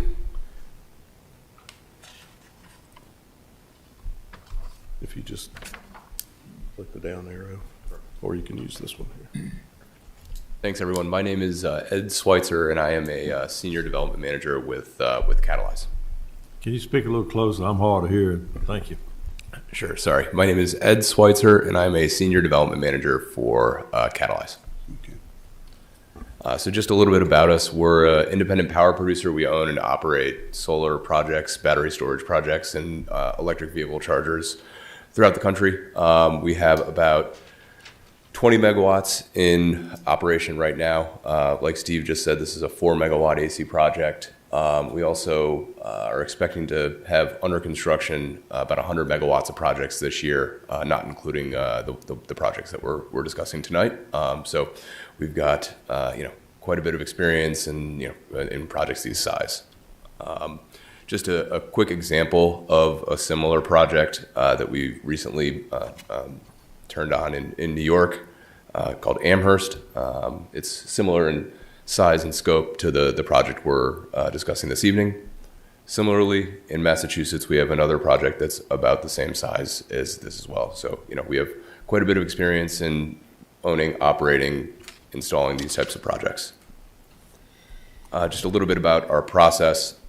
We have a internal tool that uses and processes a lot of GIS data that allows us to take a look at the interconnection availability. So to your question earlier about why did we only build 5 or 4 megawatts there, and that was for a couple of reasons. The first being that the project was initially developed for a community solar program, and usually there's a 5 megawatt cap on that. After we went through and had this project studied with the Dove Valley project, we determined that there was 9 megawatts of capacity on that line. And so we divvied it up 4 on this site, 5 on the Dove site. So that's why it was intended to be developed, the project intended to be for a community solar program that Appalachian Power Company never adopted. So we had to use an alternative revenue plan for the project. Community character, spirit intent of the zoning and comprehensive plan, visual impacts, environmental impacts, and then avoidance of existing infrastructure. We kind of went through this, so I'm happy to skip it. And then I have Mike Crowley here, our civil engineer, who can answer any questions that you guys may have on the proposed site plan. And we've got a site plan and a landscaping plan. So if there are any questions, we can kind of have a. Could you elaborate on the AEP issue? Sure. Benefit of the board. Yeah, absolutely. So one of the very popular trends right now in solar development is what's called community solar. And what that is it basically allows us as a developer to plug directly into the grid and then sell power to folks within a certain vicinity of the project. Dominion actually went and adopted those rules, I want to say a year or two ago. We were developing this project, in anticipation of Appalachian Power Co. adopting those rules. They never did. So, we kind of delayed, and then we eventually found another path forward that got us to where we needed to be on the revenue side, and we pursued that. I wish that there was better, visibility into when Appalachian Power Company would adopt a program like that. We really like it, but we also have to keep developing projects and figure this. I didn't understand what you said. When you were talking about what you moved to after AEP. Can you review that again, please? Sure. So we have an agreement in place with a commercial partner that has some cold storage facilities located in Virginia, and so basically we have an arrangement with them where we sell power at a wholesale rate and then buy it back and sell that to our partner at a discount to what they're paying now. I'm correct, that allows you to give local residents a reduced rate on their electric bill, correct? Not if they would have adopted that program, yes. Because AEP did not, now you can't do that. We cannot do that. That's correct, because they're retail customers. We don't have the ability to sell them power directly. Mr. Mitchell. Thank you, Mr. Carter. So everybody thinking that all this solar coming to our county is going to lower their electric bills is complete bullcrap. Not directly. No. Unless AEP adopts what you're talking about, because AEP supplies power to the entire county of Franklin. Yep. It does not benefit our citizens at all. Yep. Yeah, thank you for being honest. I appreciate that, because there's this rumor going around the county that these solar farms wanting to come we had a citizen that came to talk to a supervisor or somebody that worked for the county and said, oh yeah, our power bill is going to be cheaper because of these solar. No, it's not true. Now if we get into the nitty gritty and no, you've already answered my question. Yeah, right. That's what I mean. And we don't have to, because I don't think it would be any sort of substantial benefit in that regard. No. Yeah. So you sell the power from your solar farm to. That's another thing. We're talking about solar farm. I don't understand why it's a solar farm. We can talk about that later, but. You're selling your power to who from this solar farm right here? AEP? Ultimately, it's one of our commercial partners. AEP, it kind of acts as an intermediary in this because we're selling it to them under a wholesale agreement and then buying on a wholesale agreement. Are you using AEP's grid? Yeah. Yeah, that's the connection. There's the connection. So I know Jason's not here tonight. I don't think he's feeling well, but I know he's watching. So, it'd be important for Jason watching at home, our news post guy, that our citizens will not have lower bills from these solar projects coming to the county. Is basically what you just answered my question, that people's power bills are not going to get you unless AEP adopts what Dominion did. And Dominion services like Danville, Southside. Yeah, I think right? just one county over, yeah. And they're one county over. Mm-hmm. So maybe we need to have a discussion with AEP on why they're not wanting to adopt what Dominion adopted. Developers love these community solar programs. Yeah. So, Catalyze. Where are you guys based out of again? So we have a couple offices. Our headquarters is in Boulder, Colorado. We have an office outside of Boston. We have an office down in Houston, and then in Southern California. So the last solar project that came to us, who funds you? We are backed by a private equity firm called NCAP. They have a energy transition fund. They're a pretty old traditional oil and gas private equity firm that has like I said, energy transition fund, one of which we're the portfolio companies of. Where are they based out of? Houston. Houston? Mm-hmm. So this is all American, is what you're telling me. Mm-hmm. Okay. I'm good, Mr. Chairman. All right, thank you. Anybody else? Just one more question, Mr. Chairman. What type of panels are incorporated in your project? We use We are using bifacial, so they capture sun on both sides. They're 540 watt. They're monocrystalline panels. How do they compare to cadmium telluride? It's a completely different technology. That's what I thought. Okay, thank you. Anyone on this side? All right, thank you. Thank you. Anyone else?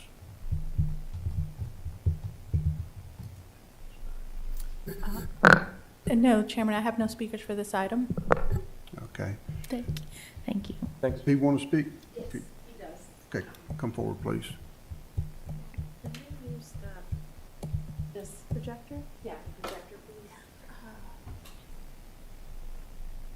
If you will, while she's setting it up, if you'll state your name and your affiliation, please. Yeah, good evening. My name's Mike Crowley. I'm a licensed professional engineer in the state of Virginia. I'm from Wake Forest, North Carolina.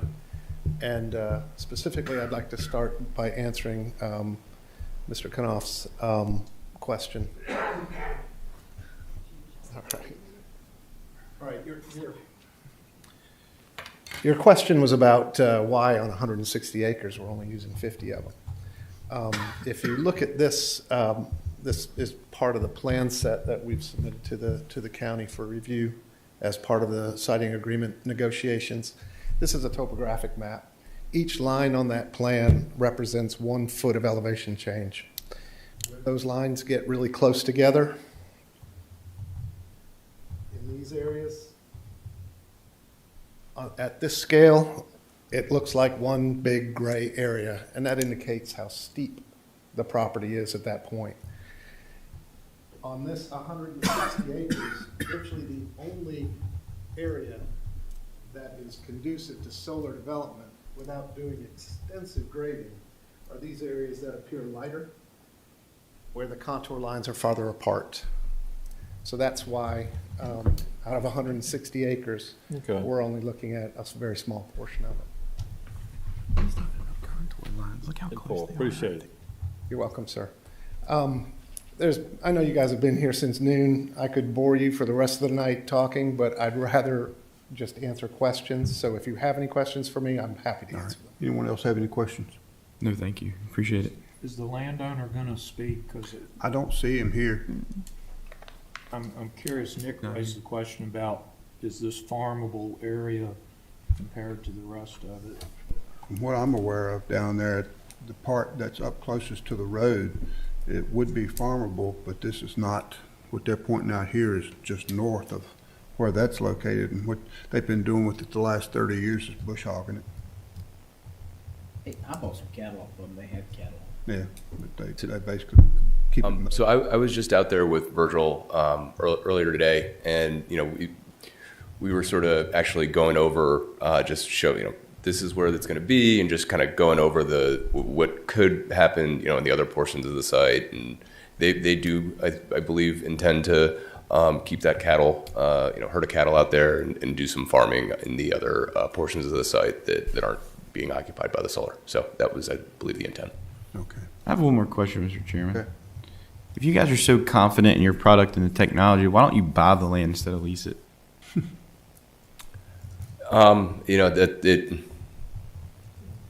We're not a property owner. We own and operate and maintain solar arrays. And that's our business model.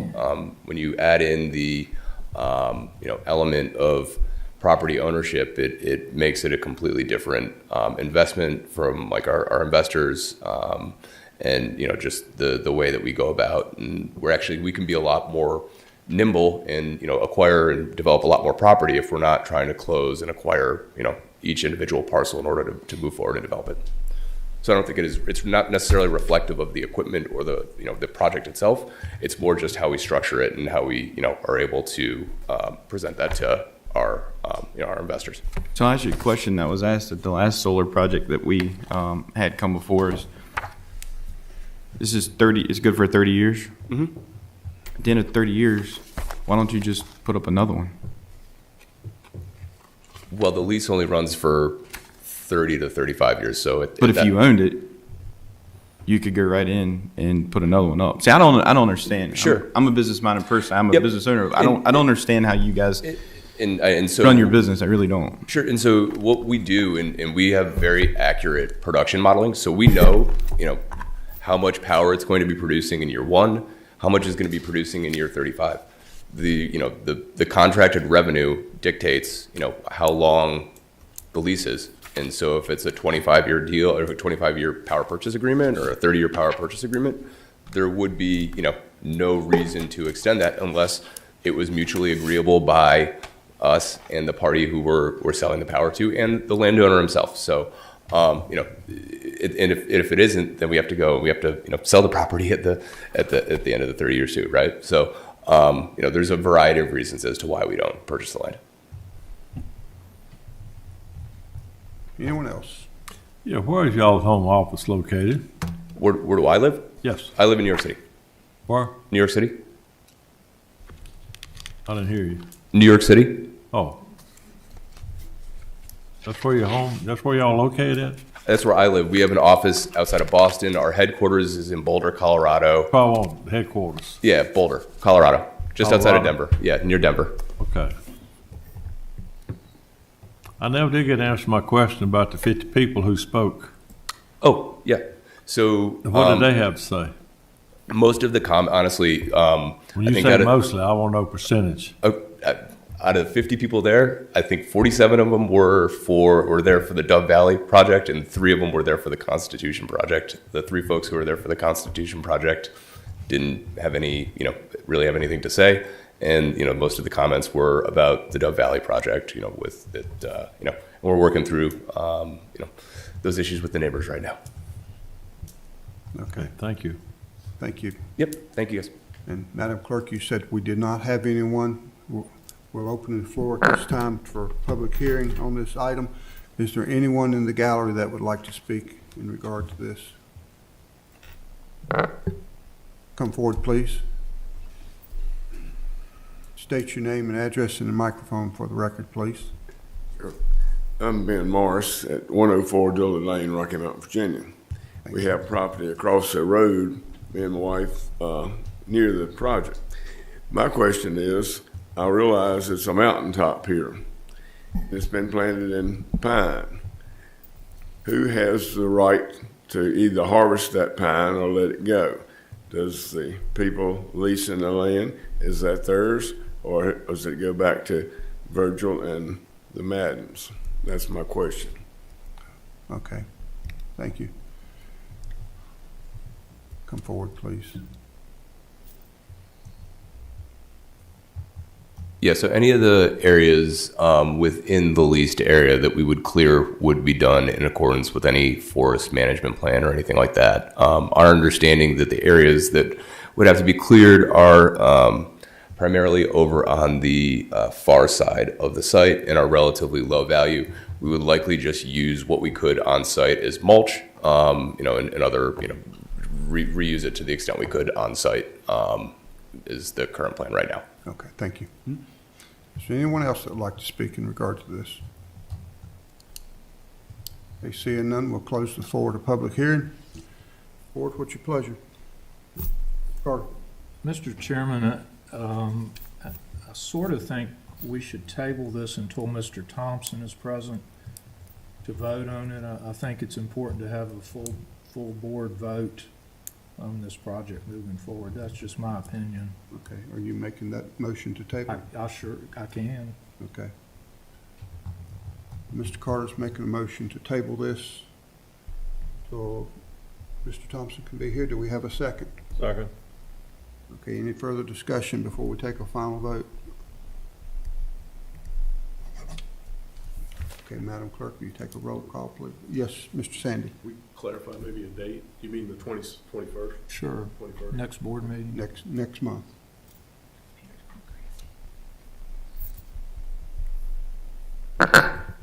I'm going to go ahead and do a roll call. Yes, please. Supervisor Thompson is absent for the vote. Supervisor Carter? Yes. Supervisor Cundiff? Yes. Supervisor Nick Mitchell? No. Supervisor Ronald Mitchell? No. Supervisor Smith? No. Chairman Tatum? Yes. So it failed on a tie vote. Is that correct? Okay, so it's not going to be tabled, so we need to take action on it tonight.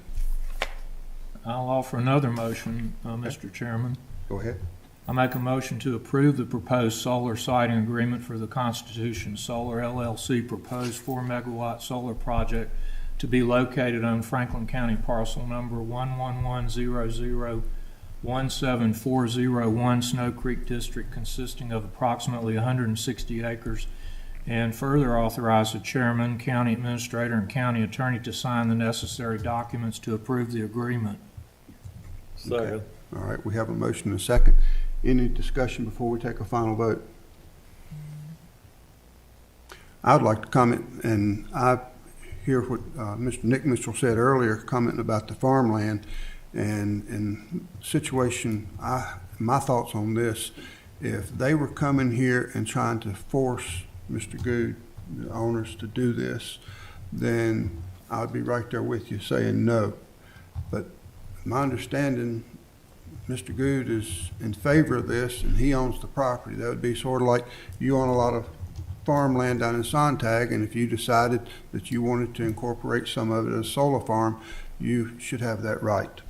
Being that they're not trying to force this on the landowner, I'm a firm believer in property rights, and that's why I represent a district in the county that is unzoned. And people that own that property should have the right to determine what happens on that property. And that's my opinion there. So if nobody else has any comments, we'll take a final vote. Madam Clerk, we'll take a roll call, please. Supervisor Carter? Yes.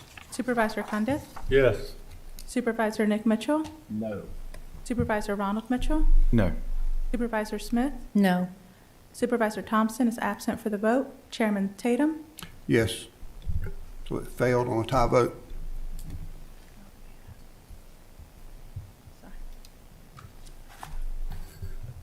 So, Mr. Chairman, may look at legal counsel for maybe some direction. Certainly, it's failed on the tie vote, so there's no action this evening. I think just administrative passes to the next board meeting. Could make more motions, but otherwise. So it's a matter that would carry forward to the next board meeting, I guess, just for clarification.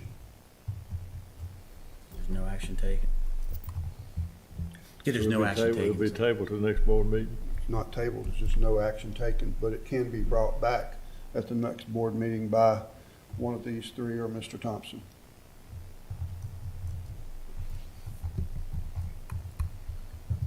Is that correct? Okay. Let's see. Other matters for supervisors. Mr. Chairman, I have a few. Okay, starting with you, we'll take off.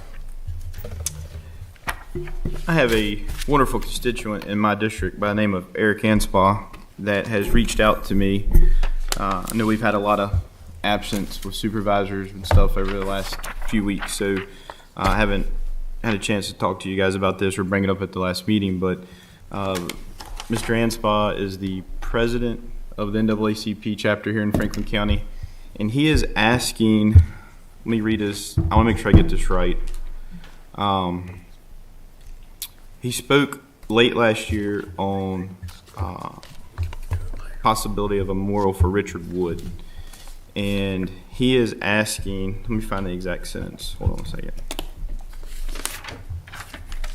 He is asking for, and what I would ask is for staff to get with Mr. Anspaugh, he's actually here tonight, to get with Mr. Anspaugh to see exactly what he is wanting from the board, one, and two, being my constituent, I would like for him to have 10 minutes at the next meeting to talk about what he and the local NAACP chapter is trying to do and what they want to do and what they need from our board and whether the board wants to support what they want to do.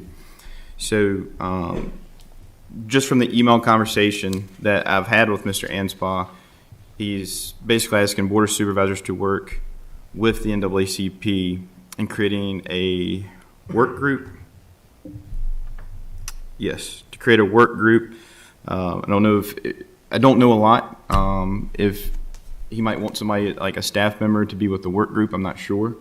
But I would like for county staff, if the board so wishes and is okay with my ask, to get staff to get with Mr. Anspaugh and have a meeting to talk about exactly what they're trying to do and if this board wants to support that or not.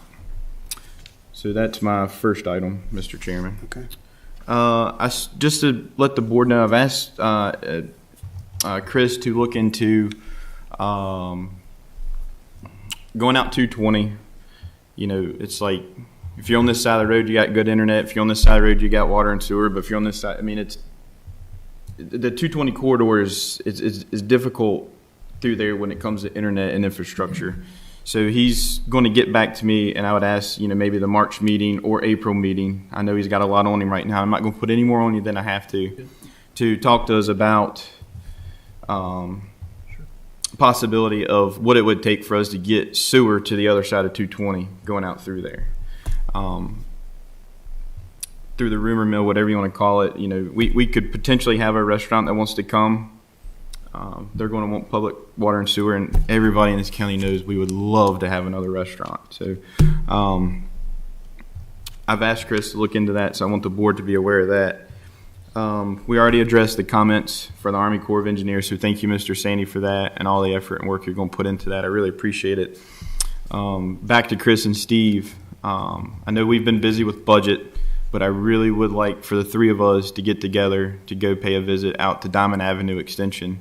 As you know, last month I went out and met with that lady that's been coming to our board meeting. Phyllis Dunning. Yes, Phyllis. And we drove around in my car and we looked at pretty much every potential access. At a minimum, we need to look at having another means of access for emergency vehicles. Because when the train is on that track and it's stopped, and I don't, for the life of me, I don't understand why we can't get the point across to Norfolk and Southern that they cannot stop and block the only access to that neighborhood for the purpose of life safety. I don't understand why we can't do that. I understand if they got a breakdown or something like that, but when they're stopping at 40 West Food Fair to get off the train to get something to drink, it's unacceptable. Okay? So I've got some availability tomorrow afternoon. If you guys, definitely next week, I'd like to get together with you guys one afternoon, put you in the car and take you and show you. We'll take Chris's since it's a county vehicle so we can get it muddy. Because there's a back road that Phyllis showed me that I think AEP built that already has a road base in it. And when you get to the end of it, you can look down the power line and you go down the power line, make a right, and you're basically in town limits at the end of a street. And then you've got Lily's Leisures there. You can see the back of Lily's Leisures houses down there from that same street. You can literally see the roofs of them. You're talking 100 yards of road if Lily's would allow just emergency access, just for ambulances, fire trucks, and police cars. So I'm going to keep beating that dead horse until something happens. I know I bring it up just about every meeting, but I really would like to see something happen. I'm not a believer in eminent domain, but for the life and safety of the citizens in that community, I would support that if that's what it came down to. And my last item is about Ferrum College. I would like to make a motion that we take $10,000 out of the board contingency fund to give to Ferrum College to support Franklin County students that want to go to Ferrum College, and also authorize Chris to look into the money that we give Virginia Western Community College and look at whether we want to take maybe half of what we're giving them and start supporting Ferrum College, which is in our county. And that is in the form of a motion. Okay. Do we have a second? I'll second. Okay, we have a motion and a second to take $10,000 out of the board contingency fund and send to Ferrum College to help supplement Franklin County students' tuition at Ferrum College, and authorize Chris to look into the money we currently give to Virginia Western Community College with the possibility of breaking that down and sending a portion of that to Ferrum College. Is that correct? And this is to assist Franklin County students that wish to go to Ferrum College. Correct. All right. Any discussion or questions before we take a final vote? Could we separate that? Should we what? What if you might agree with one thing and not the other as far as splitting up the money with Virginia Western Ferrum College and giving the $10,000 to Ferrum College? You want Could we split that up? split that? Absolutely. Okay. Yeah, I can split it up. That's not a problem. I should have done it to begin with. You're right. Okay, you want to do? I'll make a motion for the $10,000 first. I'll make a motion that we take $10,000 out of the board contingency fund to give to Ferrum College to assist getting some Franklin County students to Ferrum College. Okay, and Mr. Carter, do you? Second. Sure. Okay. So that motion is to take $10,000 out of the board contingency to send to Ferrum College to help current Franklin County students that are getting ready to graduate that want to go to Ferrum. It will help cover any shortfalls they may have. Yes. Before we do that, Mr. Carter, how much money do we have in the board contingency fund approximately Yeah, that's a good question. before we spend it? I checked earlier. Okay. Yeah, he says between 25 and 30,000. Yes, sir. And I did look up that number, so $28,000 is what sits in board contingency right now. Okay. Yes, sir. Any other questions or comments before we take a final vote on this? Okay, Madam Clerk, we'll take a roll call on this. Supervisor Carter? Yes. Supervisor Cundiff? Yes. Supervisor Nick Mitchell? No. Supervisor Ronald Mitchell? Yes. Supervisor Smith? Yes. Supervisor Thompson is absent for the vote. Chairman Tatum? Yes. Okay. So you need another motion. Does it have to be a motion? I think, Mr. Chairman, if I may, if there's consensus from the board for staff to look into the allocation that we're currently making to the Virginia Western Foundation, because that is a foundational program, I can bring that information back to the board, what that looks like, what the parameters are, and so forth. If I'm hearing the board, if that's a consensus of the board for me to investigate that and just bring that back. That sounds good to me. That we have a consensus on that. Give Chris time to look into it. I'm seeing a lot of heads and nods. Okay. So. All right. All right. You have anything? I do. Okay. Hold on. Mr. Mitchell, were sorry. you finished? Don't forget about my fire truck for Callaway. Okay. We got you. Ms. Smith. I see that Maddie put at your place this evening a manila envelope. I have a constituent, Property Owners Association in Boxwood Green, and they are desiring, they're zoned A1, they want to be rezoned to R1. They have done a lot of due diligence. They've got certified signatures of over 90% of the residents that live there, and they have talked with 4 of the residents that have been in dissent, but the reason they were in dissent is because they're working from home now, and they were worried that that would be a problem under R1, but their covenants support it within the POA. So for the most part, everybody is in agreement, over 90%. So my request to the board is that I would request that we take on being the applicant as we did with Idlewood Shores about a year ago. We had the Planning Commission be the applicant on that one. We would send this back to the Planning Commission and ask the Planning Commission to do their due diligence on this rezoning request and make a recommendation back to the Board of Supervisors. And we would, at that point, be able to have our public hearing and vote it up or down, depending upon what the disposition of the matter is. So all I'm asking this evening is if you would join with me and allow us to put this through due diligence. The difference is if the Boxwood Green POA were to be the applicant, then they would have to demonstrate 100% concurrence, which is literally next to impossible. They've got a couple property owners that live out of state, and they just don't have an opinion, they've said.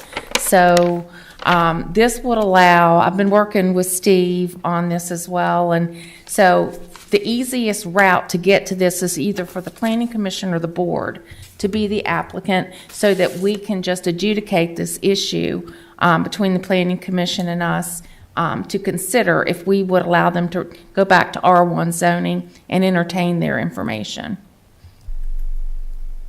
Are you talking about Box Green? Boxwood Green, yes, sir. Yeah. Yes, sir. 10-4. Yeah, and oh, sorry, Tommy, go ahead. That's okay, that's okay. No, I'll support that. Thank you. No problem. That's no problem. Thank you. Getting back to what Mr. Ronnie Mitchell said about Norfolk and Western, there's an old standard policy. I don't think they do it. But if a train sits there so long, they've got to break it.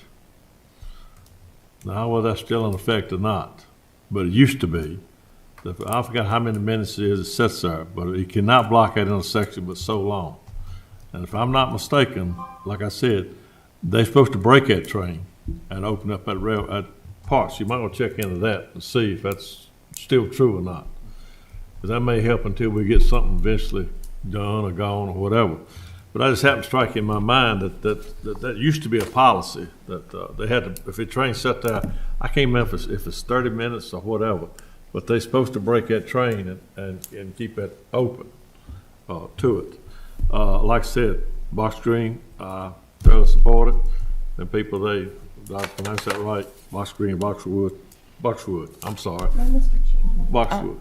Thank you, Mr. Condell. Yeah, I like to see that happen. I wholly solely support that. I would like to thank our first responders, everybody, public safety. They do a fantastic job. I really appreciate it. And like I said, my pet peeve is if you dial 911, somebody will answer. But I think we have an excellent public safety relationship. I would like to thank Chris Whitlow and his staff. I know they're having a hard time for this budget, but you the engine, we're the steam. We haven't presented the budget yet. I know that. Mr. I'm just saying. Well, I'm just saying he's the engine, we're the steam. So no matter how we roll along, we're gonna go one way or the other. But I still want to thank them. I mean, they have a tough job. It's no doubt in my mind about it, trying to accommodate everybody in the county. Period. But I think we're in good hands with Chris and his fellow workers. I think they do an excellent job. I appreciate them. But anyway, that's all I got to say. Okay.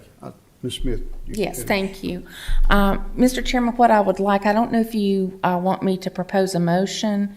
I at a minimum, will need consensus that the board will accept this application that's in the packet and the request, and that we would be asking staff to take care of this, execute it back to the Planning Commission for due diligence. That's what I'm asking for this evening, if it would be the will of the board. Lord, when we spoke, I'd still like to hear from somebody who's against it. Oh, sure. But I think that the public hearings, Nick, will enable us to learn more about the application. The process itself will demonstrate a lot more once the process gets in with the public hearings at both levels. But it's up to you. Motion. Okay.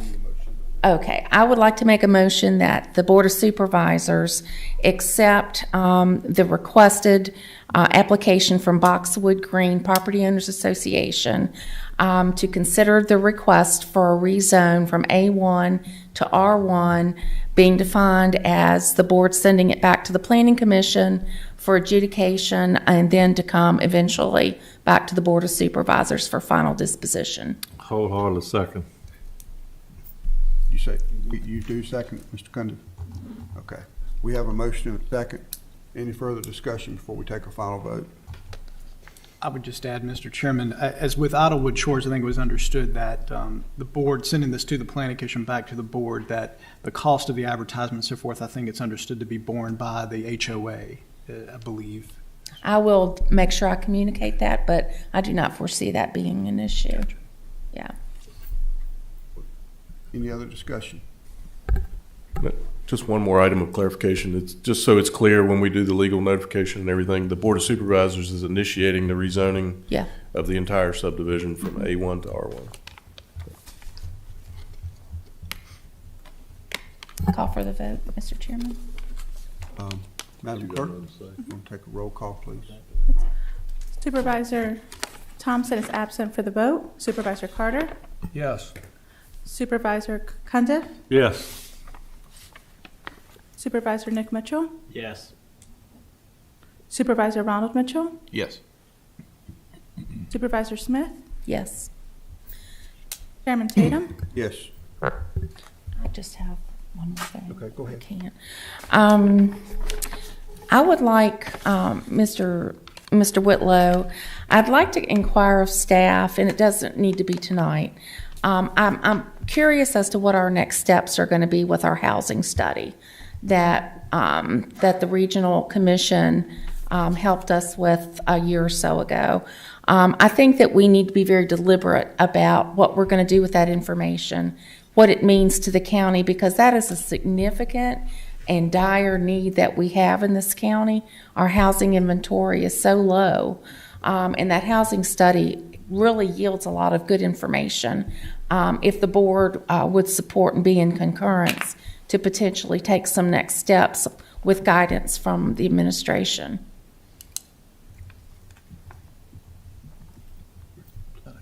Since it's with the board, I can bring back some information. Yes. And, Yeah, we need some help. yeah, I would add, Ms. Smith, that in addition to the Regional Commission study in Roanoke and the one that the county did, that the West Piedmont Planning District Commission is currently doing one now for our region. We're included in that, so we'll give some updates. It's a great point as maybe a future, maybe even a future board agenda item, but we'll certainly bring back the information. Thank you, Mr. Whitlow. Thank you, Mr. Chairman. All right, and anyone on this side? Carter, go ahead. Thank you, Mr. Chairman. I just wanted to update the board. I met with the new Agricultural Development Committee on February the 8th, and it's a great group. We had really good open discussion. They're sort of working on prioritizing some issues, farm to table, a landing page or marketing, some social media type thing. We talked about the canneries. They're real interested in helping with the ag fair and talked about maybe some special events at the farmers market. But great meeting, much more fun than the Board of Supervisors. I may meet with them twice this month. Other than that, the FERC comments concerning the Mountain Valley Pipeline, I want to send Mr. Sandy a document that deals with hydrology. It was done by a doctorate, and it starts at the headwaters of the Blackwater River up at Adney Gap, and it talks about the food chain all the way through Franklin County and how the pipeline is going to impact that and ultimately ends up at Smith Mountain Lake. Yep. And I think it would be real important to emphasize that again in our letter, so I'll try to get that to you tomorrow. And that's all I had, Mr. Chairman. Mr. Carter, can I just add something to your comment? Sure. I really think the board needs to speak very demonstratively to MVP. It's one thing to give them comments.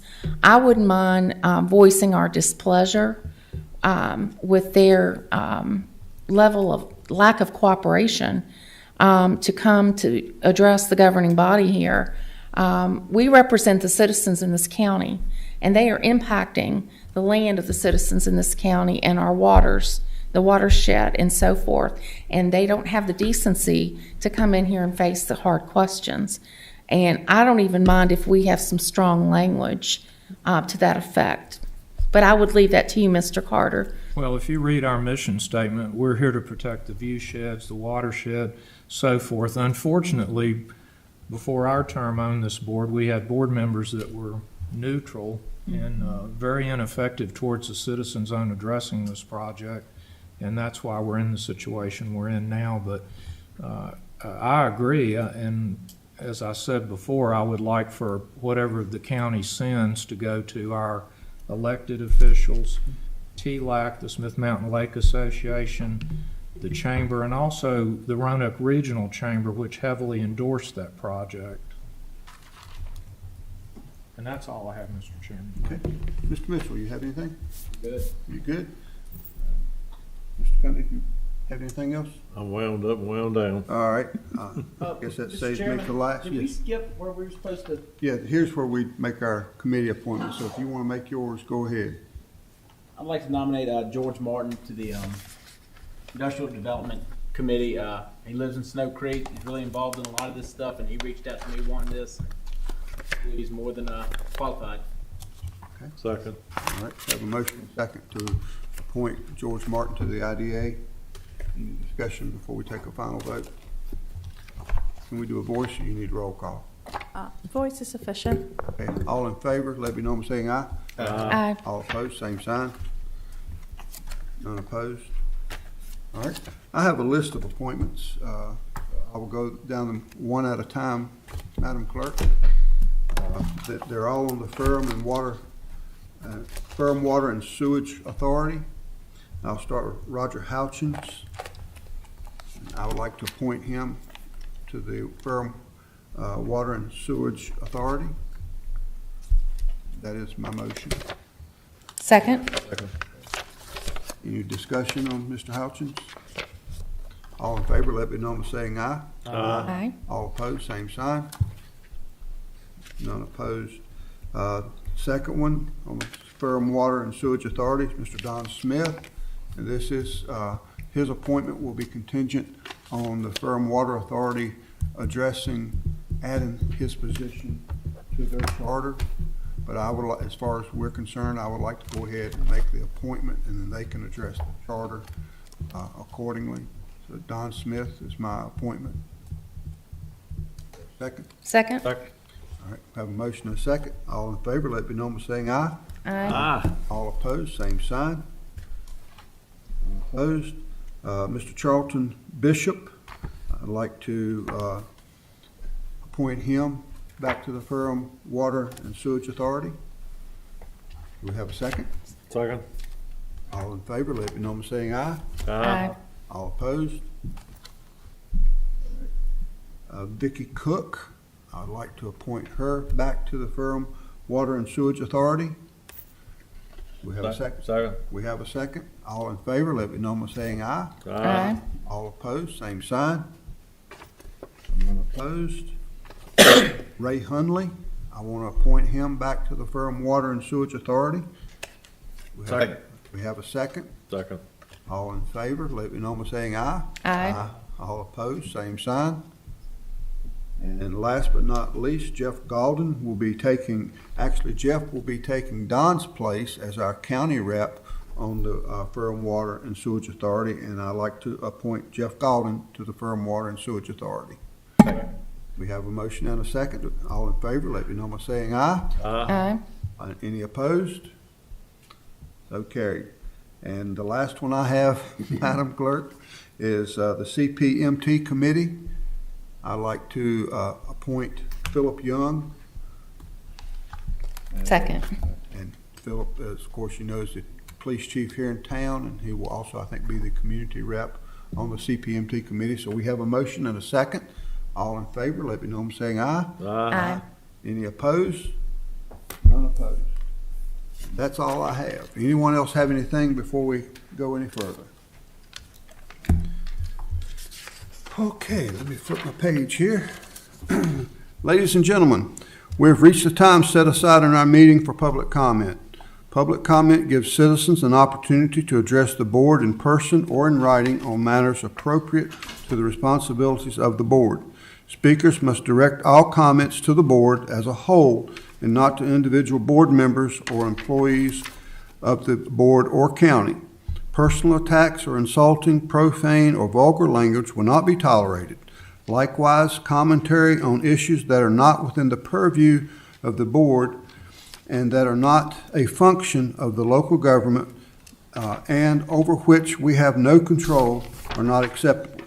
Public comment is not a question and answer session, and board members will not answer questions during the public comment.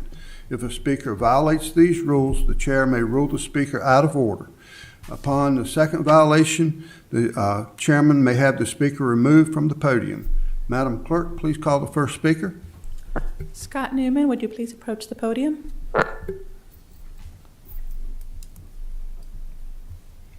State your name and address in the microphone, please.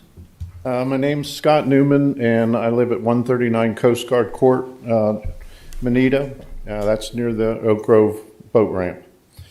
I am here tonight to request that the ordinance for burning in Franklin County, Section 8-16, be amended for R1 areas to limit the amount of material that can be burned on site and to require that fire be completely extinguished, including smoldering material, by the end of the burning period. When I read the ordinance, I feel that the ordinance is very liberal, and it is worded towards small burning projects. But my experience is that our individuals are exceeding the boundaries of what the ordinance was set up for. I built my house in 2016, and beforehand had the land cleared, the material hauled away to be disposed of because it's a residential area. The same occurred on another lot in 2019. However, the individual that is building a home there now cleared the land in 2021 and piled them, or 2022, excuse me, piled the material along a wooded line, and it was a substantial amount of wood, a very big pile of wood, and then set it on fire. I contacted it was well within 100 feet of the wood line. I contacted fire company, they came, they put it out. The next day they moved the pile a bit and they lit it on fire again. And I know that they were explained the ordinance, but they lit it on fire, and then when they burned it all day long. And then when it got dark, around 7 p.m. that evening, they left the site. And, I had to call the fire company again to extinguish it. That pile then was covered in February, and it was, it smoldered until May, late May into June. On December 2nd, they dug a hole and they put the remaining stumps and wood in the pit. And lit the fire at 6 p.m. that night.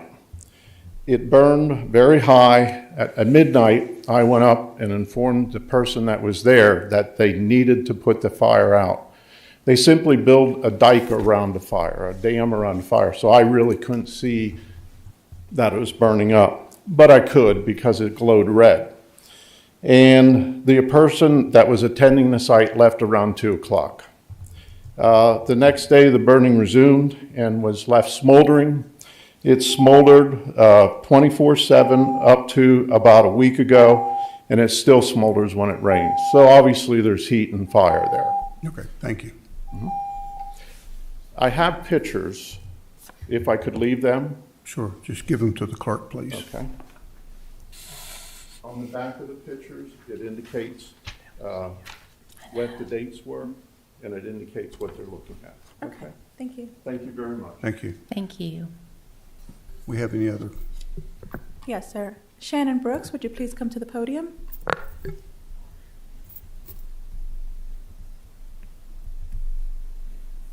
State your name and address, please. Sure. I'm Shannon Brooks. I live at 1680 Standiford Road, Union Hall. I came here originally just to kind of watch your budget process this afternoon and learn a little bit more about that. I did want to talk to you as we go into budget season, and what I'm going to ask you for tonight may seem particularly tone deaf in light of the conversations this afternoon, but I'm going to ask anyway. I'm coming to you as a teacher, a graduate of Franklin County High School, a county resident, a taxpayer, a voter, a landowner, but mainly as somebody who is deeply worried about your school division. I'm here to ask you, going into the budget season, to please support Franklin County Public Schools' efforts to retain its most experienced staff in particular.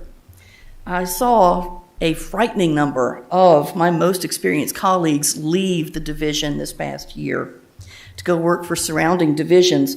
We lost them as teachers, to be sure, but we lost them as reading specialists, as special educators, counselors, tutors, team leaders, coaches, instructional coaches, curriculum specialists, and more. These are skills that we cannot hire off the street. These are gained through experience. We did not get those skills back in the people that we hired to take their places. Some of those people we could not even get to stay beyond the first semester. Now, to be sure, many times new people realize that they don't belong in a classroom, and there's no shame in that. It happens. What is unusual is that we lost so many of our experienced staff in the first place. We started the school year understaffed, and it has only gotten worse as we've gone along. What is driving that is money, pure and simple. 7 years of pay freezes mean that most of the experienced staff lose between $5,000 and $10,000 a year by staying with Franklin County. We were told during those freezes that if we stayed with Franklin County, that things would be made right by us, that it would be made up to us when times were better if we stayed the course.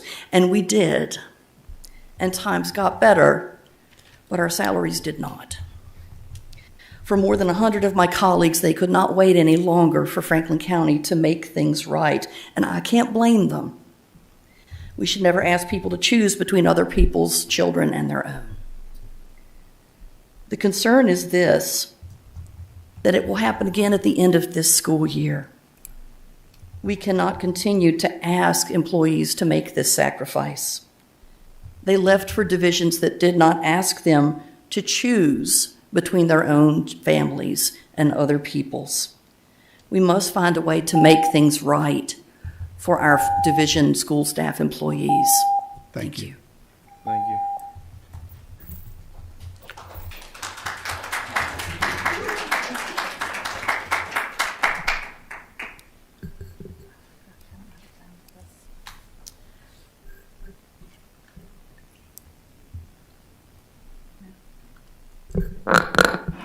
I apologize, I'm not going to pronounce this correctly. Linda Hipidi?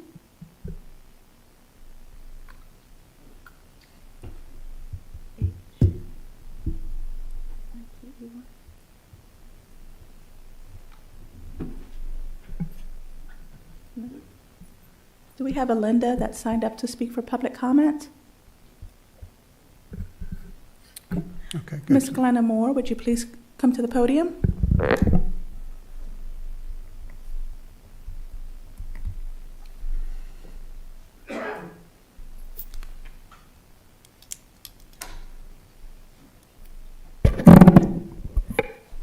Good evening. Glenna Hawkins Moore, Scenic River Drive, Snow Creek District. During Jim Crow years, Confederate statues were being erected throughout Virginia by white women connected to powerful men, powerful husbands, fathers, grandfathers, and sons, who were most likely ex-Confederate officers, business owners, attorneys, judges, doctors, state and local federal legislators. In 1902, Franklin County's most influential women were tired of waiting on the men to build a statue. They mobilized to establish a United Daughters of the Confederacy chapter under the mentorship of Mrs. W.O. Merchant of Chatham. The chapter was eventually named the Jubal Early chapter, with Miss Mary Hale, great-niece of Jubal Early, as the first president. These women had high-powered surnames like Saunders, Hale, Lee, Dillard, Menifee. White women without status were not invited to join the Daughters. The UDC struggled to raise enough money for the statue. There were several small contributions from the community, but not nearly enough to finance the statue. It took over 8 years. The Daughters' first request to the Franklin County Board of Supervisors for money was met with a denial because of poverty. Later, the board offered $600, one-third of the anticipated cost of $1,800.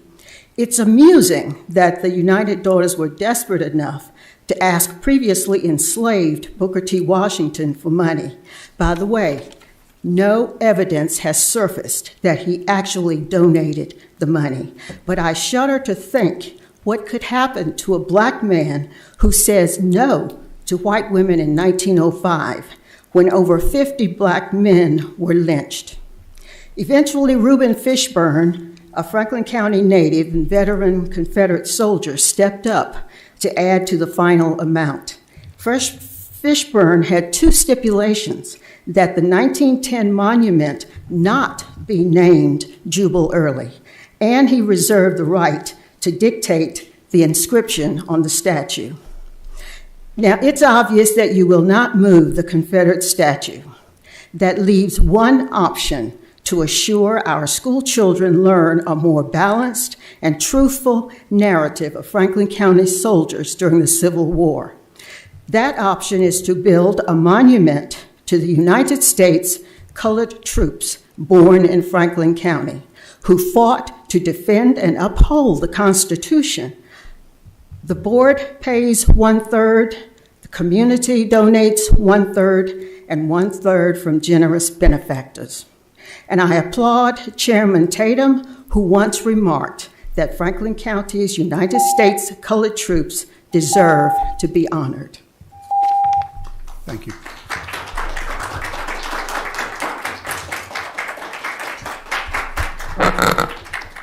Chairman, I have no additional speakers. Okay.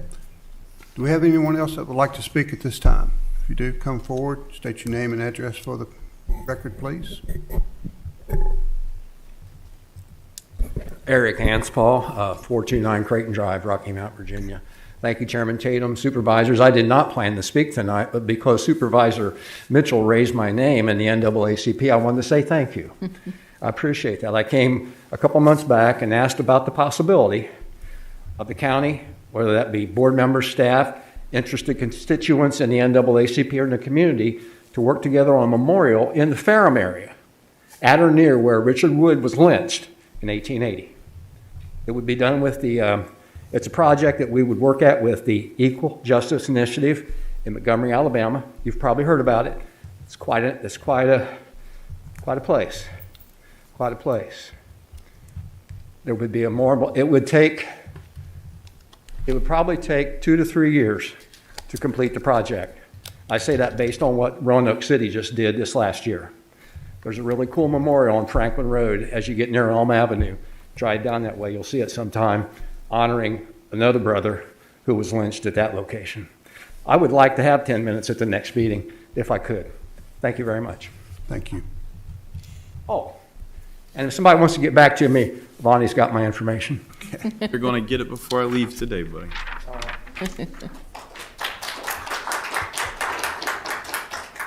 Anyone else like to speak at this time? Thank you for coming and taking part in our meeting. And at this time, we will recess until 4 p.m. on Tuesday, March the 7th, for the presentation of the FY24 school and county budgets. Thank you. Everyone have a nice